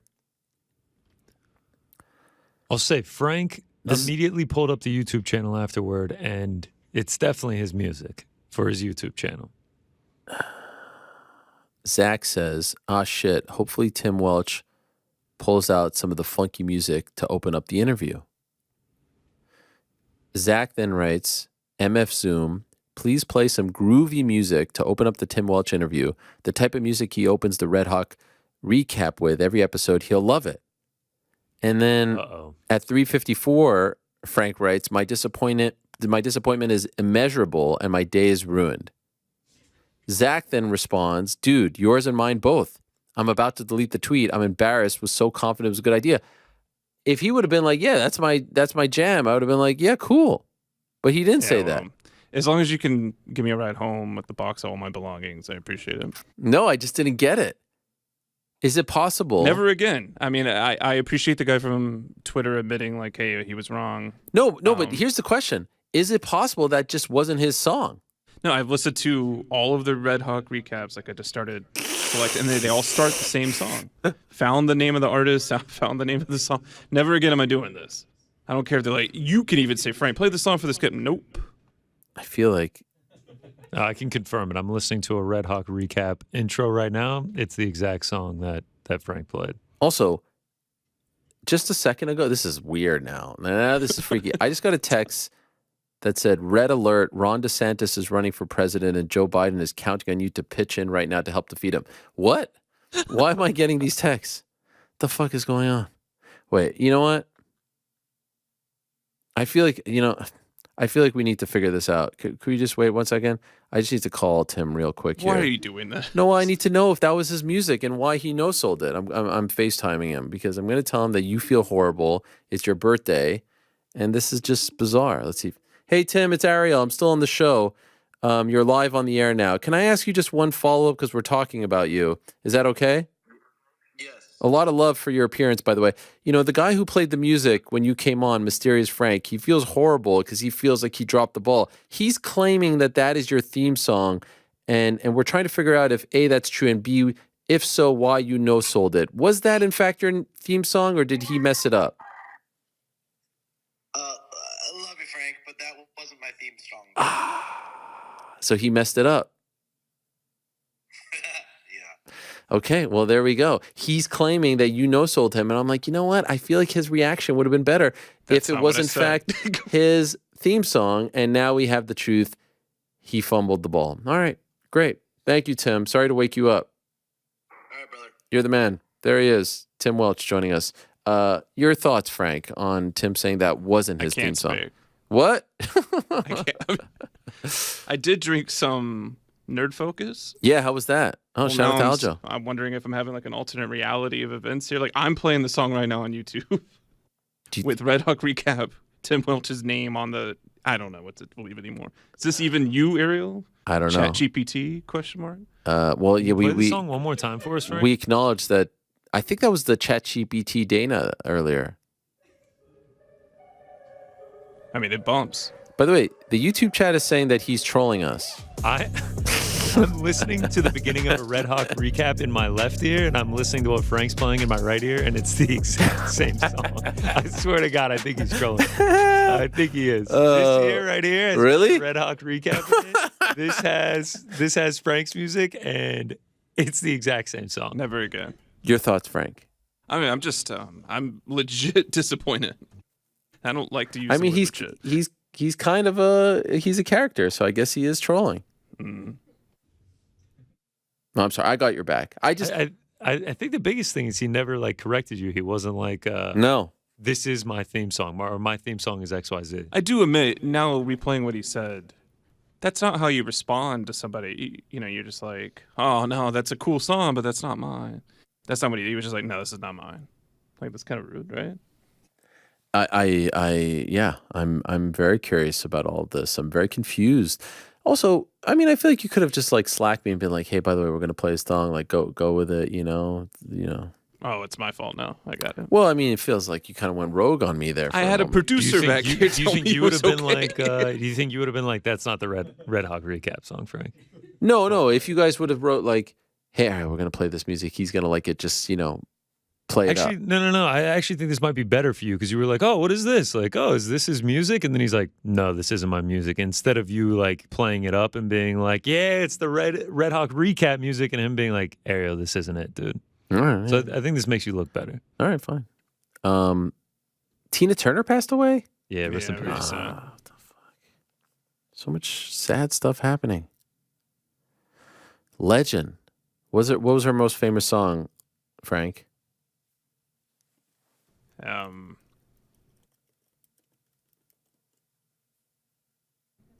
I couldn't tell you. Come on. Simply the best. Better than all the rest. Yeah, it's a great track. What's love got to do with it? That was from Bodyguard, right? Bodyguard, no. But that was Whitney Houston. But that song was in a movie. I can't remember which movie. No, that's Whitney Houston. Yeah, that's The Bodyguard. I don't think there was any Tina Turner in The Bodyguard. You know what? I'm just gonna sign off for the day. Let's see, Tina Turner. I said Proud Mary, but he's ignoring me. Wow, why are you ignoring her? It sounds like she said Brown Mary. I'm like, that can't be right. Oh my god. Well, rest in peace, Tina Turner. Just 83. How did she pass away? Is there any? They haven't said. They haven't said. She was 83. Yeah, that's what I just read. So I'm sure. Legend. All right. Well, no easy transition with something like that. Let's make our picks for the weekend, and let's get to Frank's birthday party. Should we live stream the birthday party? I think that would be great. Yes, absolutely. We can all be playing darts, and you can be like, "Why aren't we out somewhere?" Well, that's the thing. I was actually kind of proud of myself as someone who I like to. I consider myself somewhat of an introvert, but I love Wednesdays, as I always said. Like Wednesdays at around 6, my favorite time of the week, because I don't have to worry about booking the show and all that for a little bit. Or I mean, like bothering the booker of the show, because it's just talking about the booker. And so I was like, proud. I was like, hey guys, let's go out. It'll be a good time. And then I get back the word that we're just ordering pizza and hanging around the studio, like. I would like to clarify something here. You weren't like, let's go out, let's go to XYZ place. No, let's do this. You were like, should we do something for Frank's birthday? And I was like, yeah, I'm down. And then I went and asked Frank. I was like, what do you want to do, man? And he was like, I'm down for whatever. And then, on Monday I asked you, I was just like, what should we do? And you're like, I'm down for whatever. And everyone was throwing around down for whatevers. So, as the day approached, I hit up Frank. I was like, do we want to go out or do we want to do something in the studio? He said, it's easiest if we just do something at the place. So, I took the reins. We've got like some pizzas places and everything. I got, sorted it out. And then I'm like, hey guys, just want to let you know, it's all sorted. Don't worry about it. And then you're like, oh, well, why don't we go out? This is so boring of you, Frank. I can't believe this. This is so dumb. I'm like, okay. Best way to celebrate. I already got the cake. Already got the pizza. All right, fine. So you think I'm being a negative Nancy here? Bit of a downer? I say for your birthday, we'll go out. No, listen. My birthday is the same night as UFC 290. Yeah, 290. I don't think you're being a negative Nancy.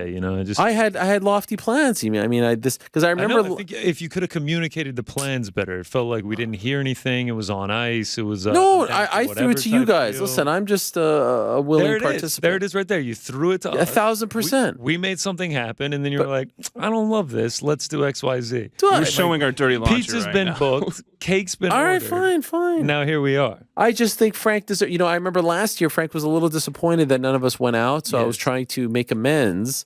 And also, you keep talking about how sad it will be to eat pizza in the studio. We have the whole office. We don't have to eat in the studio. That's true. You're right. Oh, so we could go upstairs. I didn't even think of that. Upstairs, we could go anywhere. I mean, because I remember we had the great spread for the World Cup, but I have some bad memories. Yeah, we had to have a TV. It was also the winter.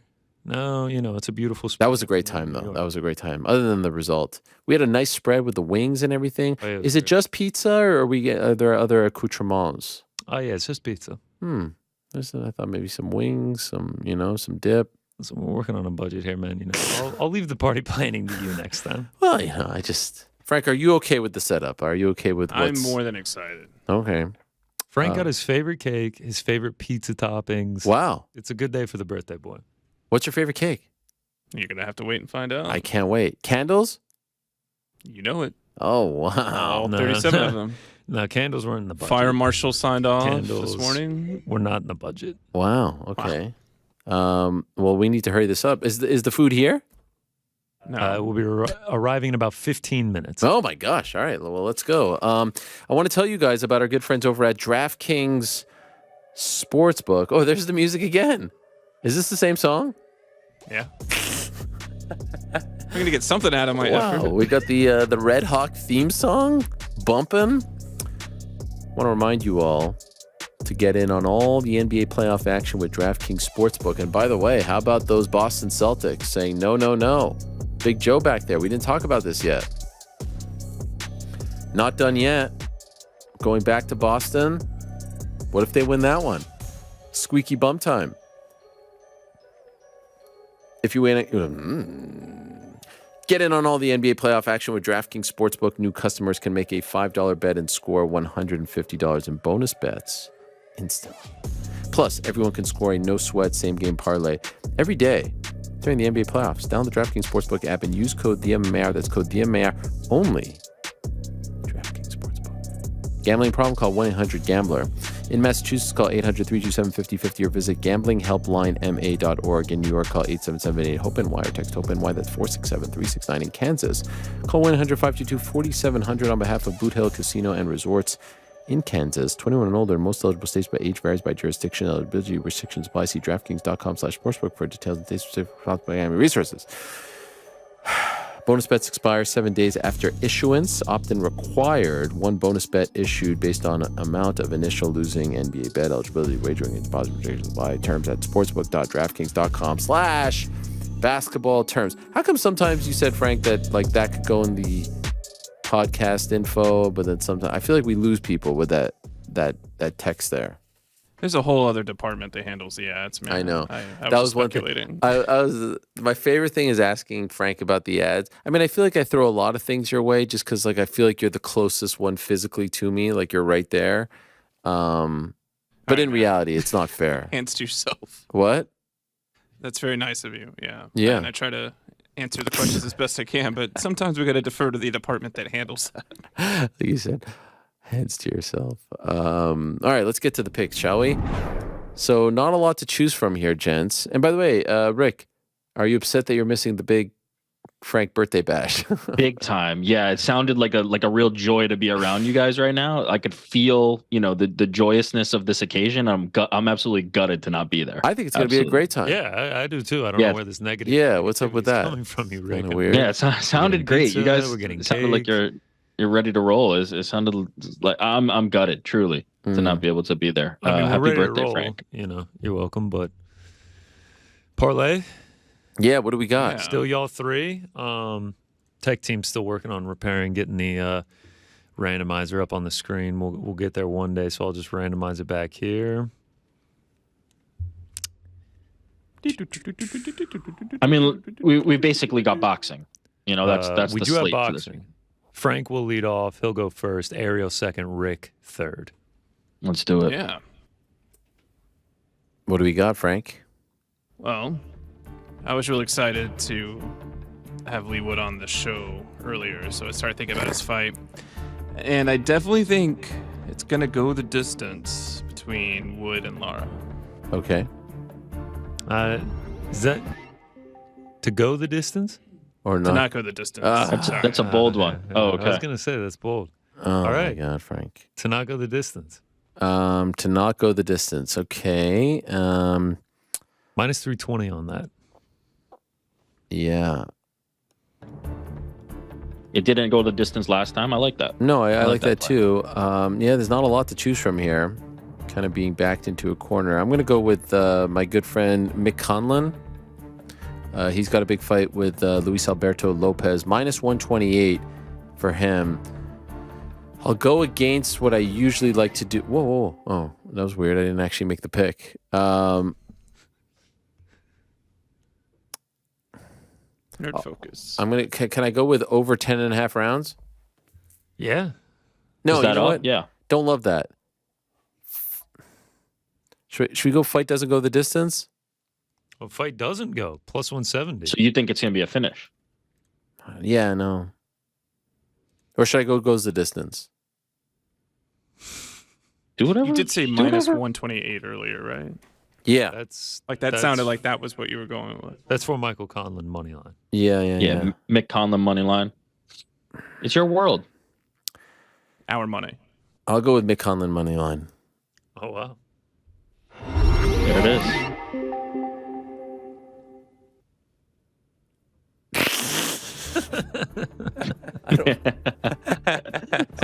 the nervous energy, the pause. Okay, thanks for the music, Frank. I'm gonna keep it simple. I'm gonna go with Lawrence Okole, money line. And we are Plus 196. This is like the boxing hour at this point. I'm Well, that's all we got. Change, I know. rebrand. There's no MMA. I know. Road to UFC. Lawrence come on, Okole, minus 410. Is he minus 410? Minus I think he's 390. 390. Oh, okay. Yeah. Yeah, plus 196. There we go. Wow, that's not bad. I'll take that. Nearly 2-1. This would be big for the Parlay Pals if they can pull this off. Parlay Boys. Yeah, that's a good point. Point me. This to would the be a nearest nice little ATM. momentum. All right. Who's last? That's it. Wait. No, I'm still out. You guys kept me out by winning. We won last week. Oh, I forgot about that. Don't worry, I'm riding. Oh I'm my riding God, with you this guys. is crazy. We're gonna call this lapse of memory. Oh my! I forgot that. Yeah. No, you know what? I'm actually really mad at myself right now. Why? I wanted to ask Hulk about the tweet, and I forgot. Oh man, I'm not gonna lie. Yeah, as the interview was wrapping up, I was like, "Oh no, he forgot about the tweet." It's so good. It's an all time. And then I was gonna butt in right when it finished, but you were like, kind of having a No, serious you should moment have. You reflecting should have. back. I was so taken by the whole moment. New York Rick, you know the tweet I'm talking about?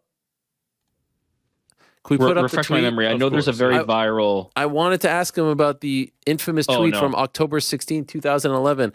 Good night, Hulkamaniacs and jabroni marks without a life that don't know it'll work when you work a work and work yourself into a shoot. Marks.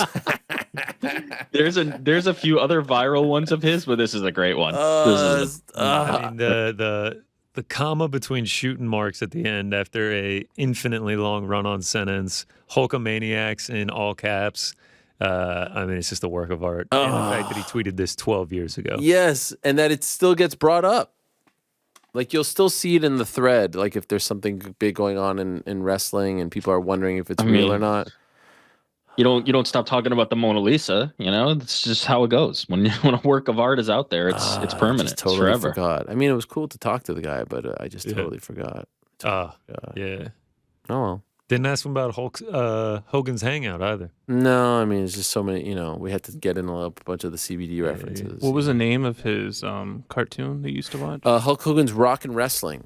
Rock and Wrestling. Why do you think it was named that? Because that's what they called it in the early 80s, the rock and wrestling revolution, when they had wrestling on MTV and Cyndi Lauper got involved. And that was like the big, WrestleMania 1 match with Captain Lou Albano. And, Captain Lou was in the Girls Just Want to Have Fun video. You know that video? Oh, yeah, I do. So there was a big thing for WWF at the time was like getting into the MTV generation and being cool and hip with the kids. And so they called it the rock and wrestling movement. And That's so, cool. yeah, they called it. And the Hulk Hogan, what was the pasta company? It was called Pastamania. That's what it was. He had his own like pasta business. That's all. That's where you're talking about the spaghetti thing. Yeah. Oh yeah, he loved that. He let out like a nice belly laugh. He liked it, huh? Yeah. Oh yeah. In the interview with him, he mentioned something about how he left his rock band. Do you know anything about them? Yeah, he was a big rocker back in the day. He even played with, I think it was Megadeth or Metallica, right? Didn't he play with Metallica? Yeah, he did. Yeah. We haven't heard the end of that back here. I was dying for you to ask for that. I don't know if you noticed, we were talking about it back here, but over his shoulder through his dorm. Yeah. Cocoon. Yeah, what it like was like I couldn't tell if that was clay or leather. It was like a Hogan? Yeah, and Hogan's like it was through the clear door, and it was like I don't know what it was. Oh, I didn't see that. I mean, Yeah, the well, you'll have to picture's go back and look. kind of cut off there, but like, yeah, what do you think it was? A A cocoon? pod where he Yeah, I don't know what it revitalizes was, himself. man. Wow, It was we couldn't figure it out. that's bizarre. I didn't see that. I mean, I was just transfixed on the Fu mustache. Manchu. Yeah. The Fu Manchu is great. Tremendous. And then he stuff. referred to his arms. I always thought those were pythons. Yeah, what'd he say? Yeah, he was like, "Oh, I'm on my arms." Oh, And wow. I'm like, "What are we talking about?" I gotta run, guys. The pizza's in the. Oh, okay. All right. See you later. Then we can do this now. This is the level of dedication that we have for your birthday party. Do we have hats? Do we have any streamers? Have. This Yeah. man. Oh, I'm impressed. Yeah, thank you. Thank you. It was all me, really. I kind of put it all in motion myself. All right. I was going to ask the guys any big Memorial Day weekend plans, Frank? Right? Omakase. Yeah. What about you, Rick? I don't know yet. Probably stay local, hang out at the pool. Hot dogs, maybe. You know, like a Nice. There's really throw something on the grill. super rare that there's no MMA whatsoever. Yeah. Maybe it'll. Now, is my memory failing me? Didn't they used to do MMA cards around Yes. Memorial Day weekend? Okay. UFC 98. I didn't make that up, right? That used to be like a No, staple. it was a huge thing. Okay. Okay. I mean, you know what? I'm really happy that you say that because I feel like we've forgotten all about this. One of the most famous and important weekends in the history of the UFC was UFC 71, Rampage Jackson versus Chuck Liddell, Memorial Day weekend, May of 2006. I remember I was in my apartment, Upper East Side, Manhattan, and I was watching SportsCenter, the 6 o'clock SportsCenter, and they cut to the weigh-ins. Now, this is Chuck Liddell post Entourage. This is Chuck Liddell post ESPN The Magazine. They cut to the weigh-ins just to show the main event. Chuck Rampage coming over from Pride, had the win over Marvin Eastman, but this was a big fight, a big rematch. And then moments later, if you recall, was the debate with Lou DiBella and Joe Rogan, hosted by Brian Kenny. That was on that 6 o'clock SportsCenter. Do you remember that infamous clip? Of course, I do. Unbelievable. So that was Memorial Day weekend, 2006. And I was like, holy shit, the UFC is being talked about on ESPN. Like, they never talked about the UFC. It was a gigantic, gigantic deal. Following year, UFC 84, I'm working for MMA Rated, bought one ticket, and sat in the rafters. That was BJ Penn versus Sean Shirk. That was... No, that's 84. That's what I said. What did I just say? I thought you said 74. Oh, no, 84. Sorry, 84. No, it can't go. It's, Which, by the way, isn't today or tomorrow? What is that? yeah, it was around this time. It was Memorial Day weekend. It's 84, one of these days. Lyoto Machida against Tito Ortiz. That was the one where Tito showed up with the T-shirt. Dana's my bitch, I believe it said. That's the one where I interviewed Jason Miller on the way to the weigh-ins, and he's like, "Who are you, Scoop McGillicuddy?" And because I was asking him like who he's fighting next. This is me like rogue, no credential, trying to get interviews with the fighters. You know, going to Extreme Couture, going to this place, that place. I would go to Vegas for a UFC weekend, but not have credentials because they wouldn't credential us at MMA Rated. UFC 84 was a great one, Memorial Day weekend. BJ with the freaking flying knee finish The flying knee against Shirk, yeah. Legendary. First one that I was credentialed to Memorial Day weekend was UFC 98. The following year, Matt Serra against Matt Hughes, Lyoto Machida, Rashad Evans, that knockout. I was actually on press row for that one.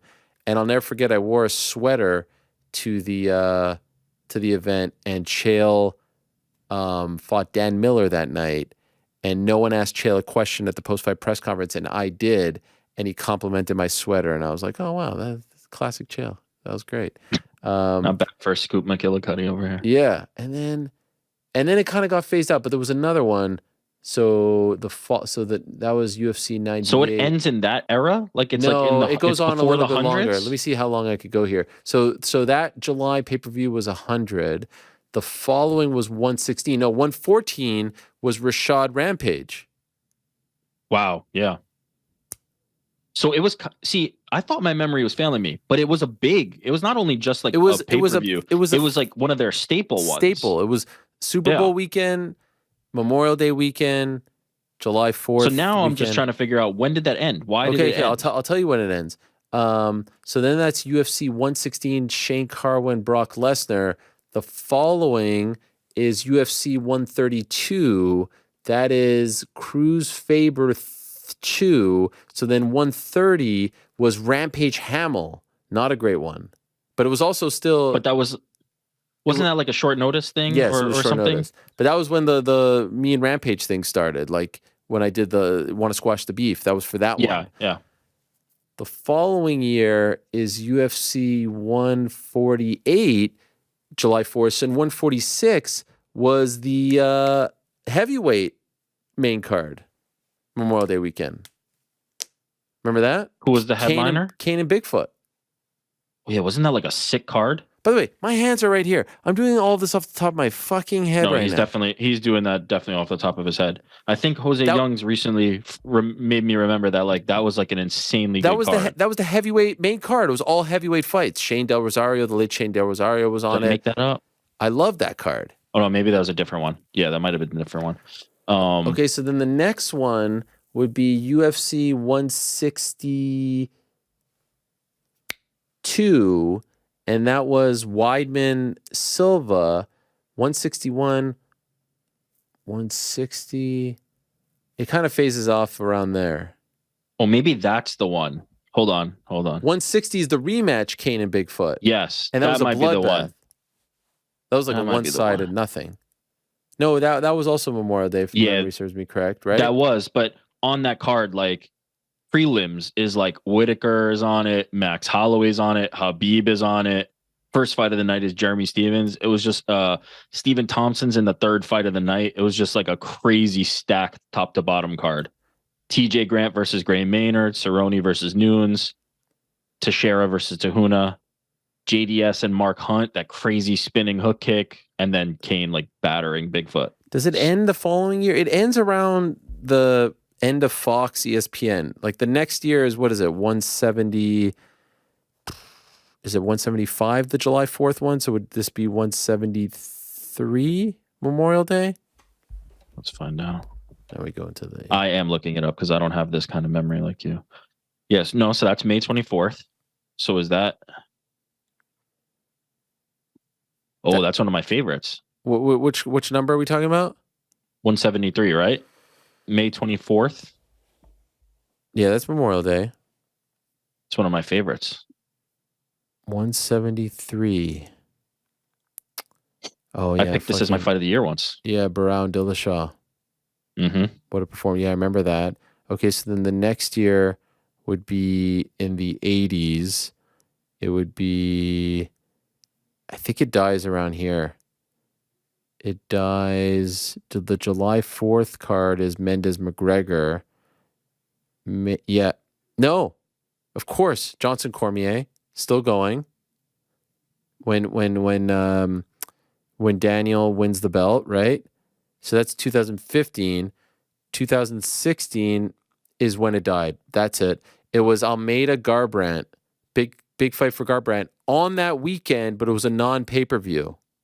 If you recall. Then from then on, they just never went back to that. Yeah, and it's weird because it was so close. And then 2017 was Gustafsson Teixeira, same weekend, but in Sweden. So that's where it ended. I remember that. So it's been a minute. It was a great time, Memorial Day in Vegas, because it wasn't too hot. It wasn't like July hot, you know? And it was usually always a big card. And then the next year, 2018, was May 27 was Thompson Till. Remember that in Liverpool? Mm-hmm.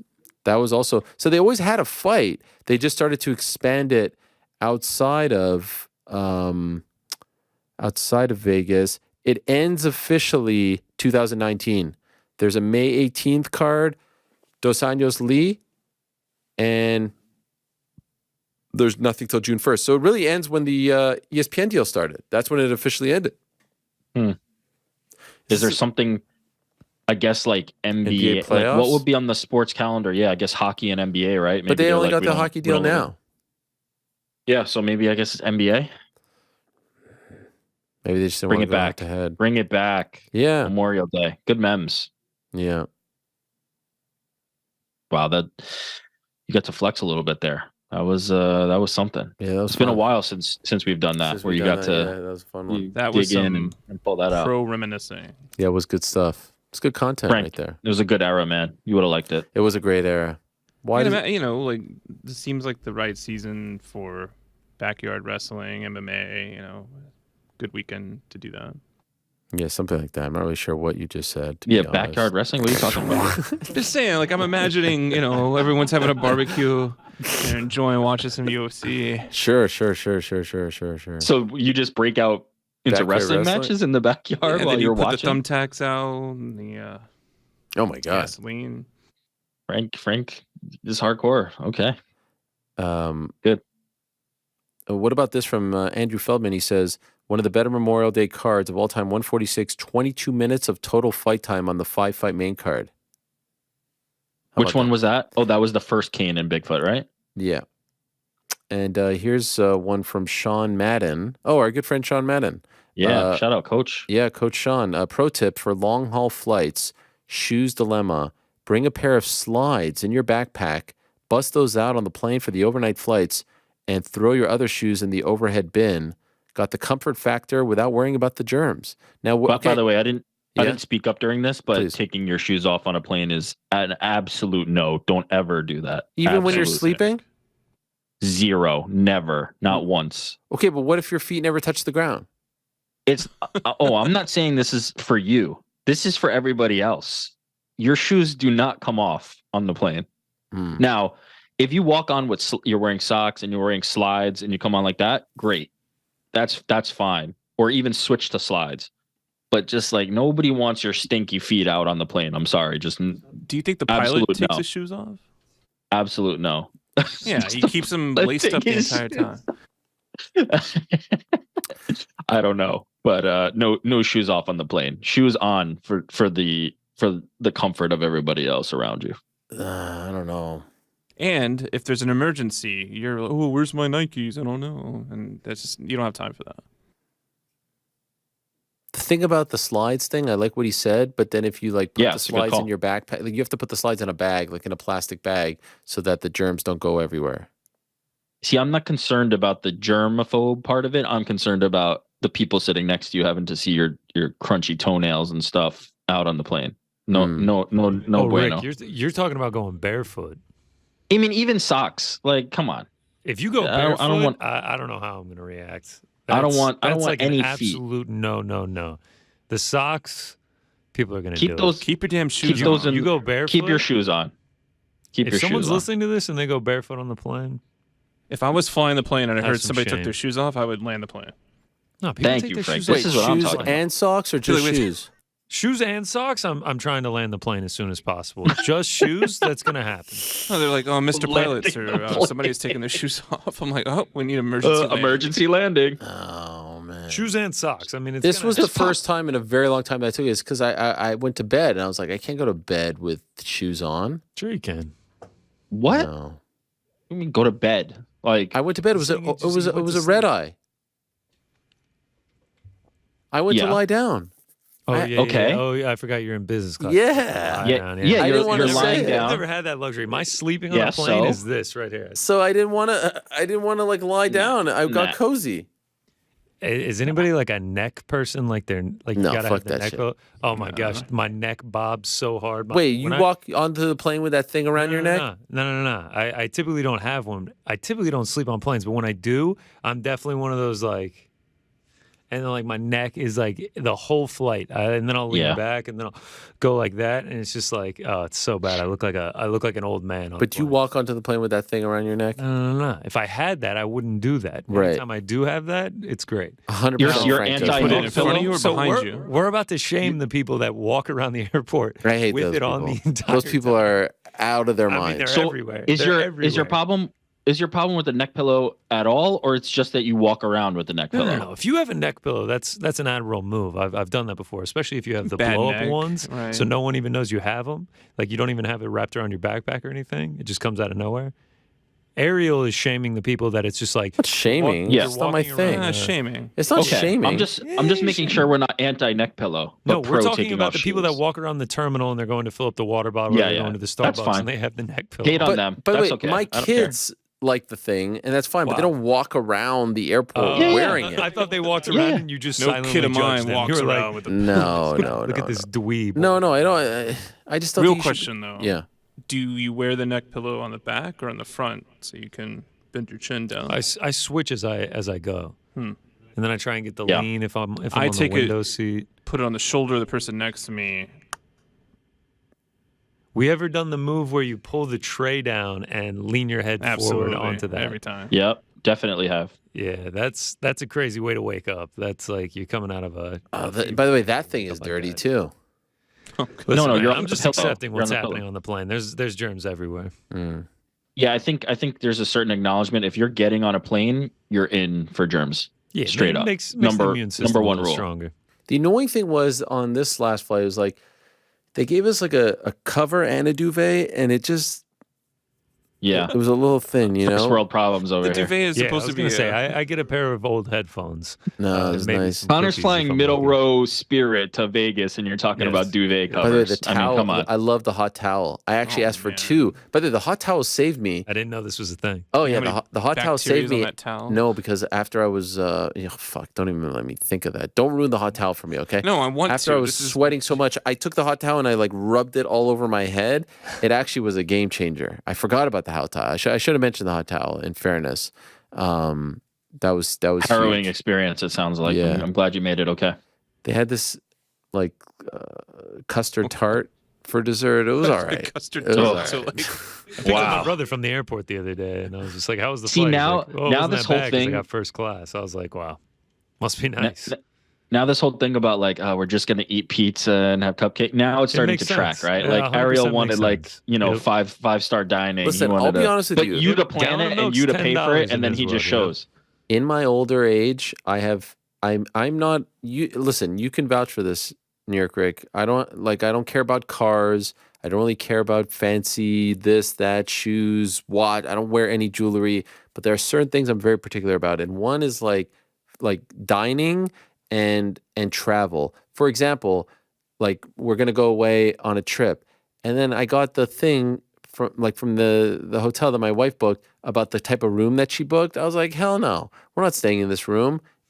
Instantly call them. What was the problem with the room? It was too. reminded them all you're the this time. bourgeoisie. It was and too then they- small. The room was too small. I want my. I Wow. want So my. it was a square footage Yes. thing where you're like, I want the extra room with the TV and the thing. Like there's 5 of us. I You don't know. want a You want- kitchenette. you want I She said it want was you don't too want the studio. expensive. I was like, "Where's that money going when we're dead and gone? Let's live it up."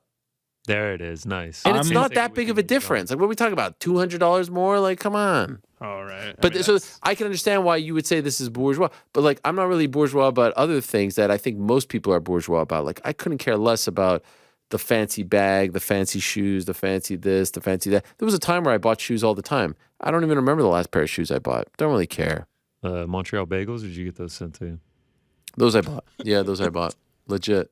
the fact that I mean, they're Connor great remembers shoes. the They're last great pair of shoes. shoes you got. Look at the Those- cream cheese socks too. I got the cream cheese socks. Shout out. Yeah, from Philadelphia. Packaging, unbelievable. That was great. cool. You saw that? That was cool. Yeah, That was yeah, cool. yeah. I saw the Instagram story. Yeah, EK, shout out. He hooked us up. Our old friend Shout out. EK. Yeah. Old friend. Yeah. Old friend of the program. All right, I feel like we covered a lot here, but that pizza's probably getting real Got it right next to me. cold. Where you normally sit, Rick, is where the pizza stands right now. Shot right to the Question heart. about the Happy timing, birthday, Frankie. though. I mean, we were still on the show. I still got to add the podcast. Are you guys just going to enjoy this without me? Wow. I mean, I'm not gonna lie. I expected the show to end a little bit earlier. That was naive of me. Okay, sorry. We got into this whole thing. Final word from our old friend Angela. Shoes off, but keep socks on. And a pair of Birkenstocks All right. on a plane. That's rule. That's the rule. Could never walk around in the socks only. No neck pillow at all. Style it out with a bobbing head. Definitely using my own headphones too. Yeah, the head's gonna end up bobbing at some point.